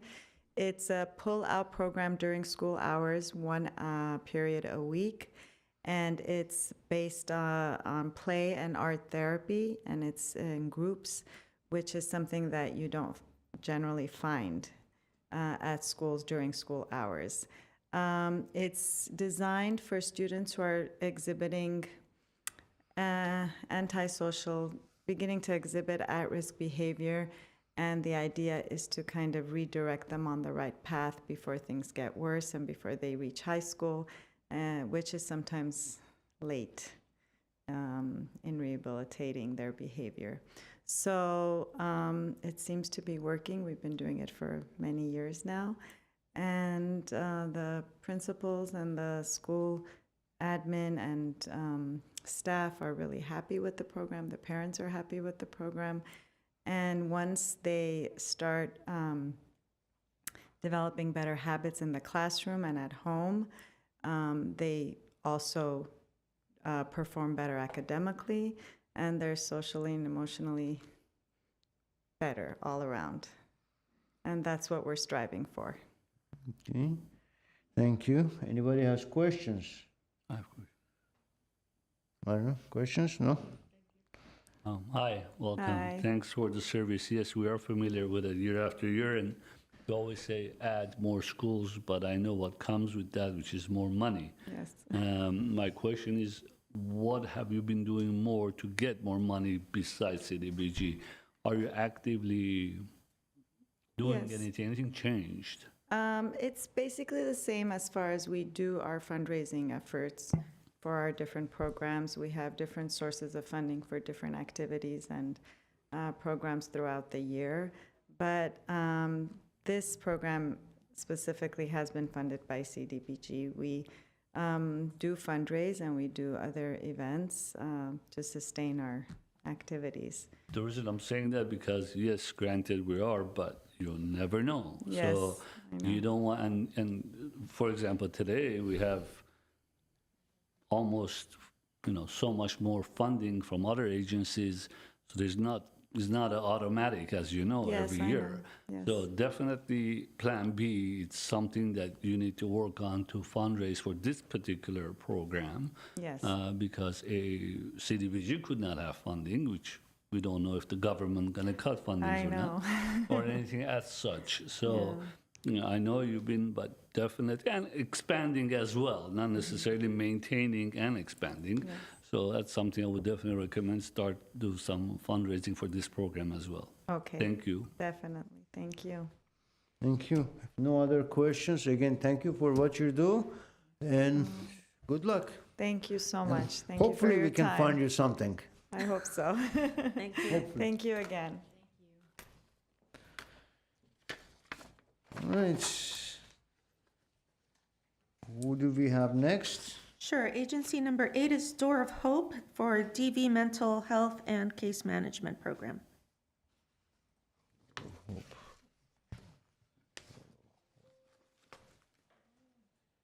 Good afternoon. Good afternoon. Hello. I'm Megan Katurgian. I'm the CEO of Door of Hope and have been for the last 7 years. I have with me Regina Williams, who is our Chief Program Officer. And Door of Hope operates one transitional housing facility for domestic violence survivors in Glendale, along with 3 other facilities in and around Glendale. We've been doing this work since 1985, although we've been operating the Glendale facility since 2009. And there live 14 unhoused mothers who are immediately fleeing domestic violence together with their children. The secret sauce of Door of Hope is the holistic services that we provide at those shelters that help transition those families successfully into permanent long-term housing. And 5 or more years out of our program, 86% of those families have never fallen back into homelessness. So it really is a long-term solution. Regina is going to share more about specifically what we are asking funding for through CDBG, but broadly, it's the support services that we offer comprised of therapy, case management, and the budget is asking for allocations for our case managers specifically. Thank you, Megan. Good afternoon. Like Megan said, I'm Regina Williams. I paused because I almost said Regina Dupree. That's my maiden name, but I'm getting used to it. Yes, like Megan said, we have been running the transitional housing program here in Glendale for many years now. And key components of our program, lie with our case management, also life skill classes where we cover topics such as healthy relationships, financial planning and budgeting, and parenting. We also provide mental health services in the form of counseling for our parents and for our children. And then we have a housing navigator whose job is to help families find permanent housing, and then also a job and career navigator who's tasked with helping our families increase their income. As like Megan said, we want to see those families sustain their permanent housing, which I believe, which is one of the reasons why we have such high success rates. Just to share a few outcomes with you. Overall, we saw 33 graduations. That means 33 families moved into permanent housing across all 4 sites. 11 of those families graduated from the Glendale site. So we're really excited with that. Just as you are aware, we are currently running a CDBG program. We have completed 2 quarters, and I just want to highlight a few of the outcomes. So far, for outcome 1, we have measured 20 participants, and 18 of those participants have improved their mental health. And then for outcome 2, we have been able to measure 16 participants, and 13 of those participants were able to increase their savings. And so we're asking for exactly the same for mental health, to cover mental health services and also case management. Okay. Questions? Go ahead. In your budget, you have about $377,000 from private donations and unrestricted grants. Is this a projection, or is it a realistic expectation that you have it or have been promised it? Yeah, so we raise funds on a calendar year, and we're all on target or a little bit ahead so far this year, and it's based on this year's projections are based on last year's actuals, so I do think it's a realistic picture. Thank you. Okay. Mine is more of a comment, and it's not only your other agencies. I see that it says the goal is to reach certain number of individuals. I just hope the word goal won't be the one, because we don't want those people there. We want them to be a happy, regular life. So I wouldn't want it to call it a goal, no more of helping them. So thank you for your job you do. Although I would add that we have such a long waiting list that even if those families never needed our services, and I totally agree, there are many more that do. So yeah, sadly, we have a very long waiting list. Thank you. Thank you, no questions. You just mentioned, it came to my mind, and you mentioned that you have a waiting list. What happens with these people on the waiting list? Do they go to other agencies? What do we do with them? How do we help them? Yeah, so we always refer out to other shelters, and in general, across our area, there's a shortage of especially domestic violence specific shelter solutions. And so that's, one of the reasons why we partner so closely with the YWCA for those referrals. That's where we get our primary referrals, but we partner with a number of domestic violence shelters in the area and family shelters for referrals. Well, it's still not enough, obviously. All right, thank you. And you offered us actually what you need and what you're accepting is like pretty minimum, $20,000. That's what you're hoping at least? That's what we have gotten in previous years, and so we understand that resources are finite, and we could certainly put more resources to very good use, but we're just trying to be realistic with all your other requests. Thank you, and I appreciate that, because it's really, at least for me, I know everybody else feels the same way. It's heartbreaking that you guys and all organizations do such a great job, and the need is so great, but then again, the dollars are so short that no matter what and how much we think or try or good we do, we're still always short at the end result. Again, thank you, and appreciate all you do. Best of luck.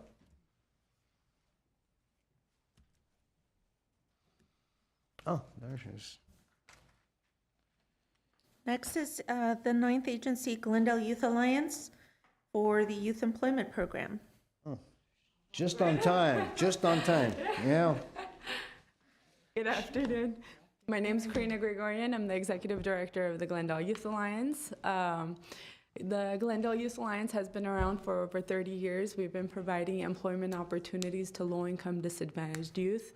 Annually, we serve over 400 youth. For many of these youth, we provide first-time employment. For the older youth, we help them get into employment that transitions into permanent employment. In addition to the employment programs that we offer, we also provide training, case management, supportive services, including hotel vouchers for homeless youth, and connect youth to other resources in the community to ensure that they're on the path to success. We are requesting $50,000 for staff cost from CDBG. We do appreciate the ongoing support we've received from CDBG over the years, and we hope that you'll support us once again. The funding does go towards our staff salaries, so it would leverage some of our costs so we're able to serve more youth. If you have any questions, I'm more than happy to answer. And I do apologize because I just came in and came straight to the podium. You did good. You just walked in on the bell. No, you did good. Questions? Thank you. Anybody? No questions. You're shy. Okay. Just a comment, if I can. I see your minimum. You're asking if they ask you what's the minimum you'll take, and you dropped it from 50,000 to 10,000. Was it 10 or 15? Am I seeing this right? It was 10 here. Is it? Did you say 15? Is that what you said? Yeah. More and merrier, of course, but Yes, of course. I mean, ideally, we would want 50,000. I do know that CDBG funds are limited, and I know there's a lot of organizations competing for the small pot of funding. So we'll take whatever we can get. Every little bit makes a big difference in leveraging our budget. I just want to say I appreciate it if you did drop it to 10. So thank you so much. Of course. Of course, thank you. all righty. Thank you. Oh.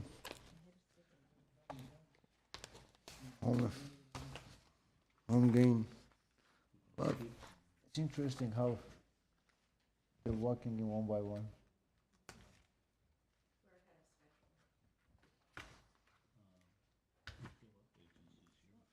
Home again. Huh? Yeah, he's here. Yeah. All right, what next, please? Next is Home Again, Los Angeles, for the Crisis Aid for Homeless Families program.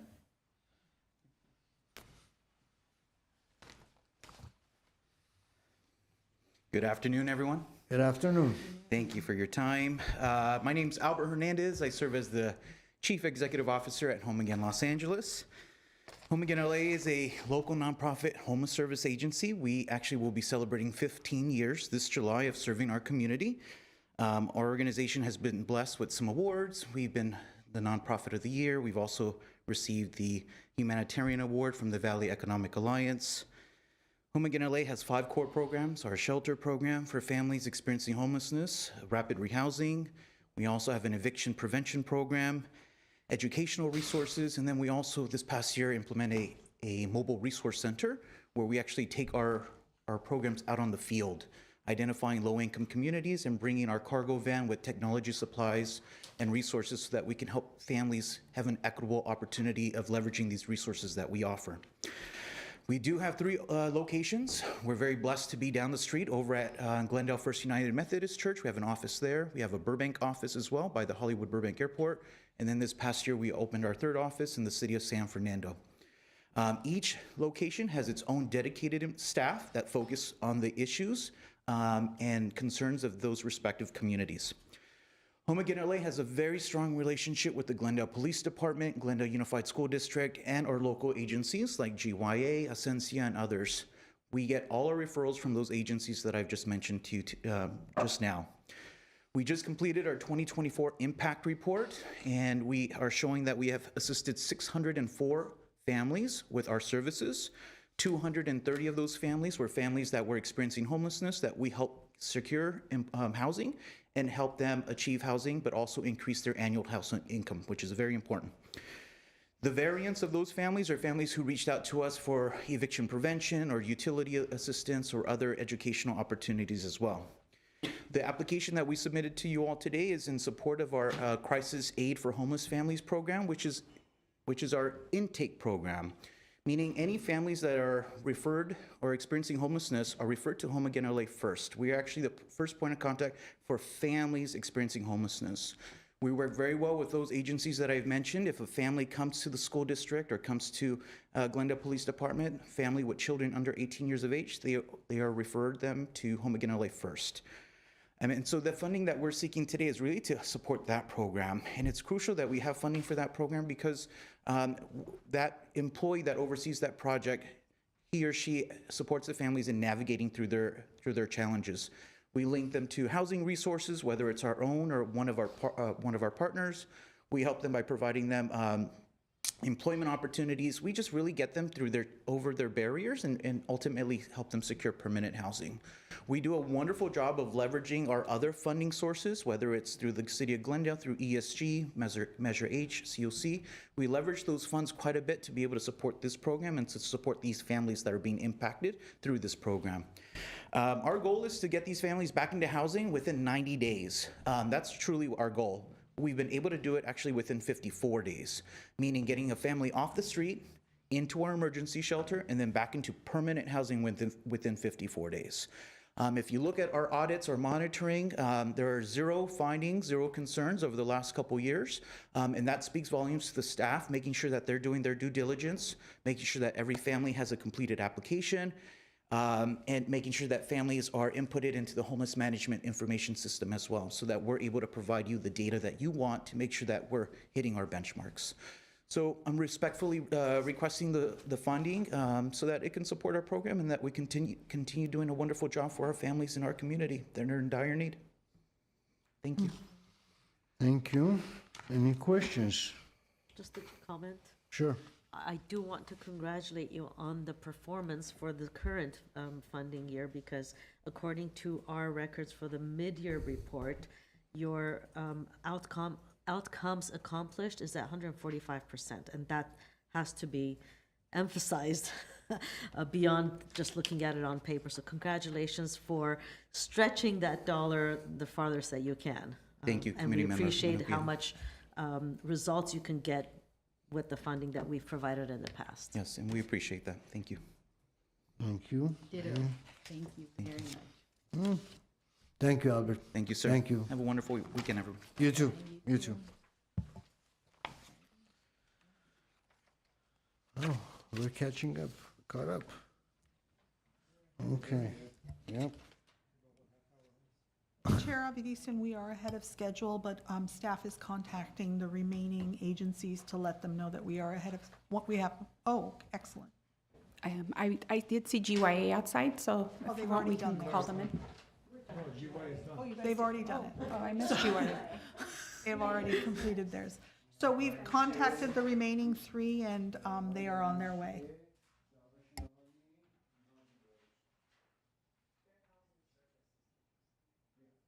Yeah, the next. Yeah.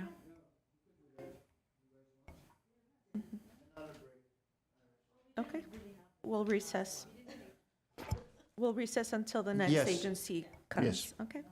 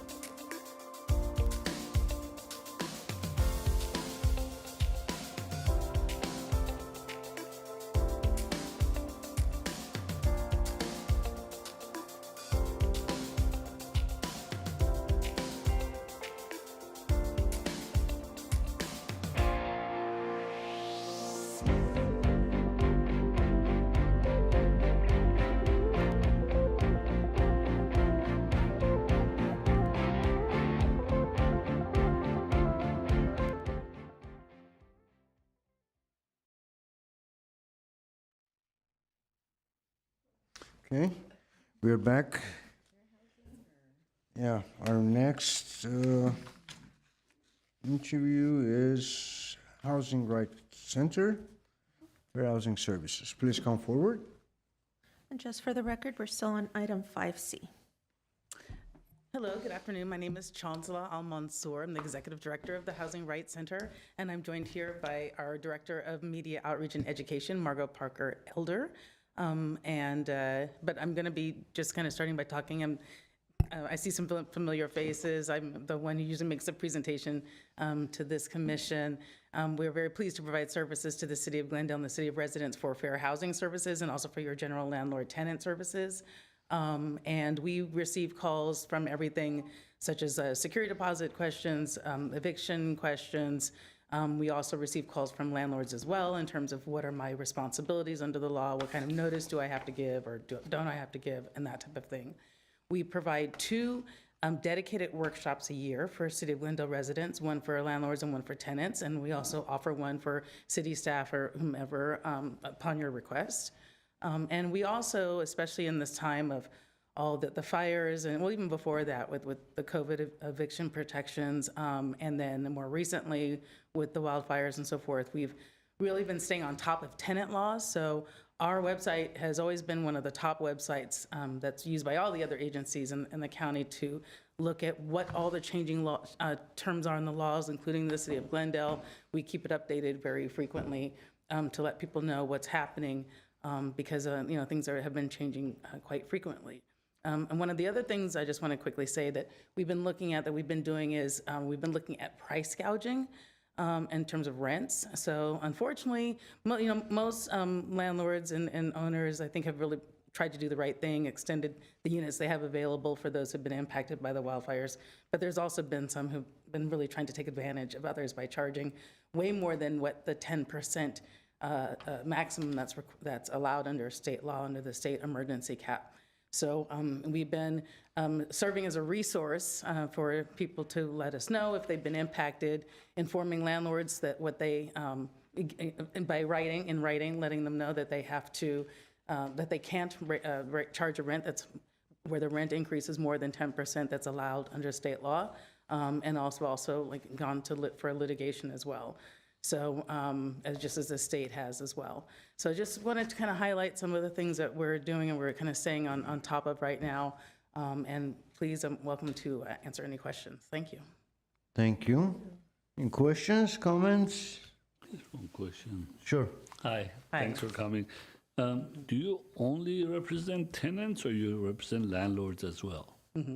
So technically, for the most part, well, under this contract, we don't represent either in terms of legal representation. We provide advice and counseling and training and education and outreach. With other resources, we do have things where we do, for the most part, do cases where we are advocating for, not necessarily for a tenant per se, but for the housing rights. Well, for the housing rights of the person who lives there. So, but I'll give an example where we assist landlords. We've assisted landlords where, and unfortunately we had a few cases of this, where say they're elderly and they're renting an ADU out and they have somebody who won't move out and who's causing disturbance and that type of thing. And the landlord wants to know how they're moving out. Now, in that situation, we wouldn't represent the landlord in court and trying to evict that tenant. That could go on for years and so forth, that we just don't have the resources to do that type of thing. But we would definitely lead the landlord in the right direction to let him or her know what their rights are, so that hopefully they can get rid of the situation and improve their situation. Thank you. Thanks. Any other question? No questions. We know your story. Yeah, thank you. Thank you so very much. Thank you for coming, and thank you for everything you do. Thank you. Okay. Good luck. Bye-bye. Thank you.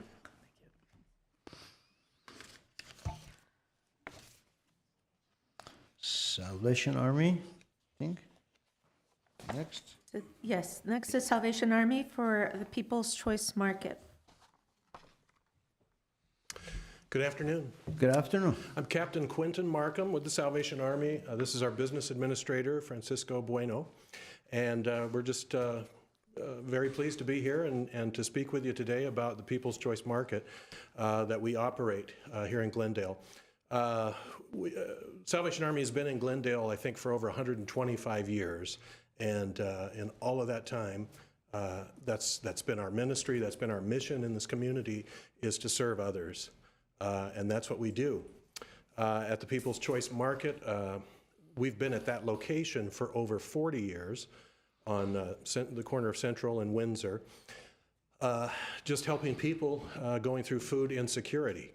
As you can imagine, especially with these times, that's becoming more and more of a challenge for all kinds of families. We serve families, individuals, seniors, and at our center we serve children as well. Many of them that come to us, like I said, are having difficulty making ends meet, especially when it comes to food insecurity. And we're seeing that more and more. Obviously, with the price of groceries over the last couple of years, just climbing higher and higher, it's become more and more difficult for many families in our community just to make ends meet. And that's why we're there. We're trying to assist, like I said, individuals and families, homeless clients that come in, assist them in every way that we can possibly do that in regard to food. And we welcome the opportunity to present that to you, and welcome any kind of questions you have. Thank you. Questions? You have questions? You have questions? I don't have No. any Okay. immediate questions. I'm always curious about, well, maybe I do. Okay. Always curious about the demand. I mean, Sure. I can imagine with the inflation going up, but you tell me, what has your experience been? Yeah. So I've only been in Glendale for about 8 months, but I'm going to talk in general terms with the Salvation Army. When we went through the COVID years across the nation, immediately the need spiked 3 times the amount that we had been seeing pre-COVID. And it's leveled off some, but again, with the prices of groceries nowadays, the demand is still very, very high.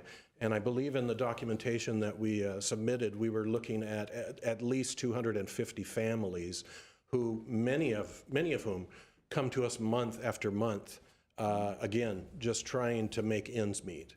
And so the demand is absolutely there, and you can see that for yourself anytime, any afternoon that we're in operation. The line some days is very long.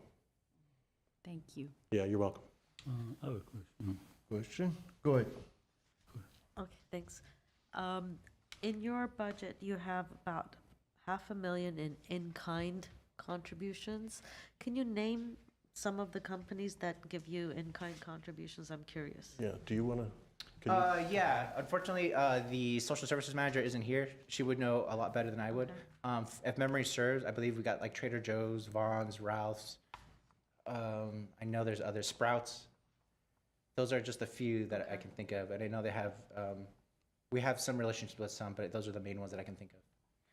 And regarding the CDBG funds that you're asking for the food services coordinator, and then a portion of it is for food purchased. So for the food services coordinator, you said 75% of a full-time employee at $20,000. Is that so that the food coordinator's income, I mean, is that person in another role? Because it kind of seems like pretty low for that position. Yeah, if I've got their hourly rate right now, I think we have them like at $19 an hour. Okay. So yeah, so I believe his full rate for the year is like $49,000. So yeah, 75% of that would be about 20. And yeah, he serves in whether it's just keeping stock or supply of what we have on hand. He also maintains relationships with the different stores that I just mentioned to go pick up foods. But that's the only role this individual would have as the food services coordinator? Yes. And if we're not able to fund the full amount because we have competing applications, what are your options for funding this position? We would take on that cost to continue paying his salary. basically internal funds, private contributions would be? Exactly, yes. Okay, thank you. Hi, welcome. Just a quick question, continue on that, but the 668,000, is that total for this particular, just the food bank itself? I believe that was taken from historical data. So about every month, we get about 50,000 just in contributions from the different stores. Okay, but do you know how much of it you actually, I mean, obviously, you said there's a line, so you spend the entire food, obviously. Do you leverage more, or this is it? I mean, what you get from everyone else, from the stores, or you have to leverage your own money to add more food? If we exhaust our CBG, for example, for this year's grant, we've exhausted that funding. So if we needed to purchase more food, that cost would go on us, yes. Has it happened, I mean, annually, when you purchase more food from your own pocket? A few times a year. So we anticipate, it just depends whether or not we get the donations that we're anticipating getting. If we don't, then we do have to purchase more food. And you realize you have more individuals, you said 250 or something, has it changed, is it more or less, and why? The number of families? Number of families. I think it's fairly consistent year by year. Consistent. Like I said, we saw the numbers increase during the COVID years, Right. and it hasn't really, come down to pre-COVID. So there's still that significant number of families that come to us with food insecurity. Thank you. Okay. Thank you for what you're doing. One quick question. I know now you're serving Burbank and Glendale. That's the core in Glendale. You're serving both cities. How do you divide the funding wise? How do you divide two cities in this regards? Sure. Per se, if you get funded today. Yeah, our office, there's a large service area, which does include Burbank and some other communities as well. But I think in terms of the CDBG, they need to have proof that they are Glendale residents. Is that correct? Exactly, yeah. So we get, usually it's like a form of utility bill. We get like their income verification as well, whether it's a SSI or their recent pay stubs. But we do verify that they're living in the city of Glendale. Okay. Okay. Just want to make sure I'm also asking it for the public to know. I understand. We serve about at least 400 families, but that we can verify it's only about 250. I see. Okay. And that serving is open every day, or it's a couple days a week? Monday through Thursday from 12 to 3. Oh, so every day. Okay. All right. Sounds good. Any other questions? No? Thank you very much. Appreciate your work. Thank you for the opportunity to speak with you today. Appreciate it. Likewise. All right. YWCA again. YMCA. Yes, Chair Avedisian, members of the committee, I understand that although there is one representative here, they are waiting for the rest of the team is that correct still? Yeah. Yeah. Just a second. Yeah, because we are running ahead of schedule, even though, basically, they'll be here around 3:20. Oh, okay. Is Well, it possible that we deal with the funding recommendation for social services? Not how much to fund the agencies, but the shortfall or overage. Aren't we going to pass a resolution in that regard as well? The contingency. Yeah, the Contingency contingency, plan? is it possible to take that up? you're asking to Advance. change the agenda, move item forward. I think we should have done that in the beginning of the meeting. Chair Avedisian, members of the committee, no, we can take it out of order. The only thing you need to keep in mind is your decision may change depending on who you're funding and how you're funding. So you may want to wait till after you make a decision on which agencies and how much you're funding, because you may decide to give the increase to just one agency or between, two agencies versus a percentage split or a dollar split between all of them. So depending on, so I would recommend you wait to consider. I mean, if you want to, you're more than welcome to, if you don't think that's going to impact your decision, but that may impact your decision on the next item. So that would be the staff recommendation.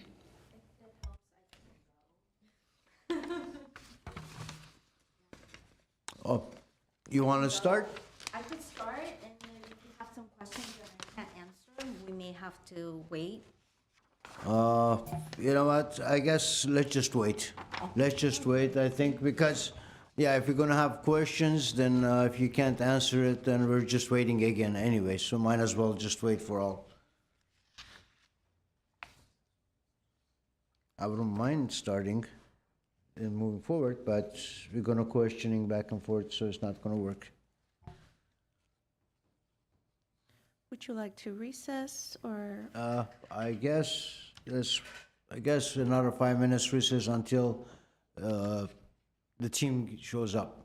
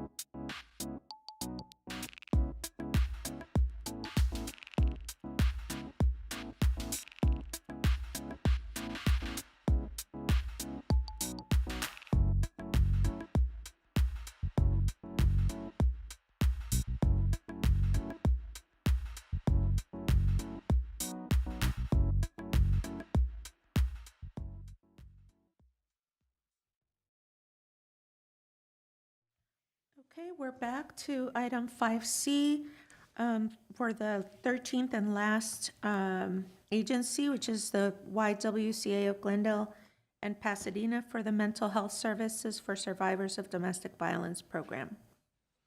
Thank you and welcome. Thank you. Good afternoon. Good afternoon. Thank you so much for having us. Domestic violence, I'm so unfortunately. sorry. Can you please state your name for the record again? Sorry. Thank you. So sorry about that. Good afternoon. My name is Deborah Saul. I am the CEO of YWCA of Glendale and Pasadena.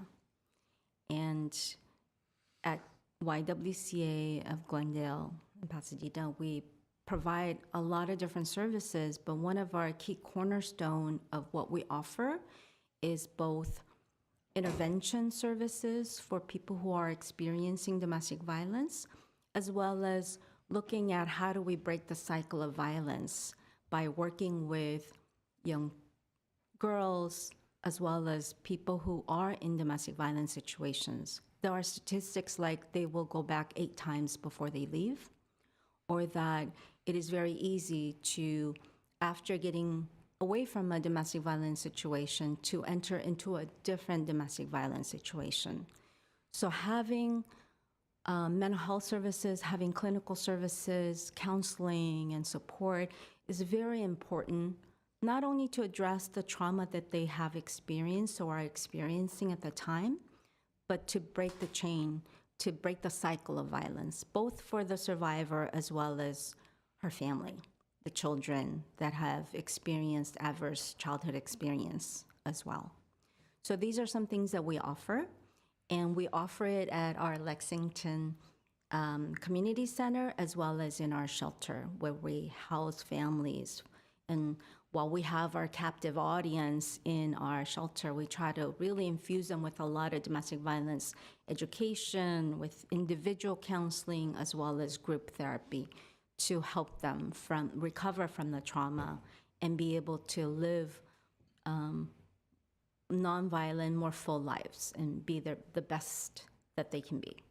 So those are some services that we are providing. And what we propose to you today under mental health services is providing individual counseling for survivors of domestic violence to help them break the cycle of violence, as well as recover and heal from the trauma that they have experienced, as well as providing group therapy. And the great thing about the group therapy is it builds community, it builds support, and these are services that we have been providing for a long time. So this is a continuing service request. Okay, that's it. Questions? Comment and question? Comments and questions? First, the comment that, again, I think that what you provide to the community is very important. Thank you. The question I have is, have you noticed an increase in domestic violence?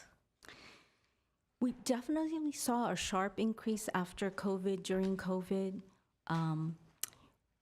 Usually when there are disasters, there's a lot of stressors, and with stressors come more abuse or like an inability to resolve conflict in a good way, in a positive way. So we expect there to be an ongoing increase because of the Eaton fire, not only for people who live there, but people in Glendale might have been working in Pasadena and lost their jobs because there's no longer a business, that burned down. So we expect to see the impact of it.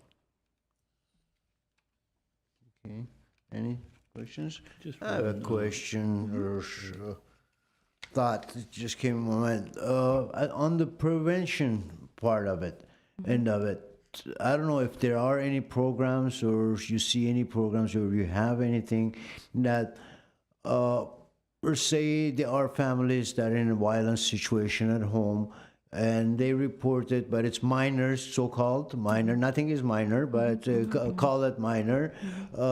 They call the cops, they show up, they write up a report, very light, nothing major, nobody presses any charge, move on. So do you have any access or some sort of a connection with the police or any other agency that you may be able to collect those people or some sort of connecting with them in a sense that, okay, you've gone through this small and you didn't file anything, it wasn't a big issue for you, or whatever the case was, or they were scared, whatever it may be, that you can help them to prevent that at the beginning when that one first step, that they come in and report it at least, or neighbor calls it in. Hey, I hear something in this family is going on, something in that factor. Is there something that you can walk in that household and help whoever the site is to control it? That's a really good point. Without intervention, it's very unlikely that the violence will not continue to escalate. So trying to get them early and doing early intervention absolutely would be a cost-saving measure. Do we have access to someone who didn't file a police report? Actually, no, because there's no record. What we need to see happen more is for law enforcement who responded and didn't take a report to give them our information, our resources, so that they will come to us directly. Or another way, if they don't have a report, they probably don't have a way to connect them to us. So we need to try to figure out what is a good way to intervene early. And so I did meet the police chief, and he seems very amenable to collaborating. I would love to continue to collaborate with him and see how we can reduce the violence in our community. I believe Glendale PD at least has officers designated or trained for family violence kind of situations when they show up. Like before the police department, there was a group of Crime Stoppers that Crime Stoppers would go find, or the police officers will find issues and stuff, and Crime Stoppers were giving them some sort of, first of all, it was anonymous phone calls that whoever made it to report certain things, and then on the back end, whoever reported it or encouraged to report, sometimes they get some sort of a gift, so-called, like financial help or something to that person to encourage them to do so more, or things like that. And so maybe something that you can collaborate, or they had a business card with the officers that they would hand out to people at some occasions. Maybe that's something that you might want to think that might be something, small business card police officers can hand out to the family member, whoever is in that situation, or the call they get without a report. Yes, Just a thought. absolutely. I don't know. I'm all about collaborating, so I'm excited to continue to grow our programs and to let folks know that we want to collaborate. Absolutely. Chair, I would just have one more question. You have a Erin is question? here. What question? Just quick. Would you like to meet our clinical supervisor? She's Sure. just going to She tell you a came little all the bit way about down her here. background. Yes. I'm sorry. Hi. Hi. This is my first time. I'm Erin Nakamura. I'm the clinical supervisor at the Y. So excited to work with Deborah. Super collaborative environment. Outside of my supervision here, what I do is I work as a field education faculty member at UCLA's social welfare program. And so I coordinate 2 behavioral health stipend programs focused on diversifying the social workforce. So prioritizing cultural and linguistic matches, so actively recruiting and placing students in sites that have this unmet need. And so when I started here, I see exactly the programming that stipends are targeting, right? Making sure that there's folks who are able to provide the service in language to maximize the benefit. So it's been really great to be back working in the community. I just moved to the area myself. My kids are in GUSD, so big fans of the city and the district, and just excited to be part of the community. Maybe you. you Welcome. can actually ask my questions. It's on funds expended last year, or the report I have here. Is it maybe because of your calendar year again?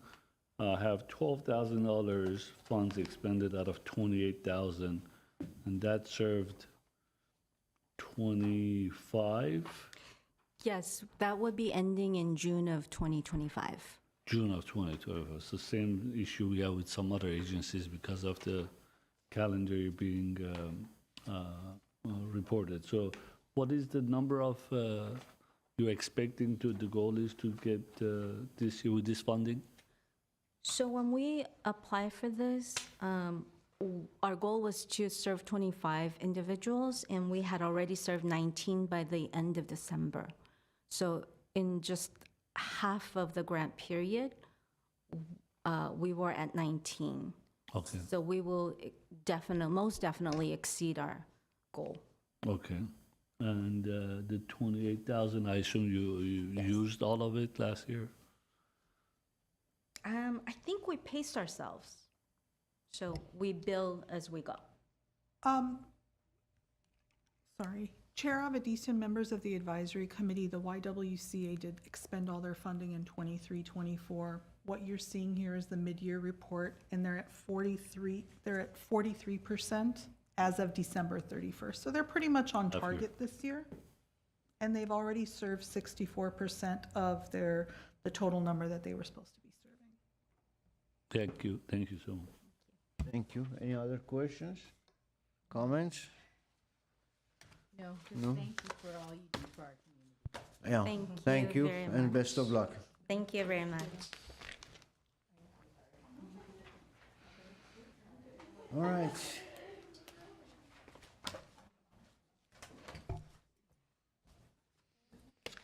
What is next, please, Iris? Next, we had public comment period scheduled. We don't have any callers or cards. So next is discussion and development of recommendations for public social services. And that would be item 5C1. All right. Does anyone likes to start? I mean, before we start, may I think I say this every year, but I don't think there's a solution for it. But obviously, we have almost 255,000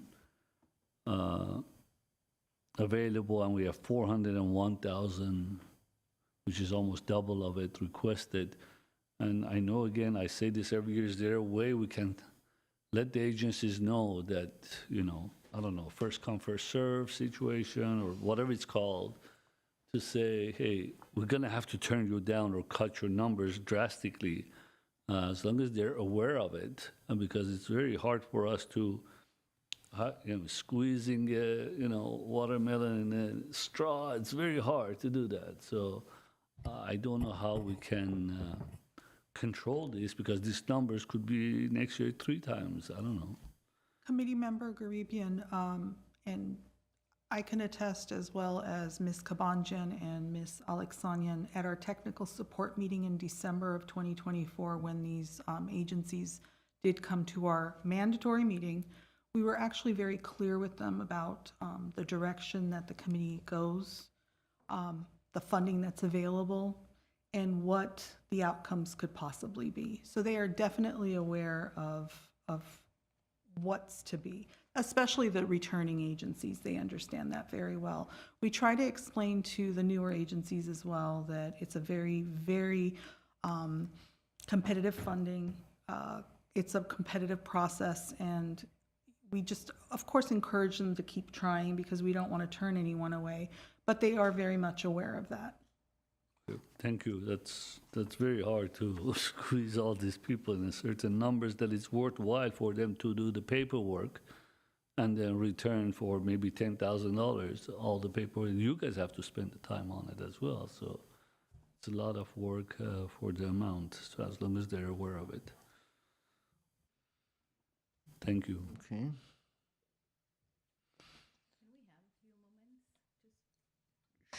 Sure. Yeah. Sure. Take your time.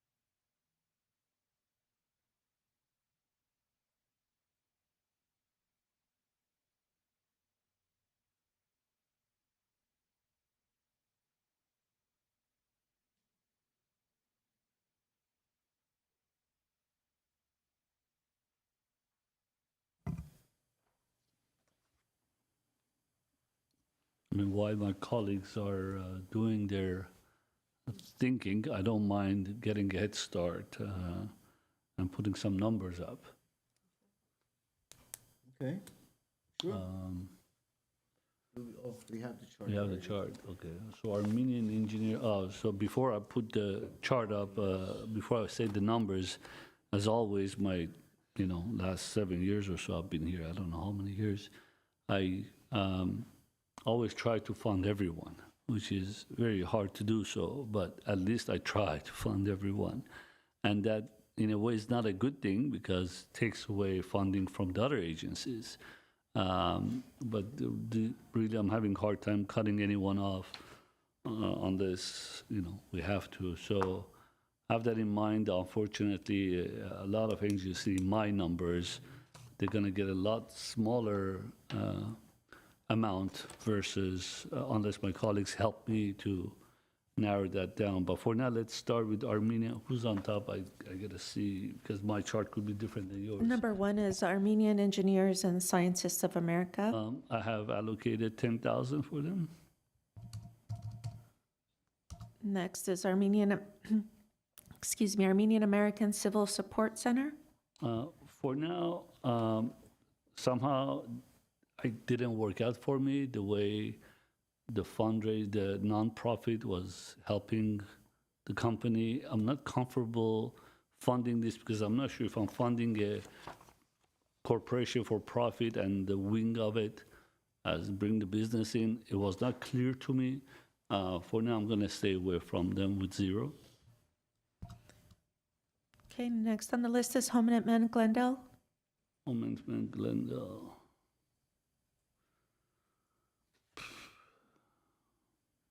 I have allocated 15,000 for them. Then Armenian Bar Association. 10,000. Armenian Relief Society of Western USA. 68,000. Catholic Charities of Los Angeles. 33,000. Community for Armenian Students in Public Schools. CASPS. 29,000. Door of Hope. 20,000. Glendale Youth Alliance. 15,000. Home Again LA. 15,000. Housing Rights Center. 10,000. Salvation Army. 20,000. And YWCA of Glendale and Pasadena. 10,000.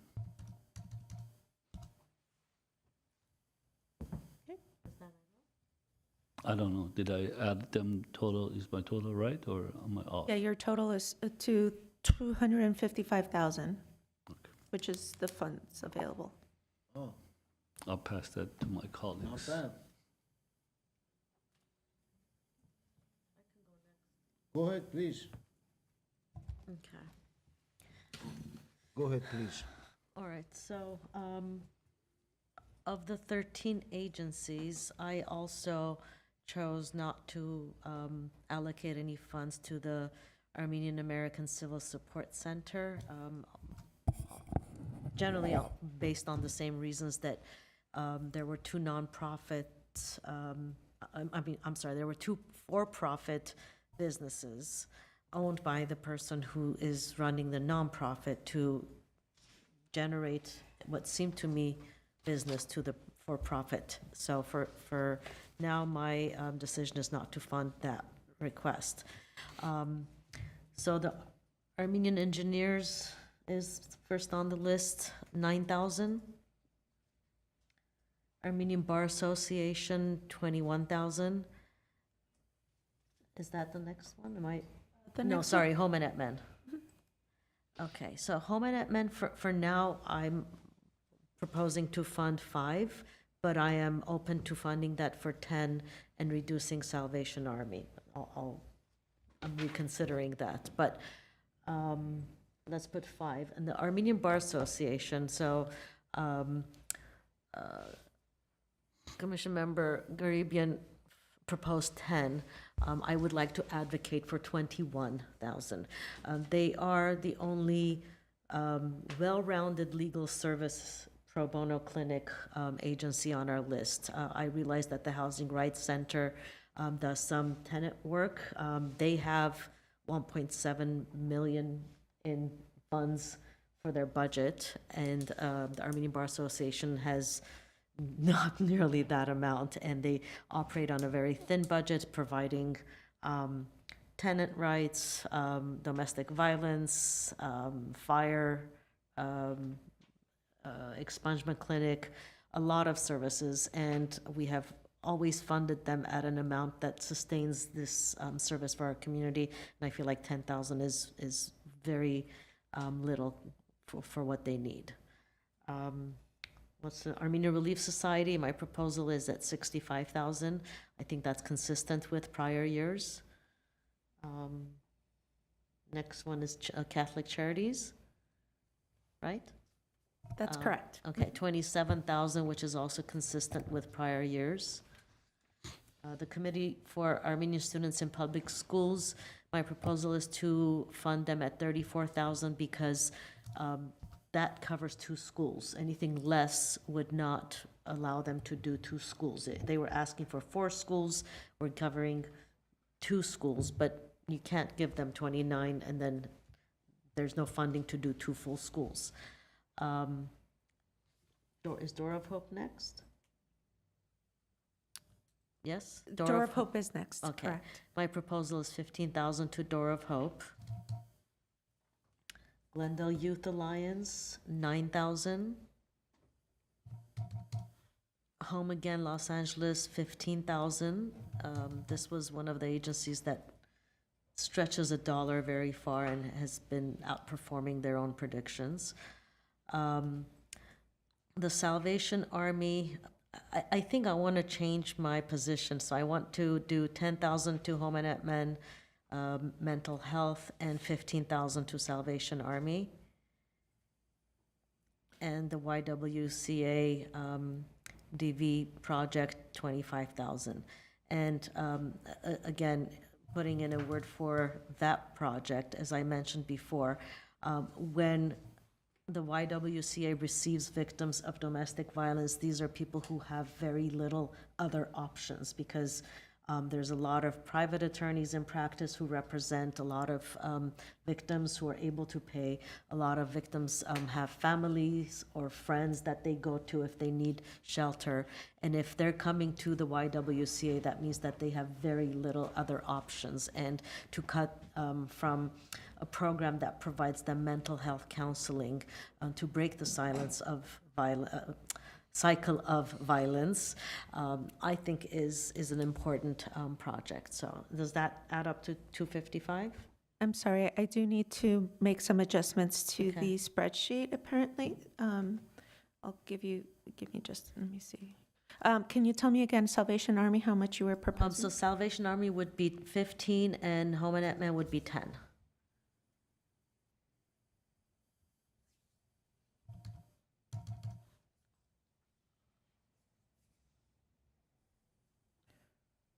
That's 255,000, so, Okay. yeah. Thank you.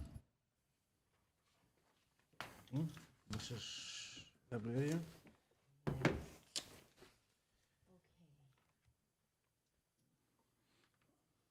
I am, just like last year, these has been just very difficult. Let me Sorry, put my speaker on, thank you. All right. Again, just like last year, this is also very challenging. We've had over $400,000 more requested than our budget allows. So with that, I thought I'd start with last year's and listen to the presentations, listen to the programs that they were asking to be funded, and looked at the environment, and what's going on, and what we expect. We have more people unemployed, and inflation's going to go up, and looking at our priorities for funding. And that's what plus also taking into consideration that, very much right around us, we had a tragedy with the Eaton fires and the fires here in this area. So this is what this is based. I think if I could, just like everybody else, we'd give everybody their funding so that we can serve our community and have a healthier and happier community overall. So I'll start there and let you know that I'm going to keep Armenian Engineers and Scientists of America at 10. I too think I see a big conflict of interest with our well-intentioned Armenian American Civil Support Center, but we have to watch out for HUD guidelines, et cetera, and make sure that we are abiding by them. So I also have 0. I will keep the Armenian Bar Association at 20,000 and commend them for acting so quickly to help the fire victims.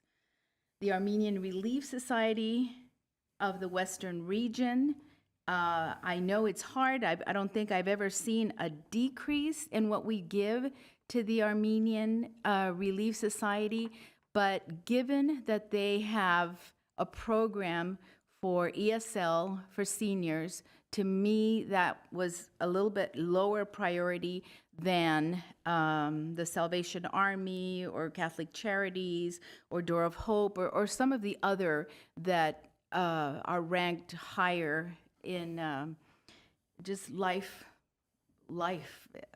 requirements.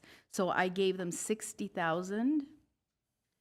For Catholic Charities of Los Angeles, last year, I know I heard one of my colleagues say in line with last year, but last year we decimated the Catholic Charities of Los Angeles, and they give such critically important services to the most needy in our community.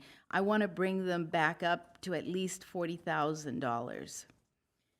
Then the Committee for Armenian Students in Public Schools fund 2 schools again, $34,000. The Door of Hope Mental health and case management, 20,000. The Glendale Youth Alliance, keep them at 10,000. And I'm very happy that they're a city program and they have other good resources for funding. And Home Again LA at 15,000. The Hominid Men Glendale Ararat chapter is incredibly, I mean, the program itself is amazing. I have some questions about the mental health wellness for athletes, and I don't have the confidence that they've developed a program that's going to help. And at this time, I don't think we have the funding to start a new program like that without a little more confidence in it. So I said 0. Then the Housing Rights Center, 10,000. The Salvation Army, 20,000. And with all due respect to the WCA of Glendale and Pasadena, because I know and I love their programs, having been on their board and served a long time on there, that you absolutely do great services. Since we are offering you $605,000 in capital, I'm going to award $16,000 for the YWCA on social services program. Am I okay in the figures? You did even out, yeah. Okay, thank you. Exact. Good. Wow, good calculators. Okay. I guess it's me.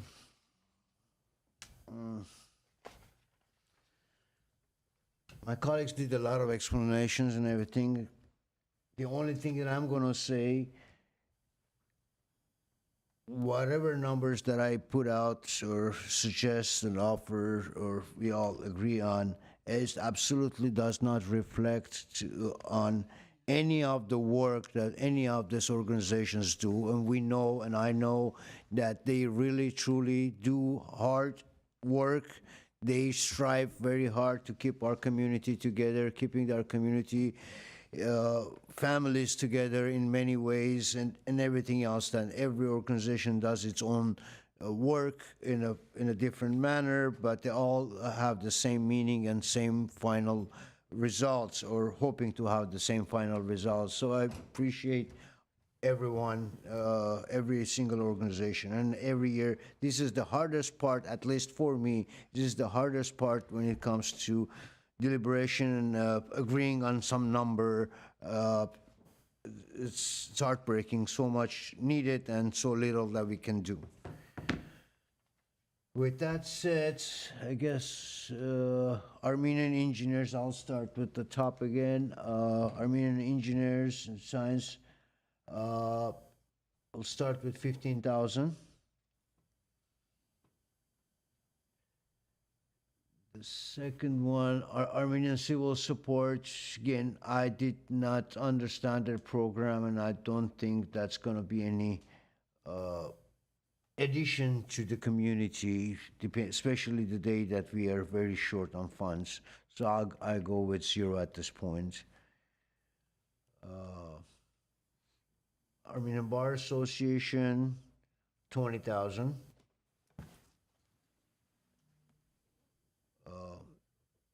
ARS, 60.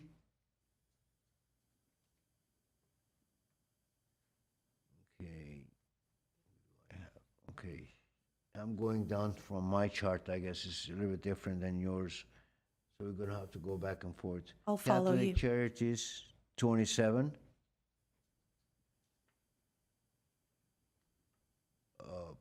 CAS, 34.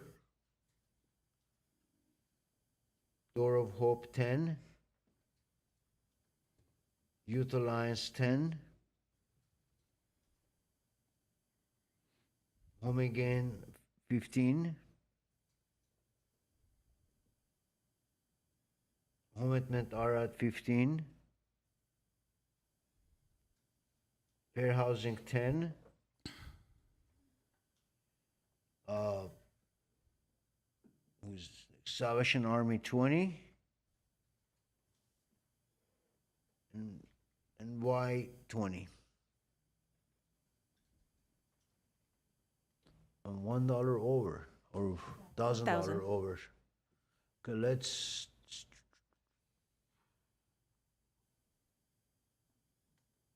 $1,000 over.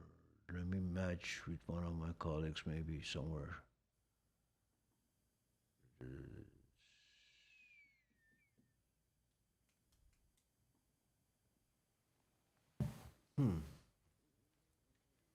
I guess. Sorry? Maybe from the budget for engineers that you provided, because the rest of us are lower. Yeah, maybe, yeah. That's what I was thinking. Make that 14 to make it less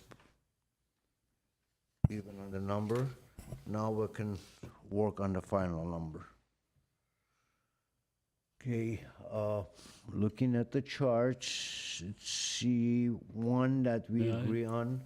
Go ahead. May I just do one correction? I think the Glendale Youth Alliance, we have it on here that they request minimum 10,000. I asked her, she said, no, it should be 15. That's what she replied. That's why I put the 15. So is it 10 or 15? On the book, it says 15. I mean 10. That's one, but I asked her, she said 15. Yeah. So that was one of the reasons. But for now, because all my colleagues are going by what we have in our records, written 10, I'll change mine to 10, and I'll add that 5 to CASP because that's what their minimum requirement is.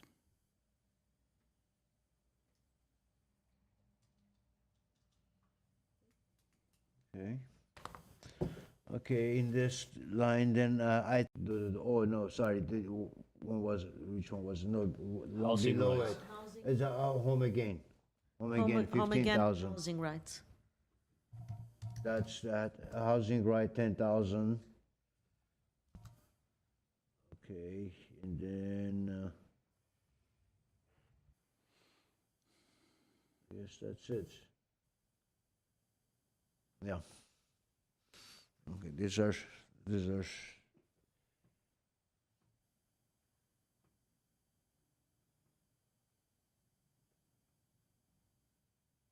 If Ms. Manu can adjust the Glendale Youth Center with 1,000 anywhere else, we can put that line away.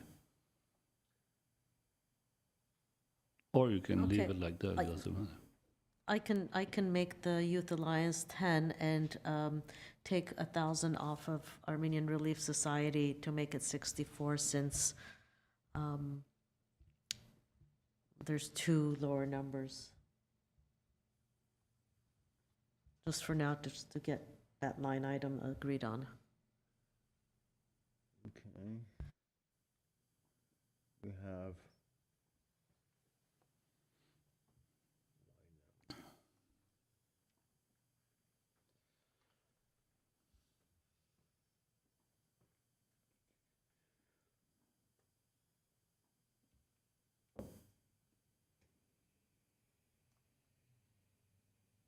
Pro bono clinic, we have 20, 20, 10, and 21.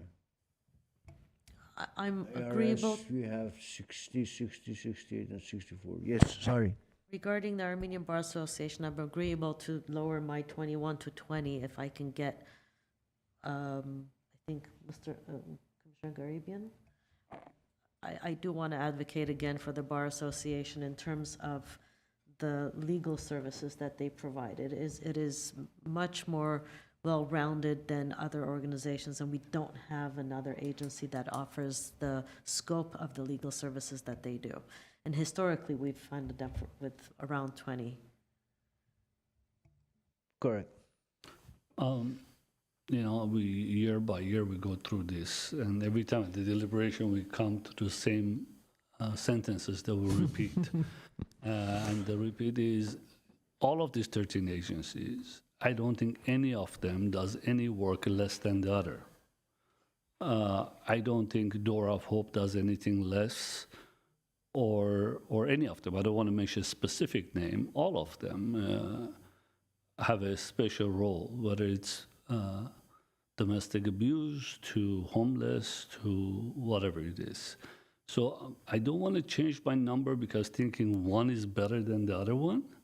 I want to be who I'm doing it, obviously different reasons, who has more fundings, who's got the capabilities to funds, and so on and so forth. I mean, there's a lot more to consider than just which agency has a more important role than the other ones, because I think each one of them has an important role. So I don't think that would be the decision-making for me as far as categorizing who's important. So based on that for now, that's a big jump for me to give away on Bar Association to adjust 10,000 somewhere else. Not that Armenian Bar Association doesn't deserve it, just I have to cut 10,000 from somewhere else.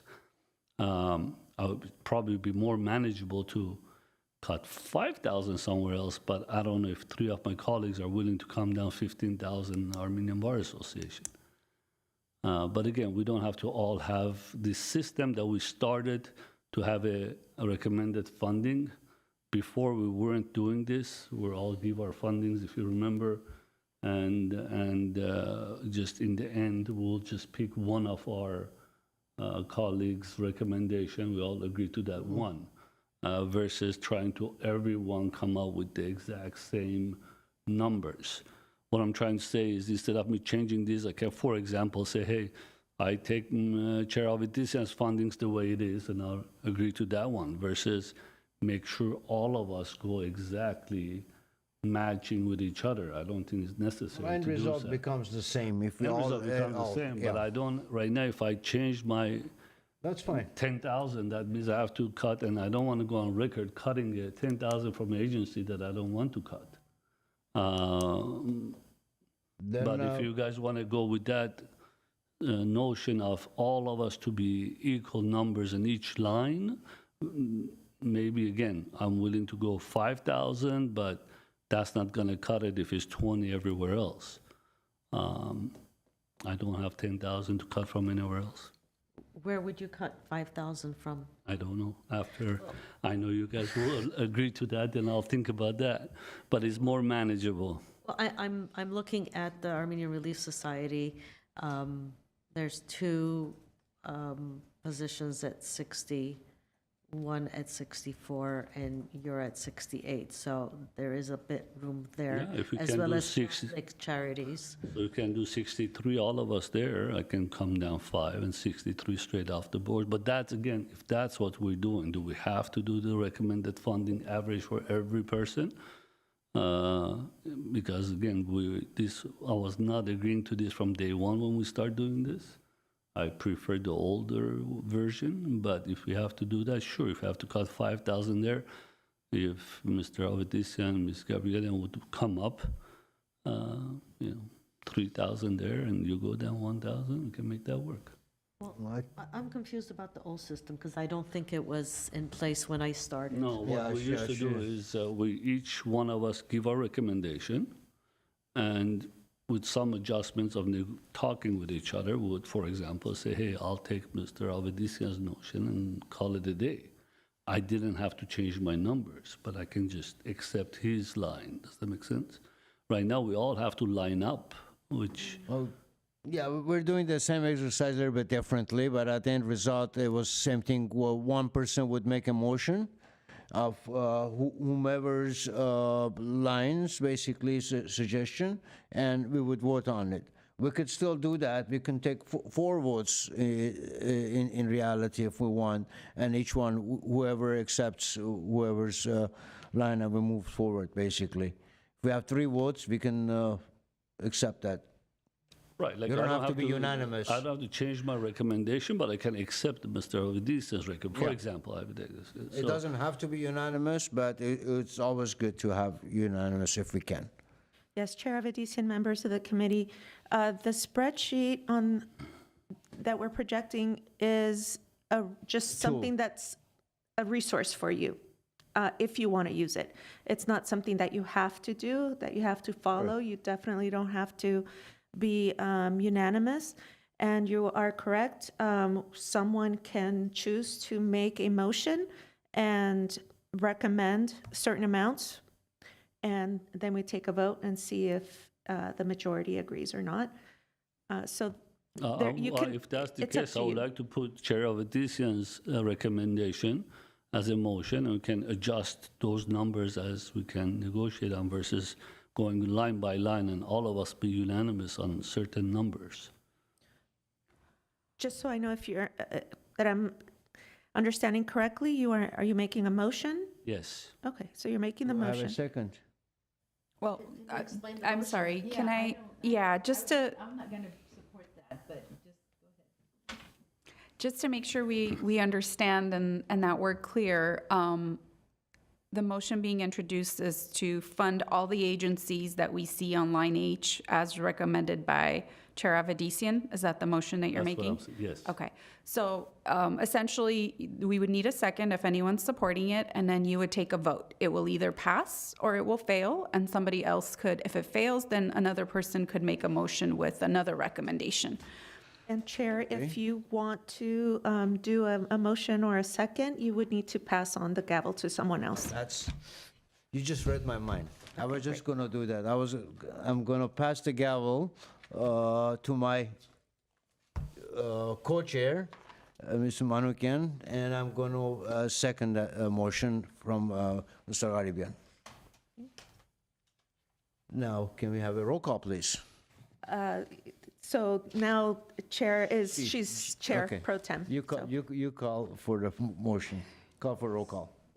So roll call for the motion that Chairpersons Avedissian. Is your mic on? Sorry, your microphone.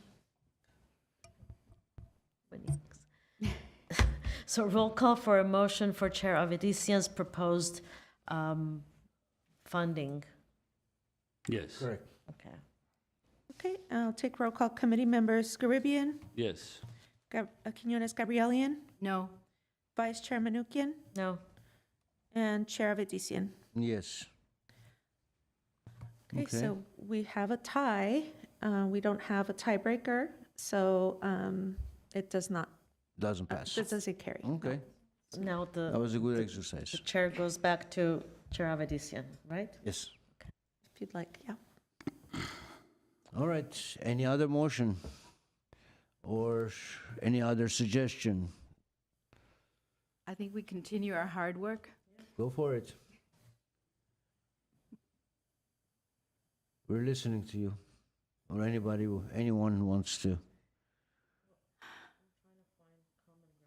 Common grounds, okay. I can actually comfortably can say I can remove or reduce line number 1 ASA to 10,000 and move that 4,000 to ARS.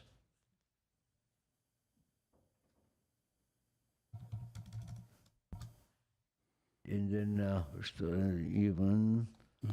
Why don't you change my 68,000 ARS to 64,000 as well? And bring that to the Bar Association. So make that what was it, 14? Yes, correct, 14. I'm willing to take 1,000 from the Armenian Bar Association to the Armenian engineers so that we can have an agreement for 10. Okay. Thank you, that works. Let's see what else we have, 34.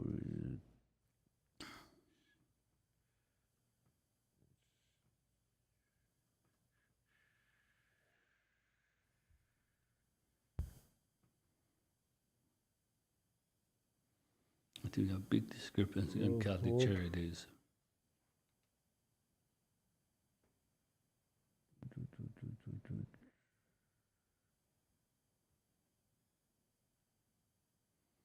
Salvation Army, am I the only? Oh no, can you move your mouse a little bit? Salvation Army, Ms. Manukian is 15, we're all under 20. I mean, the reason for my thinking is that in the prior 2 years, I don't remember the Salvation Army asking. They have other sources, so to me, they're a new request. And I think that the Bar Association, the Home and Men Project, and the YWCA, in my mind, have more need for these funds than the Salvation Army does.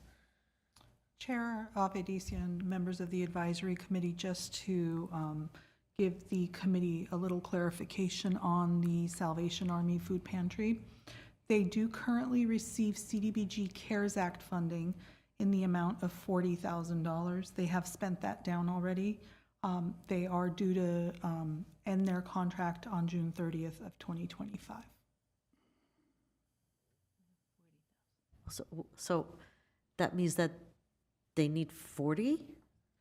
They currently have $40,000 for this funding year. For this funding year. But out of CARES Act and not the traditional CDBG.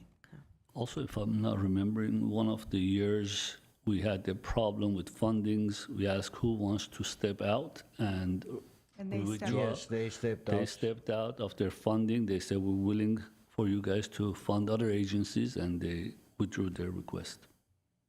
So they only come when they really need it, I think. Yeah. Yeah. I wish we can fund everyone to highest possible, but unfortunately, sadly, You know, I mean, I did not recall that, well, it's too bad, though. They've already spent it down, though. The $40,000 has been spent down. Well, they're But- in the process of They're in spending the it up, but process, they are pretty much ahead. There are two other agencies that receive CARES funding for a food pantry. That's Armenian Relief Society and Catholic Charities. They're not quite there, but they're also almost done with spending that down. The reason they're almost done before the year is out is because this is an 18-month grant that they had. So many of them had a head start on that. And that's so critical. so the food pantry and any of the organizations, at least I know Salvation Army, it's always full as the clients, people walking in needing, and the shelves are quite often rotating, empties out quite fast. Just an I don't know. observation, committee member Quinones Gabrielian, their request was minimum of 38,000. I'm not sure if that will help you in trying to balance something else for you. I know you had You mean the Salvation Army? Catholic Charities. Oh, Catholic Charities. Loaves and Fishes, it looks like their minimum request was 38,000. And I know you had funded them. I am willing to go down to 38,000. I know it's small, but No, every, it is, yeah. every thousand helps in trying to Okay. balance it. And I would give it to the YWCA.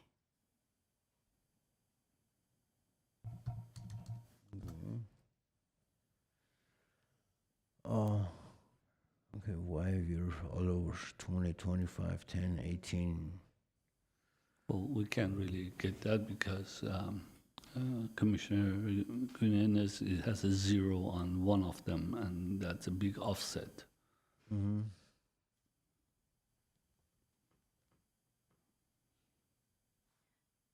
Did we agree not even, let me see, to not We agreed even not look to at agree.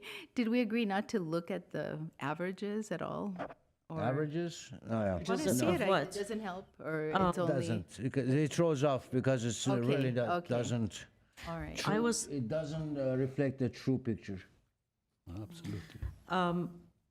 So there's two line items where we're close, and I'm maybe proposing to make a change. So Salvation Army and Armenian Relief Society. Armenian Relief Society, I'm at 64, and Salvation Army 15, and the rest of you on Salvation Army are at 20. So if I take Armenian Relief Society's 4,000 onto Salvation Army at 19, But we're all at 64 except Guineans and Salvation and Armenian. no, Relief your Salvation Army, everybody else is at 20. I'm proposing for us to get to 19, and for Armenian Relief Society, for us to get to 60. And then everybody else's overage, we can maybe look at the Armenian Bar Association, to bring those up.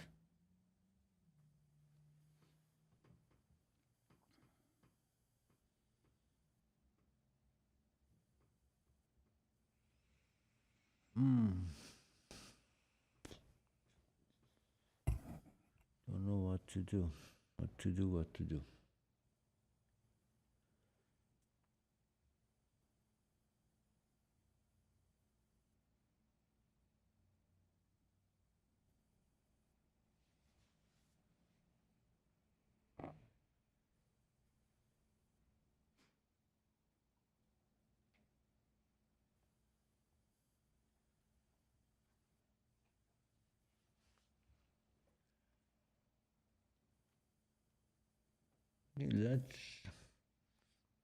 Let me take that 5,000 from amendment and bring it down to Loaves and Fish, Catholic Charities.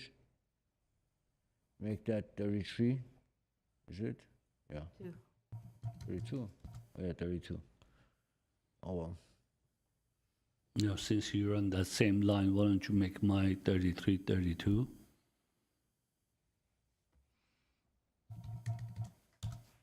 At that 1,000,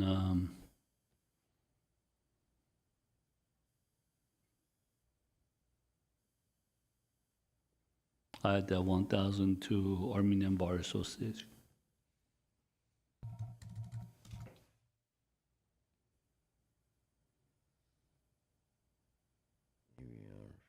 Where are we not matching? I don't know. Everybody.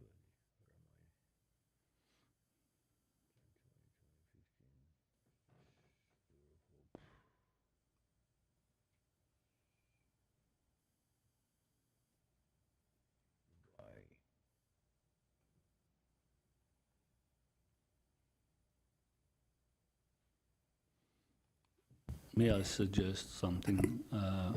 I think if we're trying to come up with column G to be unanimous, it's not going to happen because not all of us recommended on all the lines equally. So that will never reach that G because Commissioner Gabriela Guinez only allocated funding for, I think, 12, 13, whatever those numbers are. And there's a big number there to adjust among the rest.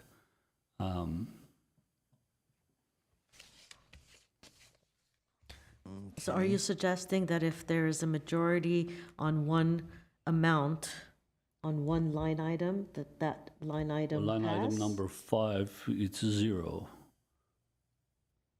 As far as we're missing 1, so you can never come to that conclusion of. Yeah, I think we should just move on to another motion. Right. Somebody else make another motion. I'll make a motion again to have Chair Avedisian's recommendation as is. Okay, I pass my gavel if nobody else is seconding. But I need time to compare his to mine now. So give me 1 second.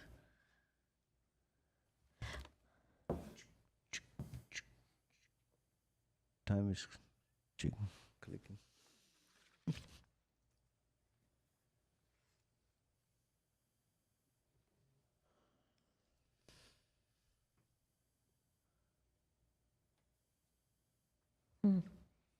You're more aligned with him than I am. Mm-hmm. Yeah. But I passed his motion. I mean, she's more aligned with you than I am, but I'm willing to give that.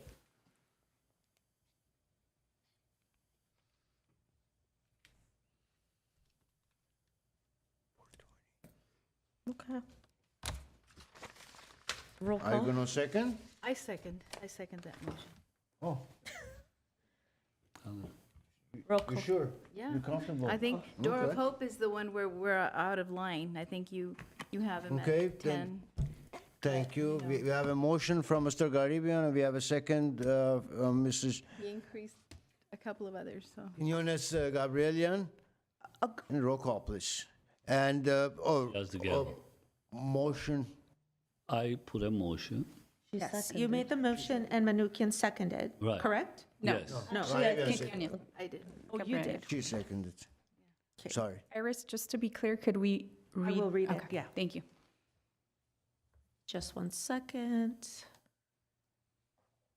Why don't you, fill in all the squares. Or and then- highlight it I all. will. And then read it. Yeah.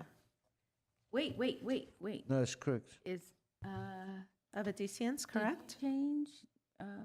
Okay, all right, thank you. That's fine.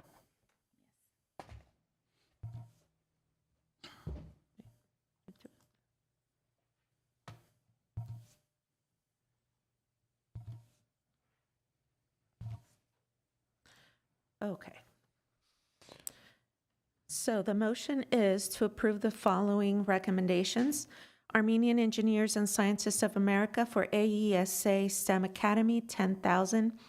Armenian American Civil Support Center for the Transportation and Bilingual Information Services for low moderate income individuals, 0. Hominid Men Glendale Ararat Chapter Mental Wellness and Athletes Program, 10,000. Armenian Bar Association Pro Bono Legal Services, 20,000. Armenian Relief Society of Western USA Community Outreach Program, 64,000. Catholic Charities of Los Angeles Loaves and Fishes Program, 32,000. Community for Armenian Students in Public Schools Intervention Prevention Clinical Group Counseling, 34,000. Door of Hope DV Mental Health and Case Management, 10,000. Glendale Youth Alliance Youth Employment Program, 10,000. Home Again Los Angeles Crisis Aid for Homeless Families, 15,000. Housing Rights Center Fair Housing Services, 10,000. Salvation Army People's Choice Market, 20,000. And YWCA of Glendale and Pasadena Mental Health Services for Survivors of Domestic Violence, 20,000. And again, I had a motion from Garibian and a second from Quinones Gabrielian. I'll take roll call. Committee members Garibian, Yes. Quinones Gabrielian, Yes. Vice Chair Menuchyan, Yes. and Chair Avedisian. Yes. Motion carries. Next on the agenda is item 5C2, which is the motion to provide direction to staff on a CDBG contingency funding plan for fiscal year 2025-2026 public social services.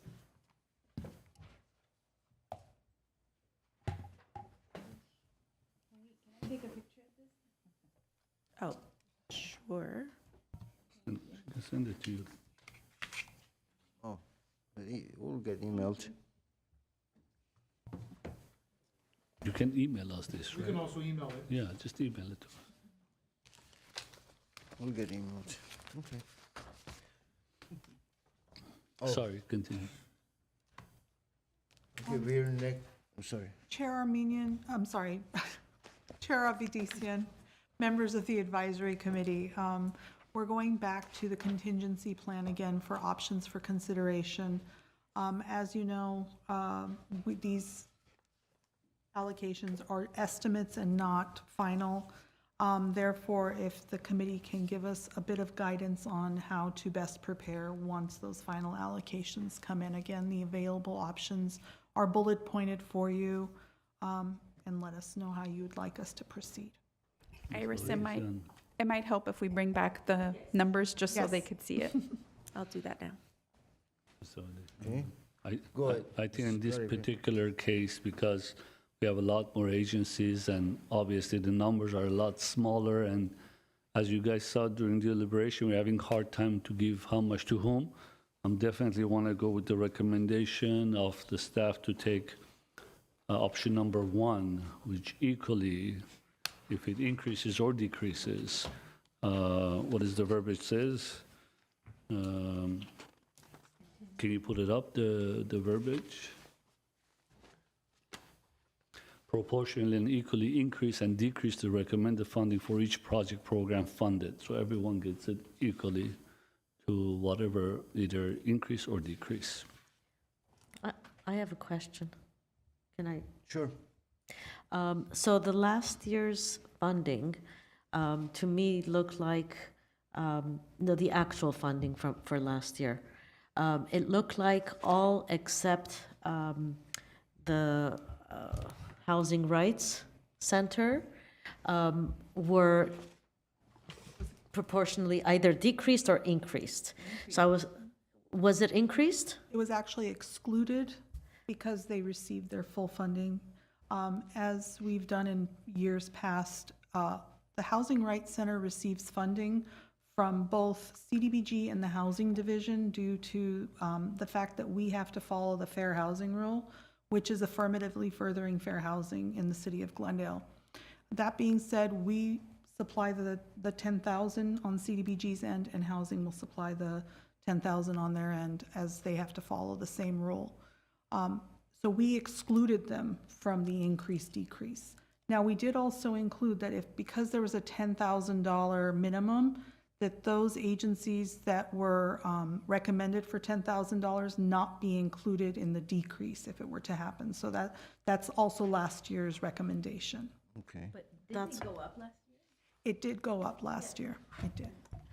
But my question was in order to understand whether I agree with, generally speaking, allocating the same increase or decrease to all agencies, but I feel like the Housing Rights Center needs to be treated differently like it has been in the past. Correct. And so if I can propose the motion for the proportional increase or decrease to all agencies except the Housing Rights Center and their situation to be treated the same as prior years?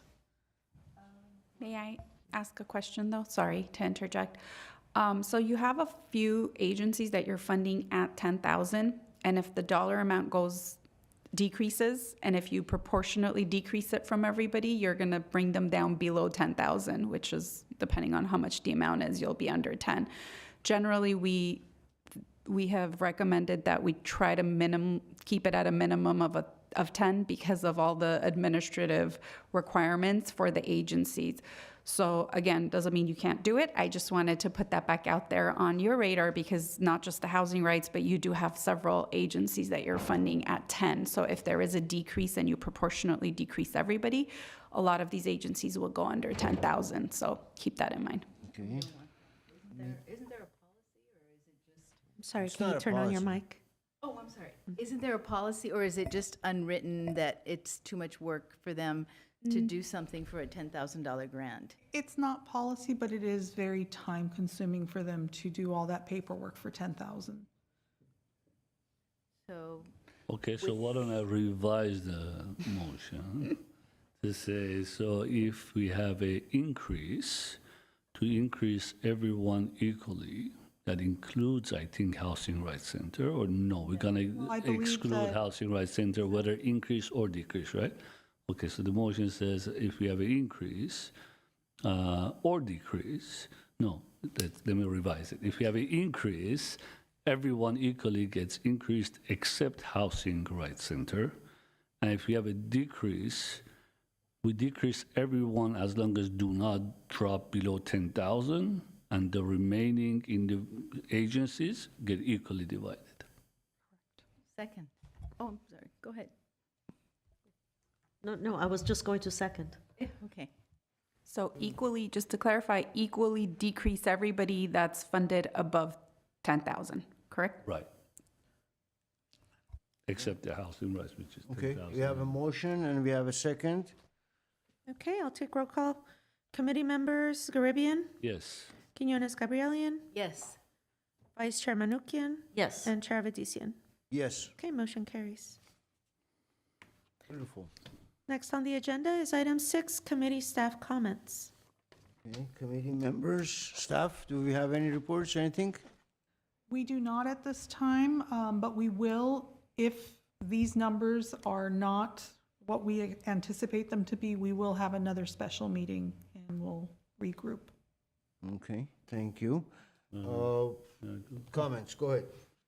First, I want to thank my colleagues here. Obviously, it's always hard every year go through this. And thanks to the staff, you guys done a great job as always. Every year, you guys have answers to all our questions and direct us to the right direction. But at the same time, I want to emphasize we're missing a committee member today. Zanko Armenia, who for health purposes is now with us today. We want to wish him well and hopefully speedy recovery and hope to see him soon. Okay, good, sure. Thank you. I just want to say I thought it was a very productive day. Thank you, staff, for helping us prepare for this. And I loved the deliberations up here. I think they were fair, they were clear, they were transparent. All of the organizations came and represented very well, and we thank them for what they've done and what they're going to continue to do. And I missed having Zanku here. I hope he comes back soon and that he recovers fully. And thank you, Mr. Chair, for leading us through today and finishing up on time. Thank you. Welcome. Go ahead, Ms. Monica. I also wanted to thank the staff for informing us and preparing us well for this. I want to thank my fellow advisory board members for having very respectful, robust debate and coming to a conclusion easily. And all the agencies who have appeared before us, I think they are all worthy agencies that serve our community. And lastly, yes, we all miss advisory board member Zanko Armenian's presence and contribution, and I wish him good health and speedy recovery. Thank you. I will echo my colleagues in regards to staff and hard work and everything that they've done. They continuously do for us as a committee members to keep us on the track, first of all, keep us in the right track without missing anything or affecting anything. Also, I want to thank my colleagues. I also want to thank my prior appointees, right? The councilman Ardi Kasakian that had appointed me to this commission. Prior to him, it was Vartan Garapetyan that had appointed me to this commission. I wish that I get reappointed. I truly, honestly, soul heart, I love this committee. I love the work that we do. I enjoy it very much, and I look forward to working with my colleagues and the staff to moving forward. If it happens, I'll be more than happy to come back and serve as much as they allow me. If not, God bless you guys all. Thank you, and see you soon around the city. Thank you. Appreciate all that. I'll call the meeting to adjourn. We adjourned at 4:33.